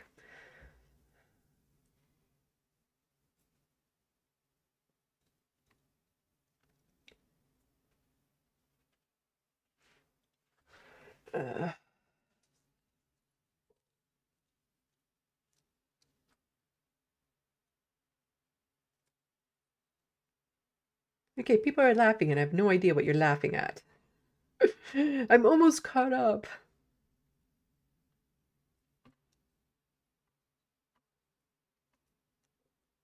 Are you talking about my pizza toppings? Yeah, people are a bit confused with chickpeas on pizza. I've done it. It doesn't taste like your traditional pizza, but it's still tasty.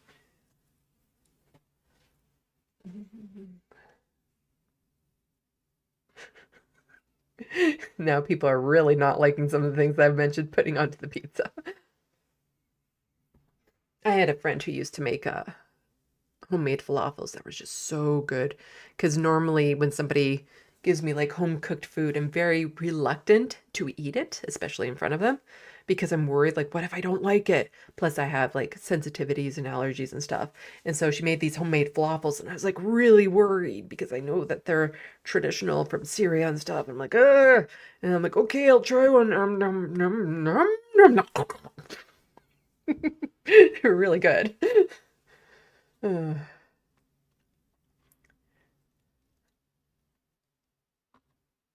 See, some people are saying they like chickpeas but prefer mushrooms, and I'm like, ew, mushrooms, ew, yuck. Some people's yuck are other people's yum.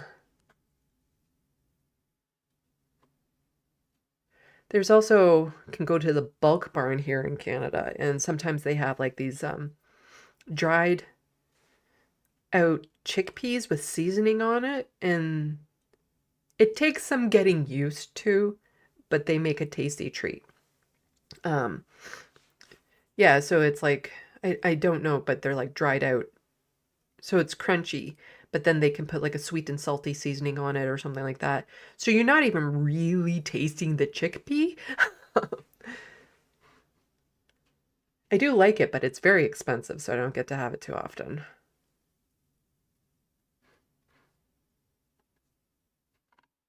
Somebody put an image thing in the sandbox, but I don't know what it's for, so I'm not going to click on it.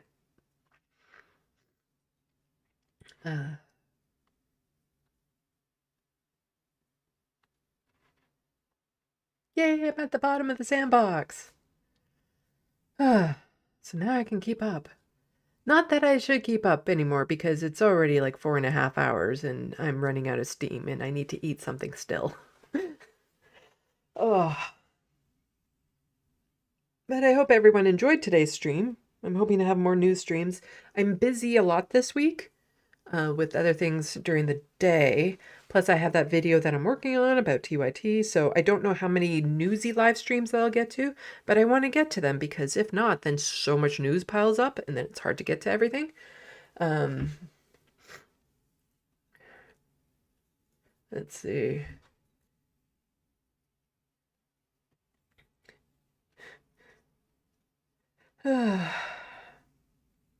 People taunting me about that picture. Now I'm just not going to click on it. That's all. That's all.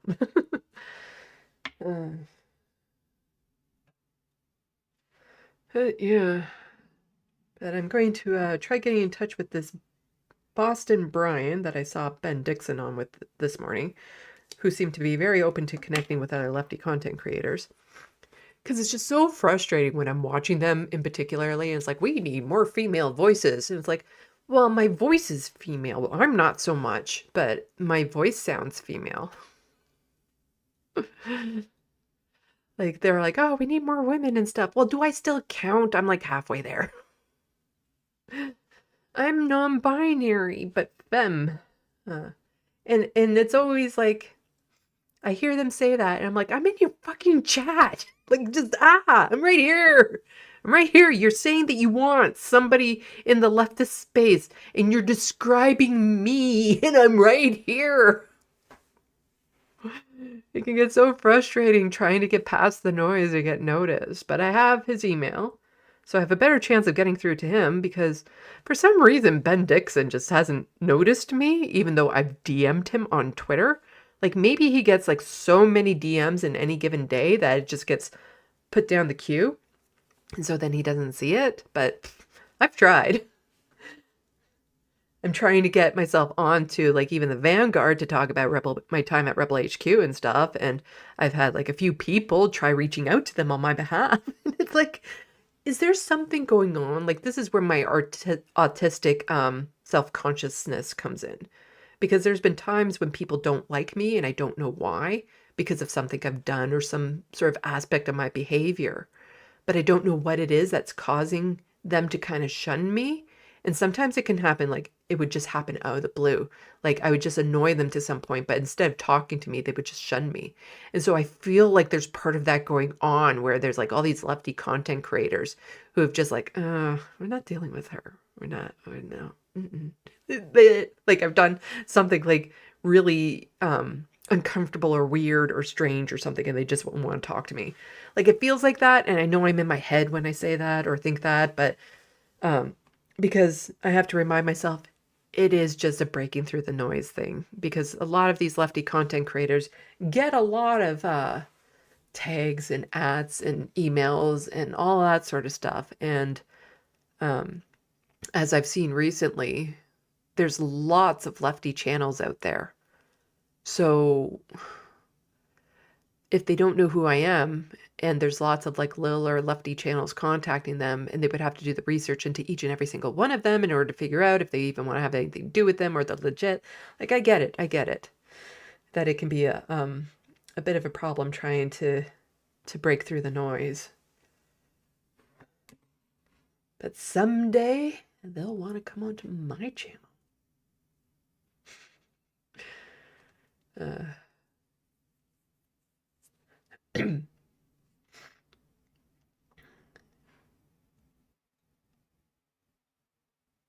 Matthew the Celt, thank you, Sandy. You're an amazing healer. Not entirely sure what that's from, but thank you. Morbius Dragon, meatloaf and meatball pizza is delicious. My stepdad used to make meatloaf, and it was disgusting. It was like paste, almost, molded into a loaf form. And it was gross. And then he had bits of onion in it, even though he knows I hated onion. Like, let's put it this way. How bad his meatloaf was when I had to go to the hospital once. I forget why I was in the hospital, but I had to go to the hospital once. And one of the meals was meatloaf, and I was worried about it. But I'm like, hey, this is actually good. And that's when I learned, no, it's just his meatloaf is what is absolutely horrendous. Meatloaf in and of itself, kind of good. Hey, I've already broken the 6-hour mark. We're not going that far. But, yes, it's just a half hour to a 5-hour mark. We're not breaking records today. Because I do need to eat as well.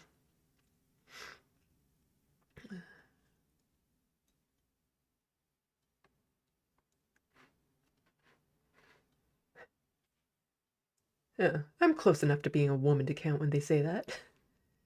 Mozart, Boston Brian is great, and he absolutely wants to collaborate with content creators on the left and has been. Yes, I will email him.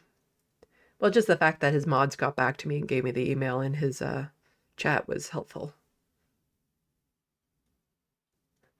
Like, I always find it funny, too, when people are like, how do I contact you? And it's like, it's literally in the description box of every video I post. There's multiple ways of contacting me. My DMs are open. My email is open. Like, it's just, there are many, many ways of contacting me.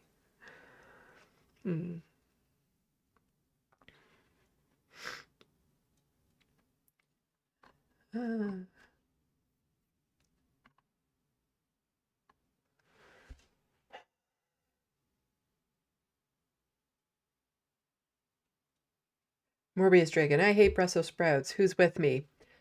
Depends on how you make it. Because I didn't used to think I liked Brussels sprouts, but then fried up Brussels sprouts with some seasonings and stuff, absolutely delicious. And then if you get like a nice fried up Brussels sprout and put it in mac and cheese, that's actually really good. Like sauteed fried Brussels sprouts, that's really yummy. BCat Letterhack says he doesn't check Twitter DMs anymore because they're overwhelming, so maybe that's happening with Ben. It could be. At least with Letterhack, I have other ways of contacting him. Also, his DMs are open on Blue Sky, But the thing about Blue Sky is, like, Ben follows me on Twitter. He does not follow me on Blue Sky, so I can't DM him on Blue Sky. And that's, I think, a problem with a lot of it too. And that's part of the reason why I don't want everyone to move. I want Twitter just to become Twitter again, because I have people follow me on Twitter that don't follow me on Blue Sky. And I don't know how to whine at them loud enough to be like, come follow me there. Sam Cedar follows me on Twitter. I can DM him. I can't do that on Blue Sky. Emma follows me on Twitter. The Majority Report follows me on Twitter. None of them follow me on Blue Sky.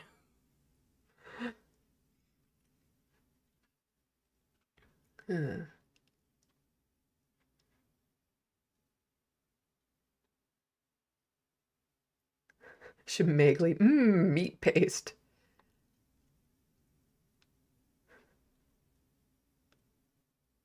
It's kind of like a puree hot dog.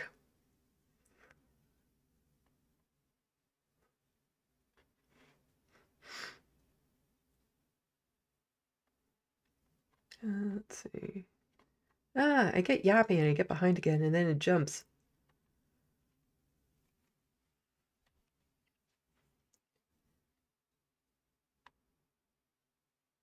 B-Cat Lefty. Wow, that was some astronomically bad hospital food. Talking to something else, I think.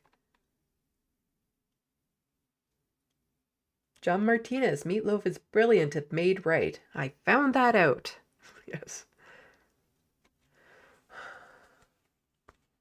Meatballs on pizza is a magical thing, says Shemagli. One kind of pizza that I occasionally like to get is cheeseburger pizza, where it's like ground beef and then loaded with like extra cheddar cheese. That's good.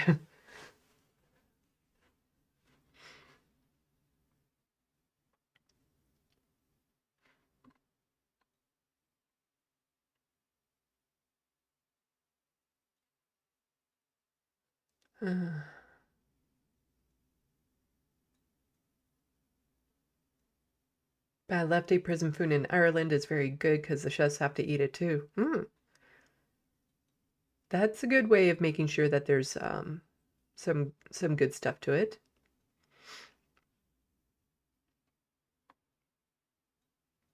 Jet, I once made meatloaf using smoked ketchup for the sauce. Let's see.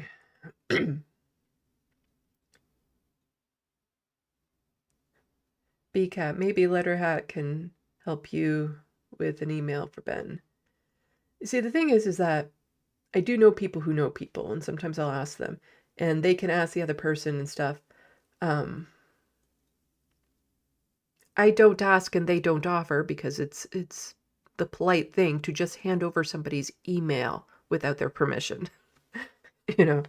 So, like, even if I know somebody who knows, like, Ben Dixon's personal email, I would never ask them to just hand it over to me, and most people I know wouldn't do that anyway without the person's permission. That's just the way it goes. But I do try to reach out to people who know people in order to try to get onto some of these shows.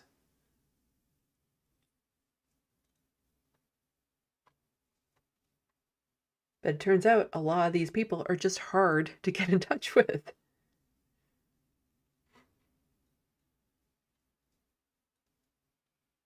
BCat, Sandy is a Twitter celeb? Not really, no, I have a very small following. But yeah, it's the Majority Report. Well, Majority Report, Sam, Emma, follow me. Matt Legg does not. What's up with that? What's up with that? I'm fine for Sam Cedar, but I'm not good enough for Matt Legg.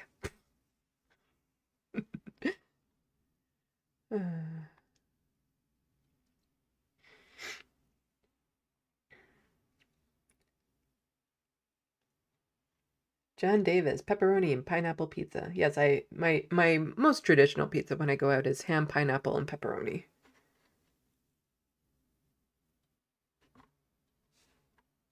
We're talking about food again, and all it does is make me think, oh, I should end the stream and go get something to eat.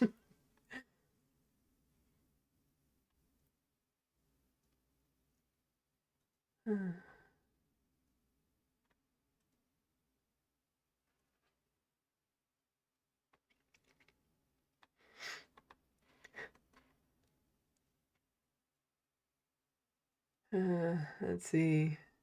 BCAT, I hear you, Sandy. I'd be the same way. Yeah, coming about people's emails and stuff. Mine is out there, so if you pass LeftoftheBox at Gmail to anyone, it's like, it's public information. It's fine.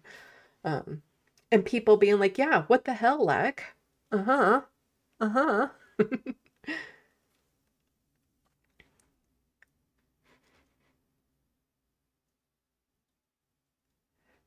John Martinez, I had to leave Elon Musk's fascist circle jerk. Too much Nazism for my anti-fascist brain. It's been getting really bad, but I think it's important for somebody like me, at a bare minimum, to stick it out through the election, the Canadian election that's coming up, because what's happening on Twitter will actually be very relevant to what's happening in our politics, unfortunately, because Elon Musk, very much a fan of Pierre Poilievre.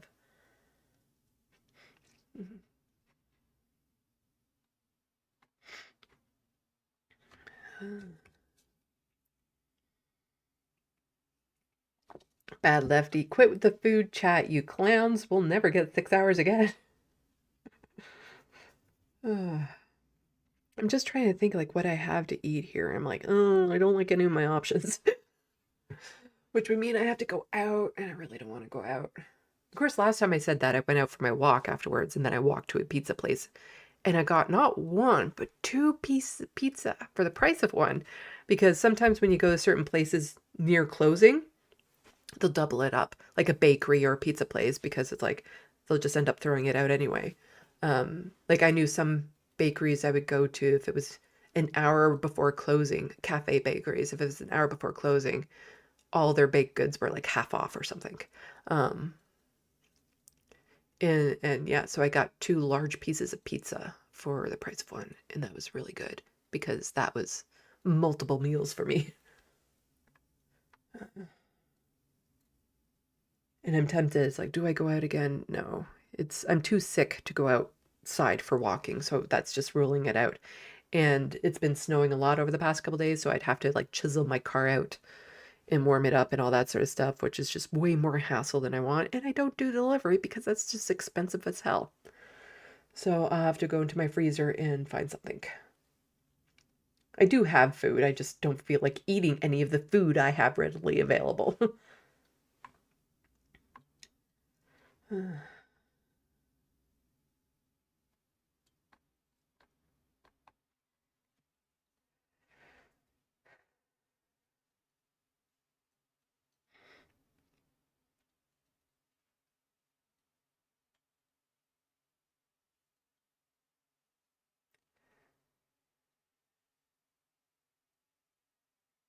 Let's see. So Life RFK also wants to limit even more of what SNAP benefits can buy. Yeah. What's about to happen in the States? You know, my heart sits heavy for you guys. I just really hope it doesn't turn out to be just as bad up here. We do have more checks and balances here in Canada, but it doesn't mean that there aren't workarounds that Pierre Poilievre will go for.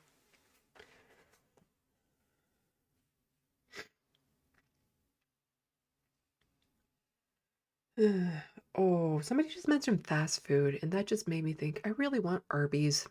I live close to an Arby's, and getting a beef and cheddar and curly fries, that really hits the spot sometimes, and that would be perfect right now, actually. That is exactly what I'm in the mood for.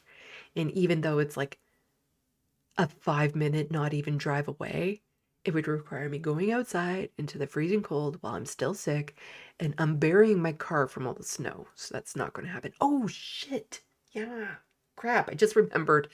I need to put a note in my phone. I have a headlight out. So driving in the dark, also not a great idea.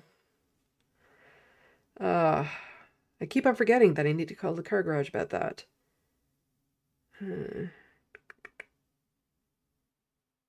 Oh, I need to do that. Okay. So hopefully I'll remember. No, I should put a freaking reminder on my phone anyway.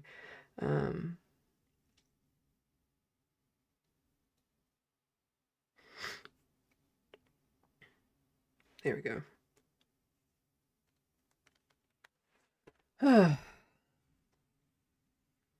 Luckily, I have an old car, so it doesn't take much.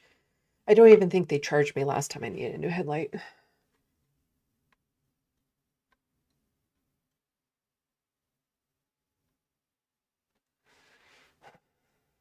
There's also a Wendy's near me, and so sometimes I get like a baked potato with like the cheddar sauce, but I'll ask them to double it up in sour cream and stuff like that, because most restaurants you can ask for specialties like that, like double cheese sauce, and they do that, and it makes it nice and yummy that way. Because it's not quite enough just a single bout.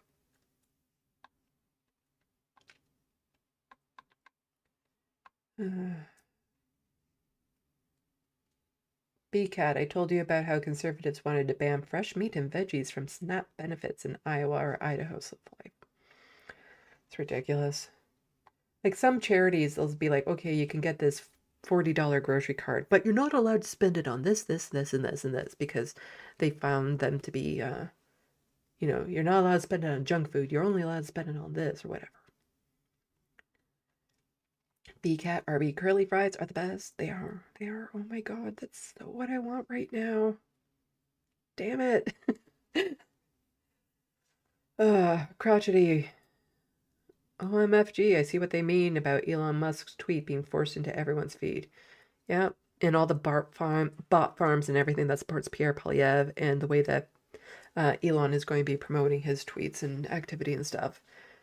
Unfortunately, it's important that I at least stay on Twitter until after the election, and until after Sam, Emma, the Majority Report, and Macleck follow me on Blue Sky. And Ben Dixon, like all the celebs that I have following me on Twitter right now, need them to follow me on Blue Sky.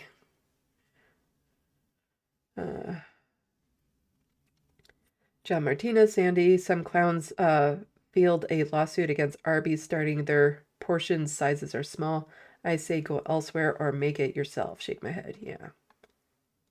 Well, I find a beef and cheddar and small curly fry is perfect for me because I can't eat much in any one sitting. So sometimes fast food, it sits heavier in my stomach too. So if I get like a regular fast food meal, that can be 2 meals for me. Oddly enough, it does keep and can be reheated. So that's why I like going to Wendy's and getting a baked potato. That's a meal. A beef and cheddar sandwich and a small curly fry. That's a filling meal for me. Damn it, that's what I want right now.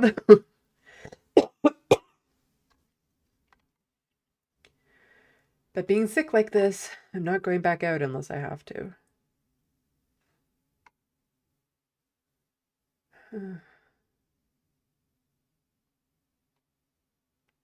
John Martinez, Jeff, for me, it's Blue Sky and Facebook, where my fellow Indigenous activists post and share news and organize protests. I got one of my Indigenous Twitter peeps onto Blue Sky originally. Was it Agent NDN? I think it might have been Agent NDN I got onto Blue Sky.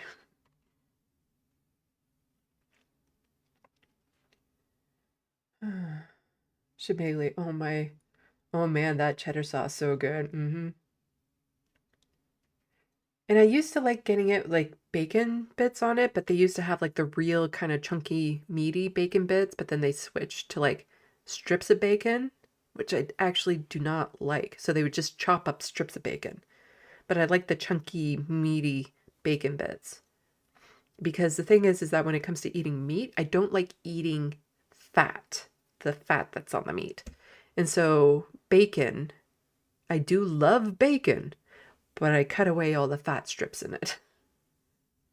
So it's useless to have that on the baked potato for me. So now it's just, I'll get extra cheese sauce and a sour cream and just, oh, it's so yummy that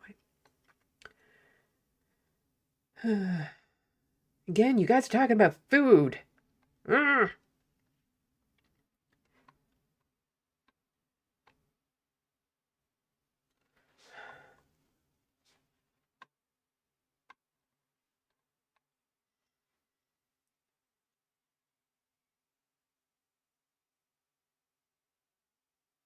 FG, I remember the first time I got Arby's. We didn't have one in Nova Scotia, so I was like 14 when we took a family trip to Maine and had their pick 5 for 5 deal. I was in heaven, haha. Yeah, it's an underrated restaurant, I find. Fast food restaurant is Arby's. Like, I haven't even gone to McDonald's in God knows how long. Because really, I just need Arby's, Dairy Queen, and Wendy's. Harvey's sometimes too if I want a decent poutine. Also, their poutine's vegetarian at Harvey's.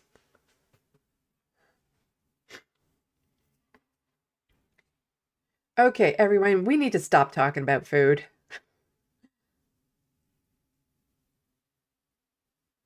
Morbius Dragon will be back in 2 minutes or so. Going out for a smoke. Okay, everyone, leave now. I do want to go.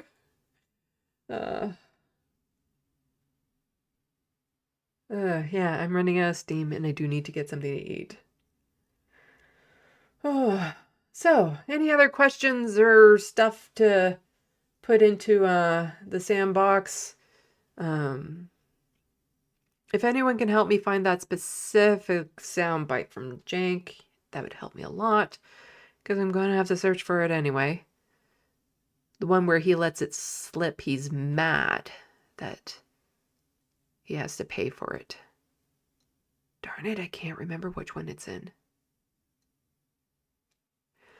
Oh, luckily though, I finally figured out searching words in the transcripts, which is so helpful. So helpful.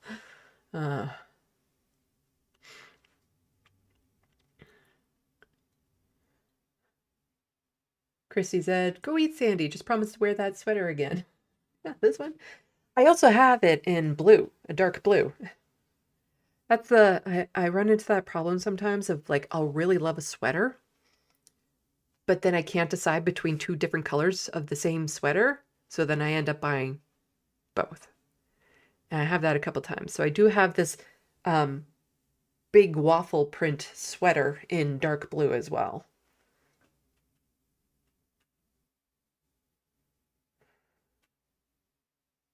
John Martinez, DQ, chicken isn't so bad. Yeah, their chicken strips are actually, that's what I like to get there if I'm getting a hot meal. But usually it's just about the blizzards. And again, you can custom make your blizzards.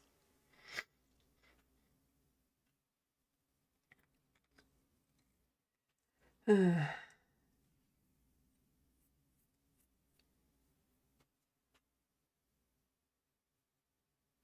see.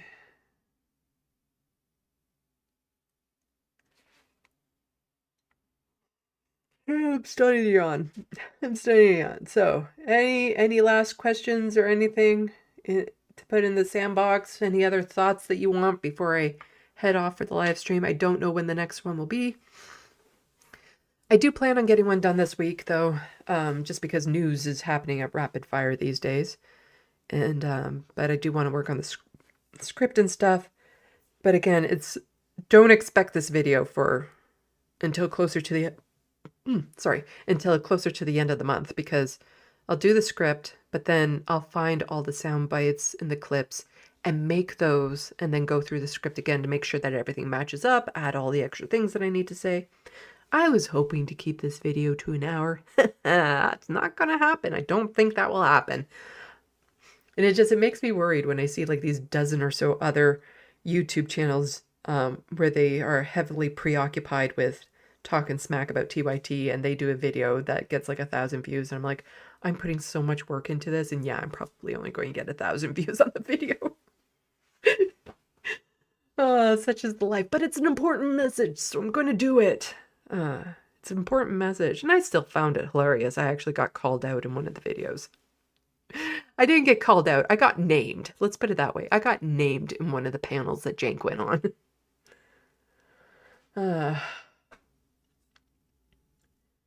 Let's see. But, yeah. So it's definitely a work in progress. It's going to take a while. Because it's the editing of all the clips and getting the montages together that will take forever. But then it's also looking at the bank of clips and images and tweets that I have already, and then ruling out like, okay, which ones do I actually need? Which ones are just saying the same thing way too much over and over and over again. And that's mainly with the tweets that I need that for, the images and stuff. But like with the clips and stuff, I plan on doing montages and stuff, and it's and it just frustrates me. And it's like, I remember hearing this one thing from this one video, and even going through my YouTube history to watch, it's just a list of like TYT content right now. And that's all I'm getting suggested. And it's like, I don't want to watch TYT any more than I have to. Oh. Let's see.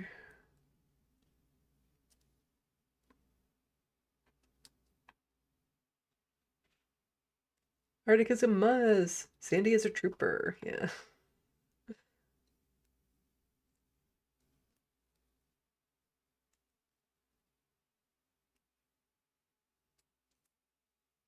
Soul Life question. What are the structural differences between green, yellow, and red communism? Which do you prefer and why? So we're talking about Skittles and the flavor. And so, you know what? Green, red, yellow. So red is the yummiest. So that's why we go with that. But really what it comes down to is the light spectrum. So for some people, they can't even tell the difference between red and green communism. So they need like special glasses or something if they want to see the difference. But definitely red is the yummiest.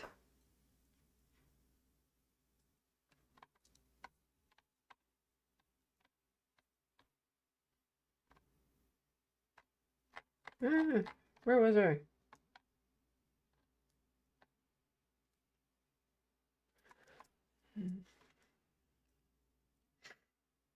The Wild West. There's a vampire movie where the vampires own a Montreal poutine factory. Oh, I need to see that.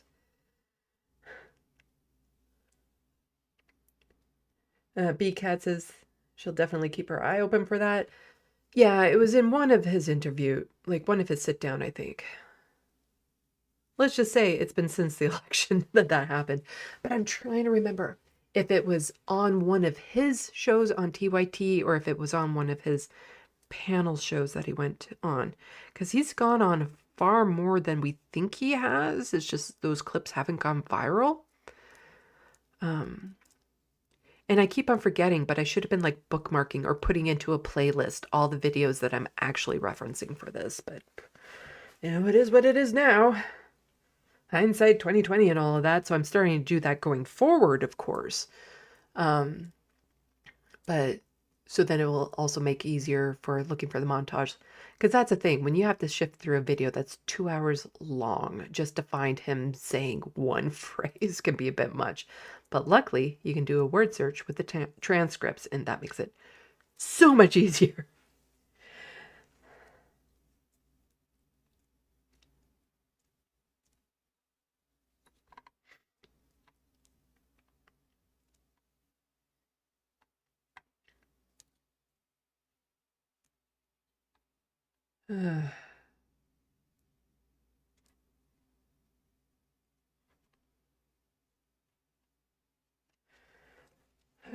Let's see.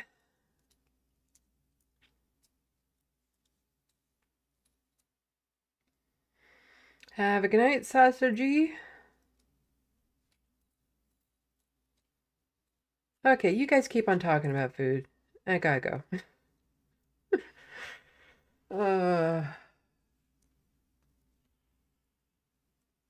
B-Cat, I feel like it was on a right-wing podcast because he was condescending to their framing. It was one where he got mad, so it could be Mark Lamont, it could be Francesca, it could be Dullcast. I think it's one where he was getting mad, and he wasn't getting mad at the right-wingers. Because B-Cat was saying, I feel like it was on a right-wing podcast because he was conceding to their framing. And no, he was like actually mad. So it's probably Mark Lamont, I think, is when he said it.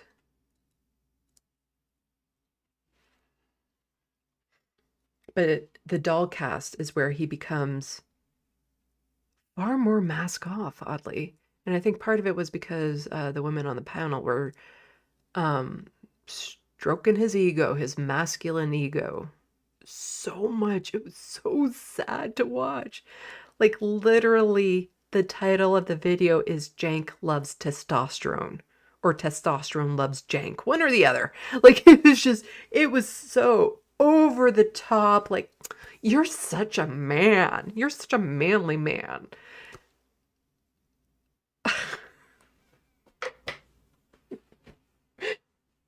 And that's the one where I got named.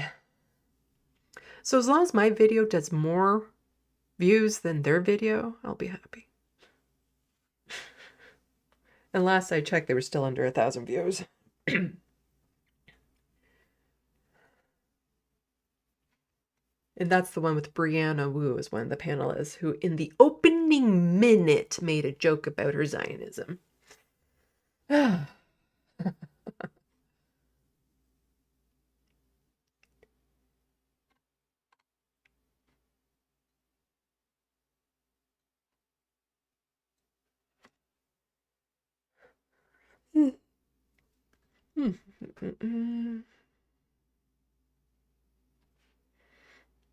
Do I just need to keep this open so that people can keep on talking about food? You always do this to me, folks.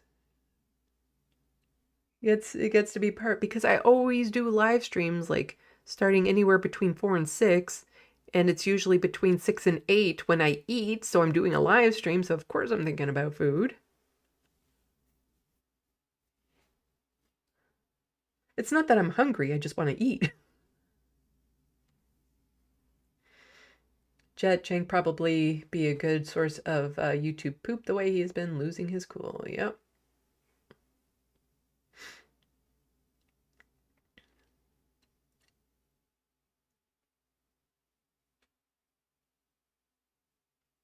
Bad lefty if woo no, you woo no. Yeah. I want a taco. I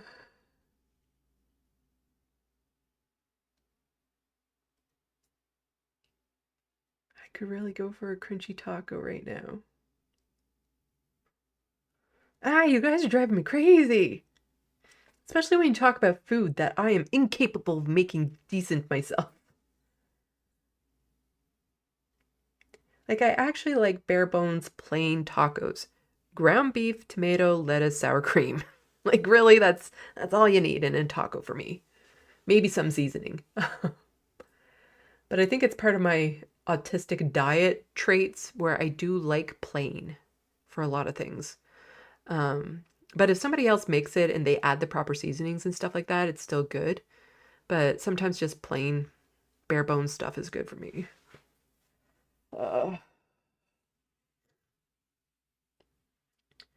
I don't know where we're going to next, Christy Zed. I don't know who's live right now. Let me just quickly check a YouTube. Although everything I'm being recommended right now is TYT. Ah, CBC News is live if you want to go check that out. Anna Kasparian's mask slips off in heated debate with Jank from the Vanguard a year ago. The videos from a year ago, because that's what my algorithms are giving me these days because of all the videos I have been searching to begin with. Bob Ross is live right now. Owen's Fireside Chat. I haven't actually gotten around to watching any of his videos, but I always plan to at some point. He does a lot of like anti-cult type videos and whatnot. Somebody showed up to Nick Van house with a gun or something. He's covering that now? But he has like 500 people watching. Let's see. Progressive activist speaks out against woke madness. Brianna Wu on trigonometry. I'm not watching it. I'm not watching that. Yeah, I don't know what else is live for people to go to after this. See, there's a channel called Cold Talk which seems to cover a lot of TYT stuff that I just kind of came across. As you now being shown some of my, well, I'm not showing you my algorithms as I'm looking at it. What's another one that, and I watch these videos and sometimes I don't even know why they're so popular, but they'll have like 70K subscribers and their videos will have like thousands of views and stuff. But then I watch their breakdown of whatever TYT stuff and I'm like, why is this? Like, good on you, but why? Casa del Vanguard, another one. Like, one is definitely an AI-generated voice, just talking over things.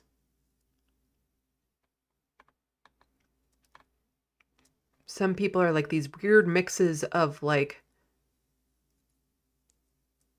hillbilly and 80s. Like, it's just, but they're all on the same thing. And I just like, where these channels have been around for a while and I've never heard about them until now because I've been doing all this research on TYT.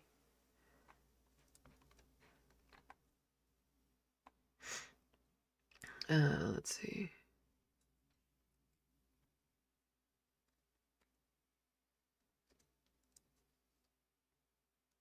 Oh, and if anybody hasn't checked out that video from Brittany Page yet, I recommend it. I will toss that one on screen for you guys.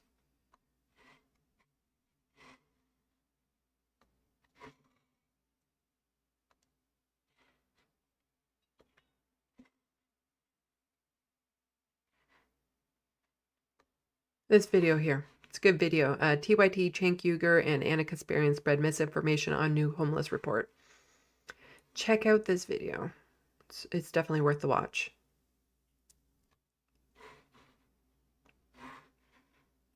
As I get served a clip, as suggested on the side, a clip from TYT from 5 years ago. Ah!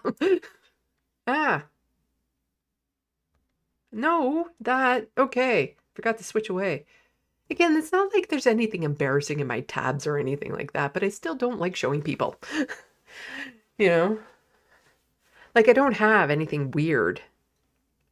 I don't do any like weird Google searches or anything like that, but and there's nothing like that I need to hide. I don't like people seeing the bottom bar of all the programs I have or all the tabs that I have open or all the recommends that I get on YouTube for, I guess, I just want to keep a small part of myself private. I don't know. I don't know.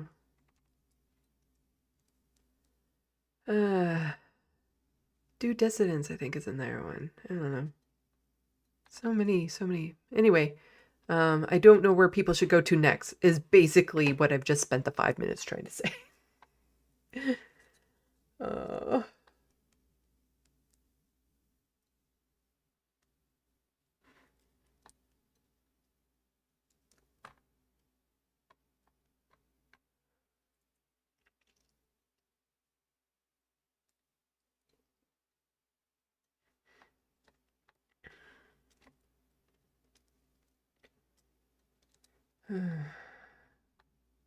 But I think only part of the reason why I've been able to do as much research on TYT as I have been is because I need constant background noise because my brain is too noisy. So I like to have constant background noise. And so sometimes I'm just like playing games and stuff like that, but I need the background sounds. And so because of that, I'm able to go through a lot of content online. But part of the reason why this is kind of like wrecked my innards, my soul or whatever, is I've been playing them at a faster speed because I'm like, I just need certain information. And so I've been playing them at like 1.5 at a minimum. And when I speed up videos, it actually makes me uncomfortable. Like it gives me like this weird sense of impendingness, if that makes any sense. Like something is about to happen, like this weird sense of, like you have to get it over with or else. Like there's this weird sense of that happening when I speed up videos, but there's so much content that I've had to go through that there's no other way around it. Ugh.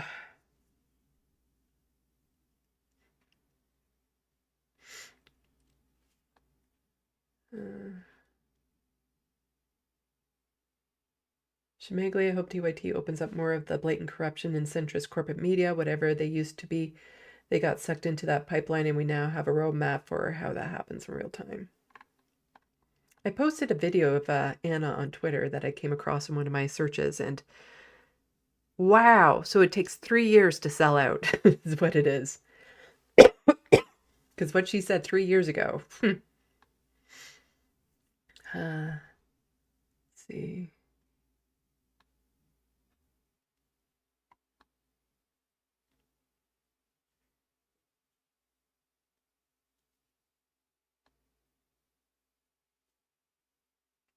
Shemagli, what TYT is doing isn't building bridges or opening a dialogue, it's simply getting co-opted. Yeah, the basic thesis of my video is that they're doing the most damage to solidarity on the left. Because they actually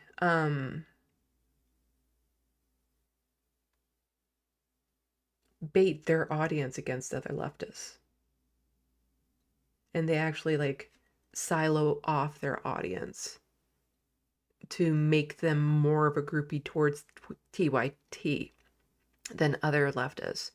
But then we do run into the problem with other leftists then saying, oh, you still watch TYT, you're stupid or something. Like, no, don't do that. Don't attack anyone for just simply being a TYT fan. Because as I will show in my video, we're not seeing what they're seeing when it comes to information, clips, all that sort of stuff.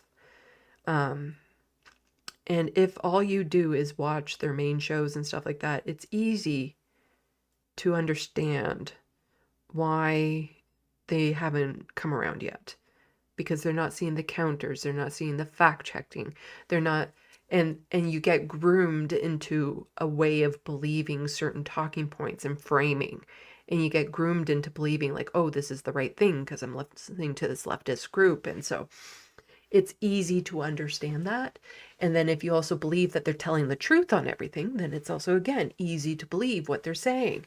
And all of that sort of stuff that I'm going to be talking about in the video. So whenever there's a TYT fan, if there's a TYT fan in the sandbox, be kind to them.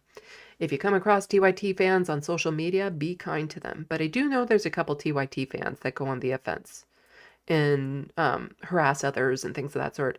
As far as I'm concerned with them, fuck that noise and be mean to them.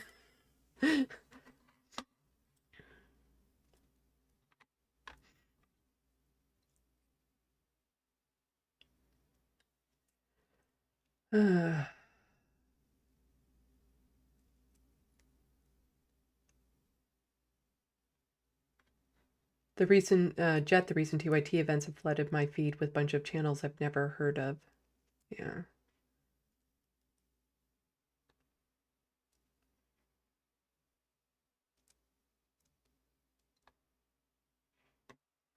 And I have no idea where they've gotten their audiences, but some of them have pretty large audiences compared to me. Never heard of them. And I'm like, huh, so how do I break through the noise?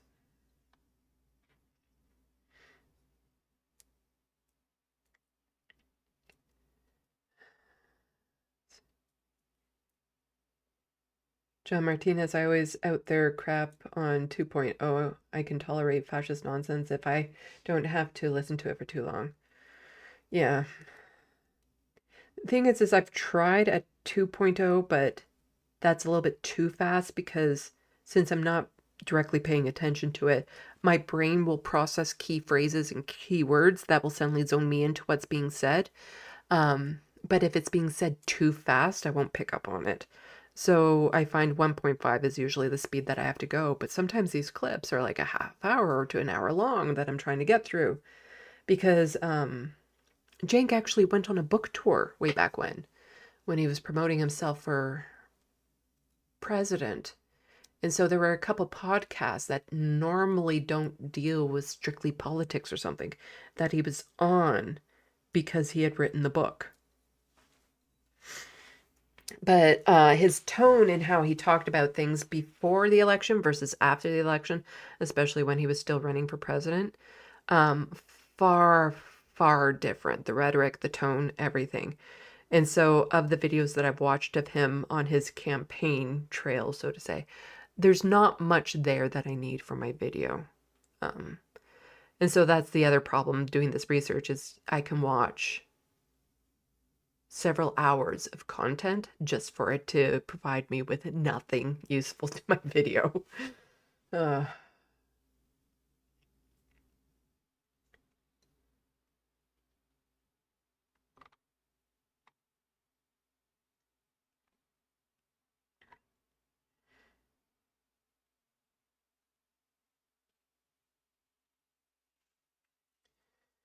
okay.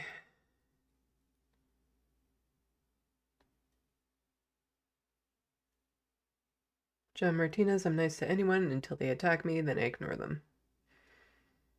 And that's one of the good ways to go when people attack you. Like, that's part of Anna's problem is she doesn't ignore them. She takes it very personally when people attack her. It's all the self-grievance thing.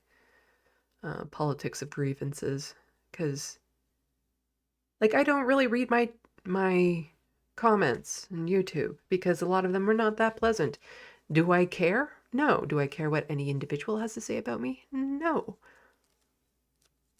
Partly, I don't even know if a lot of them are real humans because they could just be bots, but also, what the fuck do I care if somebody's calling me an idiot that I don't know? I don't care.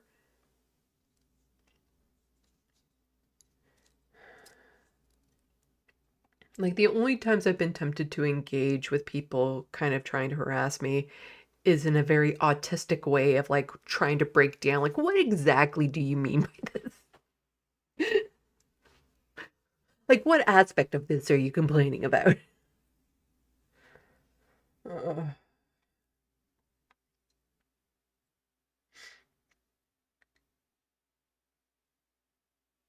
Shemagly, I have no problem with people who watch TYT, but yeah, some of their fans are toxic, to be honest. I've seen a few of them. Um,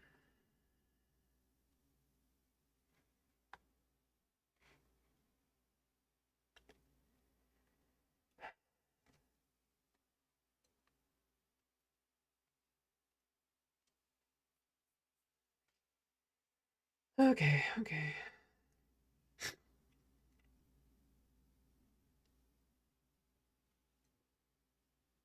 Oh, I was wondering that Atticus Among Us, replying to Jet about Bo is on a mental health break, it seems. Because I've noticed that Bo of the fifth column, I guess it's his wife who's taking over? Yeah. BCAT, that's frustrating, Sandy. It takes a lot of patience to weed through the mountains of TYT content. Oh, I thought you were about to say it takes a lot of patience and weed to get through the mountains of TYT content. uh, yeah, the amount of work that I'm putting into this video, and it might only end up getting like 1,000 views. It's like, whatever, but it's an important message that I need to get out there. Oh.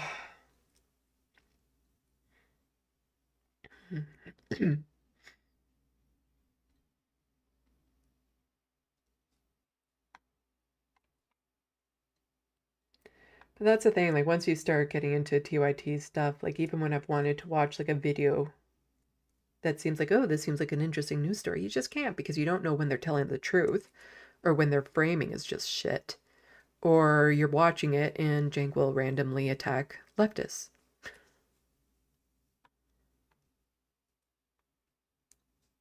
It's like, oh, you wonder why leftists don't want to talk to you? Maybe because you don't want to talk to them.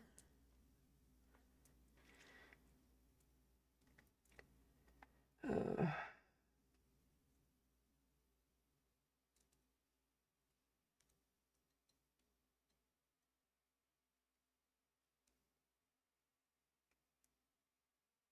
Bad Lefty, Sandy, you have a few viewers who you legit changed. I won't blow up their spores, but you'll recognize some, in my opinion. Oh, well, that's good. I'm hoping to change opinions.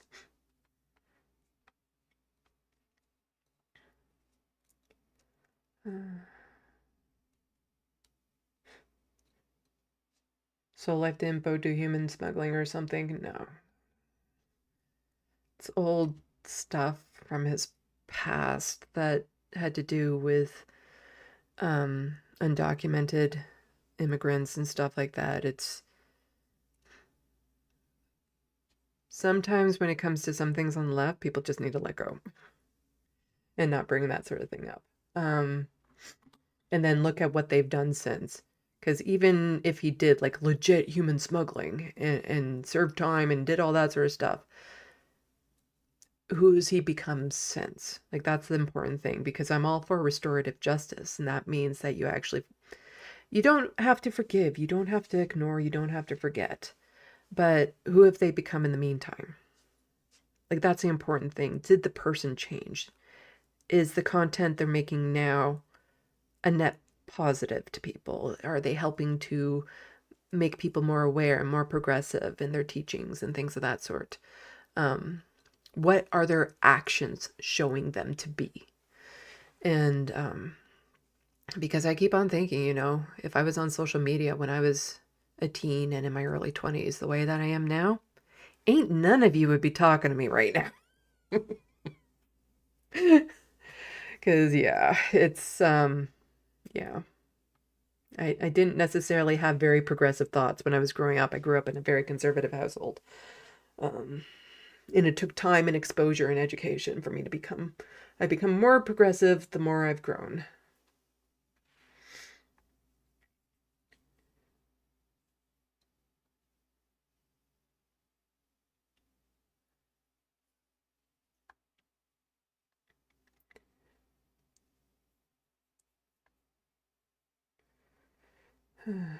John Martinez, or listening to Chink lie about We Are the Left. Yeah.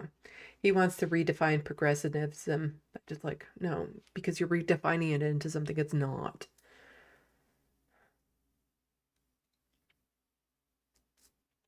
Morbius Dragon, Sandy, you've helped me to open up about things in my life. Thank you. Well, thank you for letting me know. I appreciate it.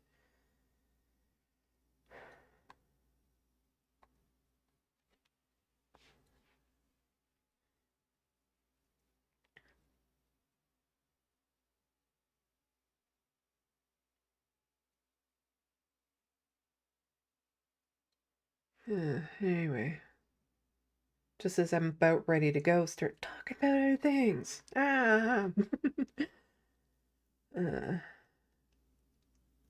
Atticus Among Us, I've watched leftists reject him on his past. The same people who want to abolish prisons shake my head. Hermitorial Disbo knows a good network of independent journalists and other people. Yeah, like that's the thing. Even if somebody that you used to watch or has heard said something offensive, or you watch one time and they were offensive to you, go back later on and see if they've changed. Like, at least see if there's any difference, if they've grown on the subject, if they've learned. Because I know a lot of people like the Vanguard. Look at what they used to do.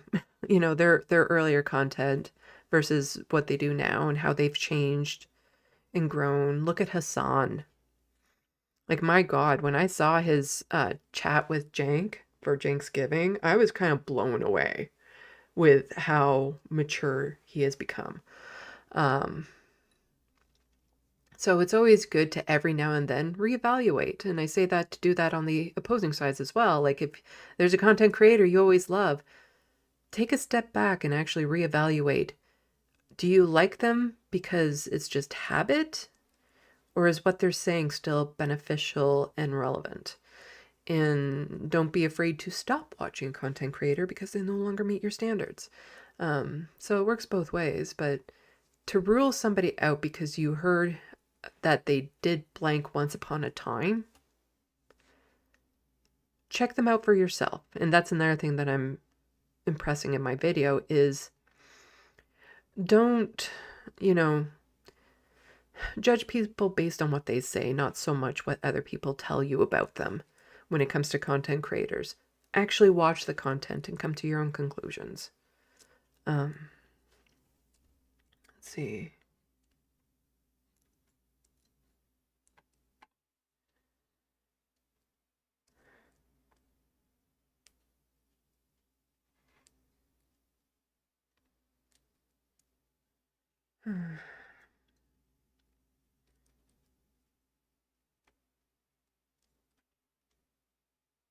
Christy said, I agree on allowing for rehabilitation depending on the offense. Sometimes trash is just trash. Yeah. John Martinez, fascism will never be progressivism. I nailed that. But yeah, back to Chrissy Zed's point as well. Even if somebody has changed, like they've done something bad, even if they've changed, it doesn't mean you have to like them. That's the thing. Even if they've grown, they've moved on, it doesn't mean that you personally have to accept them into your life or watch their content or like them as a person. You still have the choice not to. And for a lot of people, depending on what they've done in the past, that is very much the case. And, you know, depending on the offense, that is the burden they have to live with, depending on what they've done. And it's, you know, that's an unfortunate reality for them sometimes, even if they have, like, and I'm talking about legitimately 100% have turned around. That's just a burden they will have to bear for the rest of their life, depending on the offense. And because a lot of people will have their own history, their own baggage, their own traumas, and sometimes it doesn't matter how much reform a person has gone through, you would never tolerate being that near a person that had done blank. And yeah. You can still say, like, I hope people get rehabilitated and all that sort of stuff, but it doesn't mean you have to accept them personally into your life or your algorithms.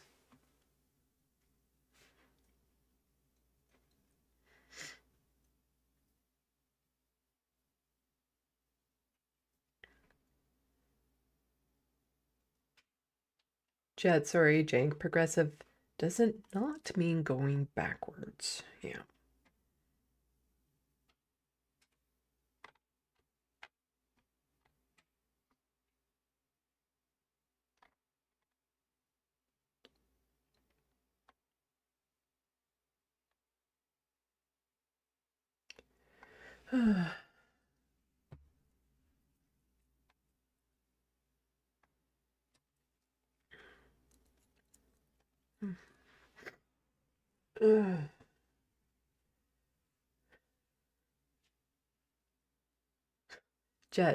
John Martinez, I can't put into words the frustration from arguing with idiots they use socialism in their name, so we're leftists. Well, just think about Ontario. We have the Progressive Conservative Party. Putting it in your name doesn't mean shit. And then I think even it was like Pierre Poilievre saying, like, obviously the Nazis were socialism because it was in their name. The party had it in their name or something like that. And it's like, that's not how it works. Not how it works.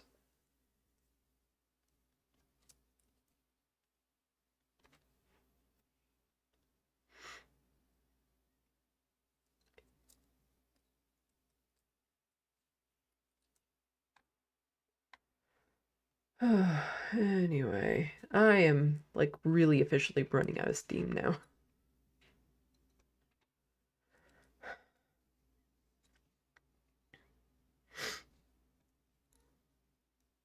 Okay, I'm going to do it. I'm going to do it. I'm going to do this. You know, this means like I'm actually finishing. Oh, I hope to get the updates to my book done too, so that I want to get that done for when I release my video, because I'm going to be plugging my book shamelessly in the video as well. And so I'll want to have the updated version available and hopefully available in hardcover as well. So keep your eyeballs open for that. And yeah, these things, again, only if you can afford it. Don't send super chats, don't become a patron unless you can really afford it. But if you can, I super appreciate it. Appreciate everyone who has helped out those ways. Also the wish list in the link yeah, I'm doing great. Also for all you Americans, when you're checking out my art, just remember my prices are in Canadian dollars. So do the conversion. It doesn't sound so scary that way. And yeah. Huh. Thanks to the mods. I was worried for a bit because it seemed to have a lot of people in here and Bad Lefty was the only one holding things down. Thank you to the person helping me edit my videos who's in the chat right now.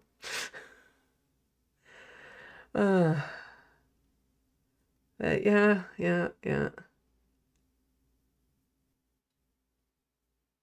John Martinez says thank you in a word that I cannot pronounce. I need to remember how they say that. There's a common word up here. Miigwech. That's it. Miigwech. That's similar.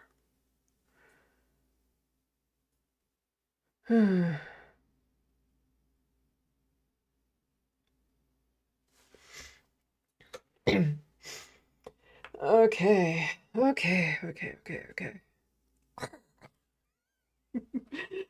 And yeah, you stuck around long enough. Yeah, you get to see my nice sweater. It's all about the fashion, isn't it? Isn't it? It's all about the fashion. You gotta do what sells sometimes. You gotta do what sells sometimes. Anyway, until next time. Salut, à la prochaine. Thank you for watching and stay tuned. I'm Sandy, wishing your tomorrow is better than your today.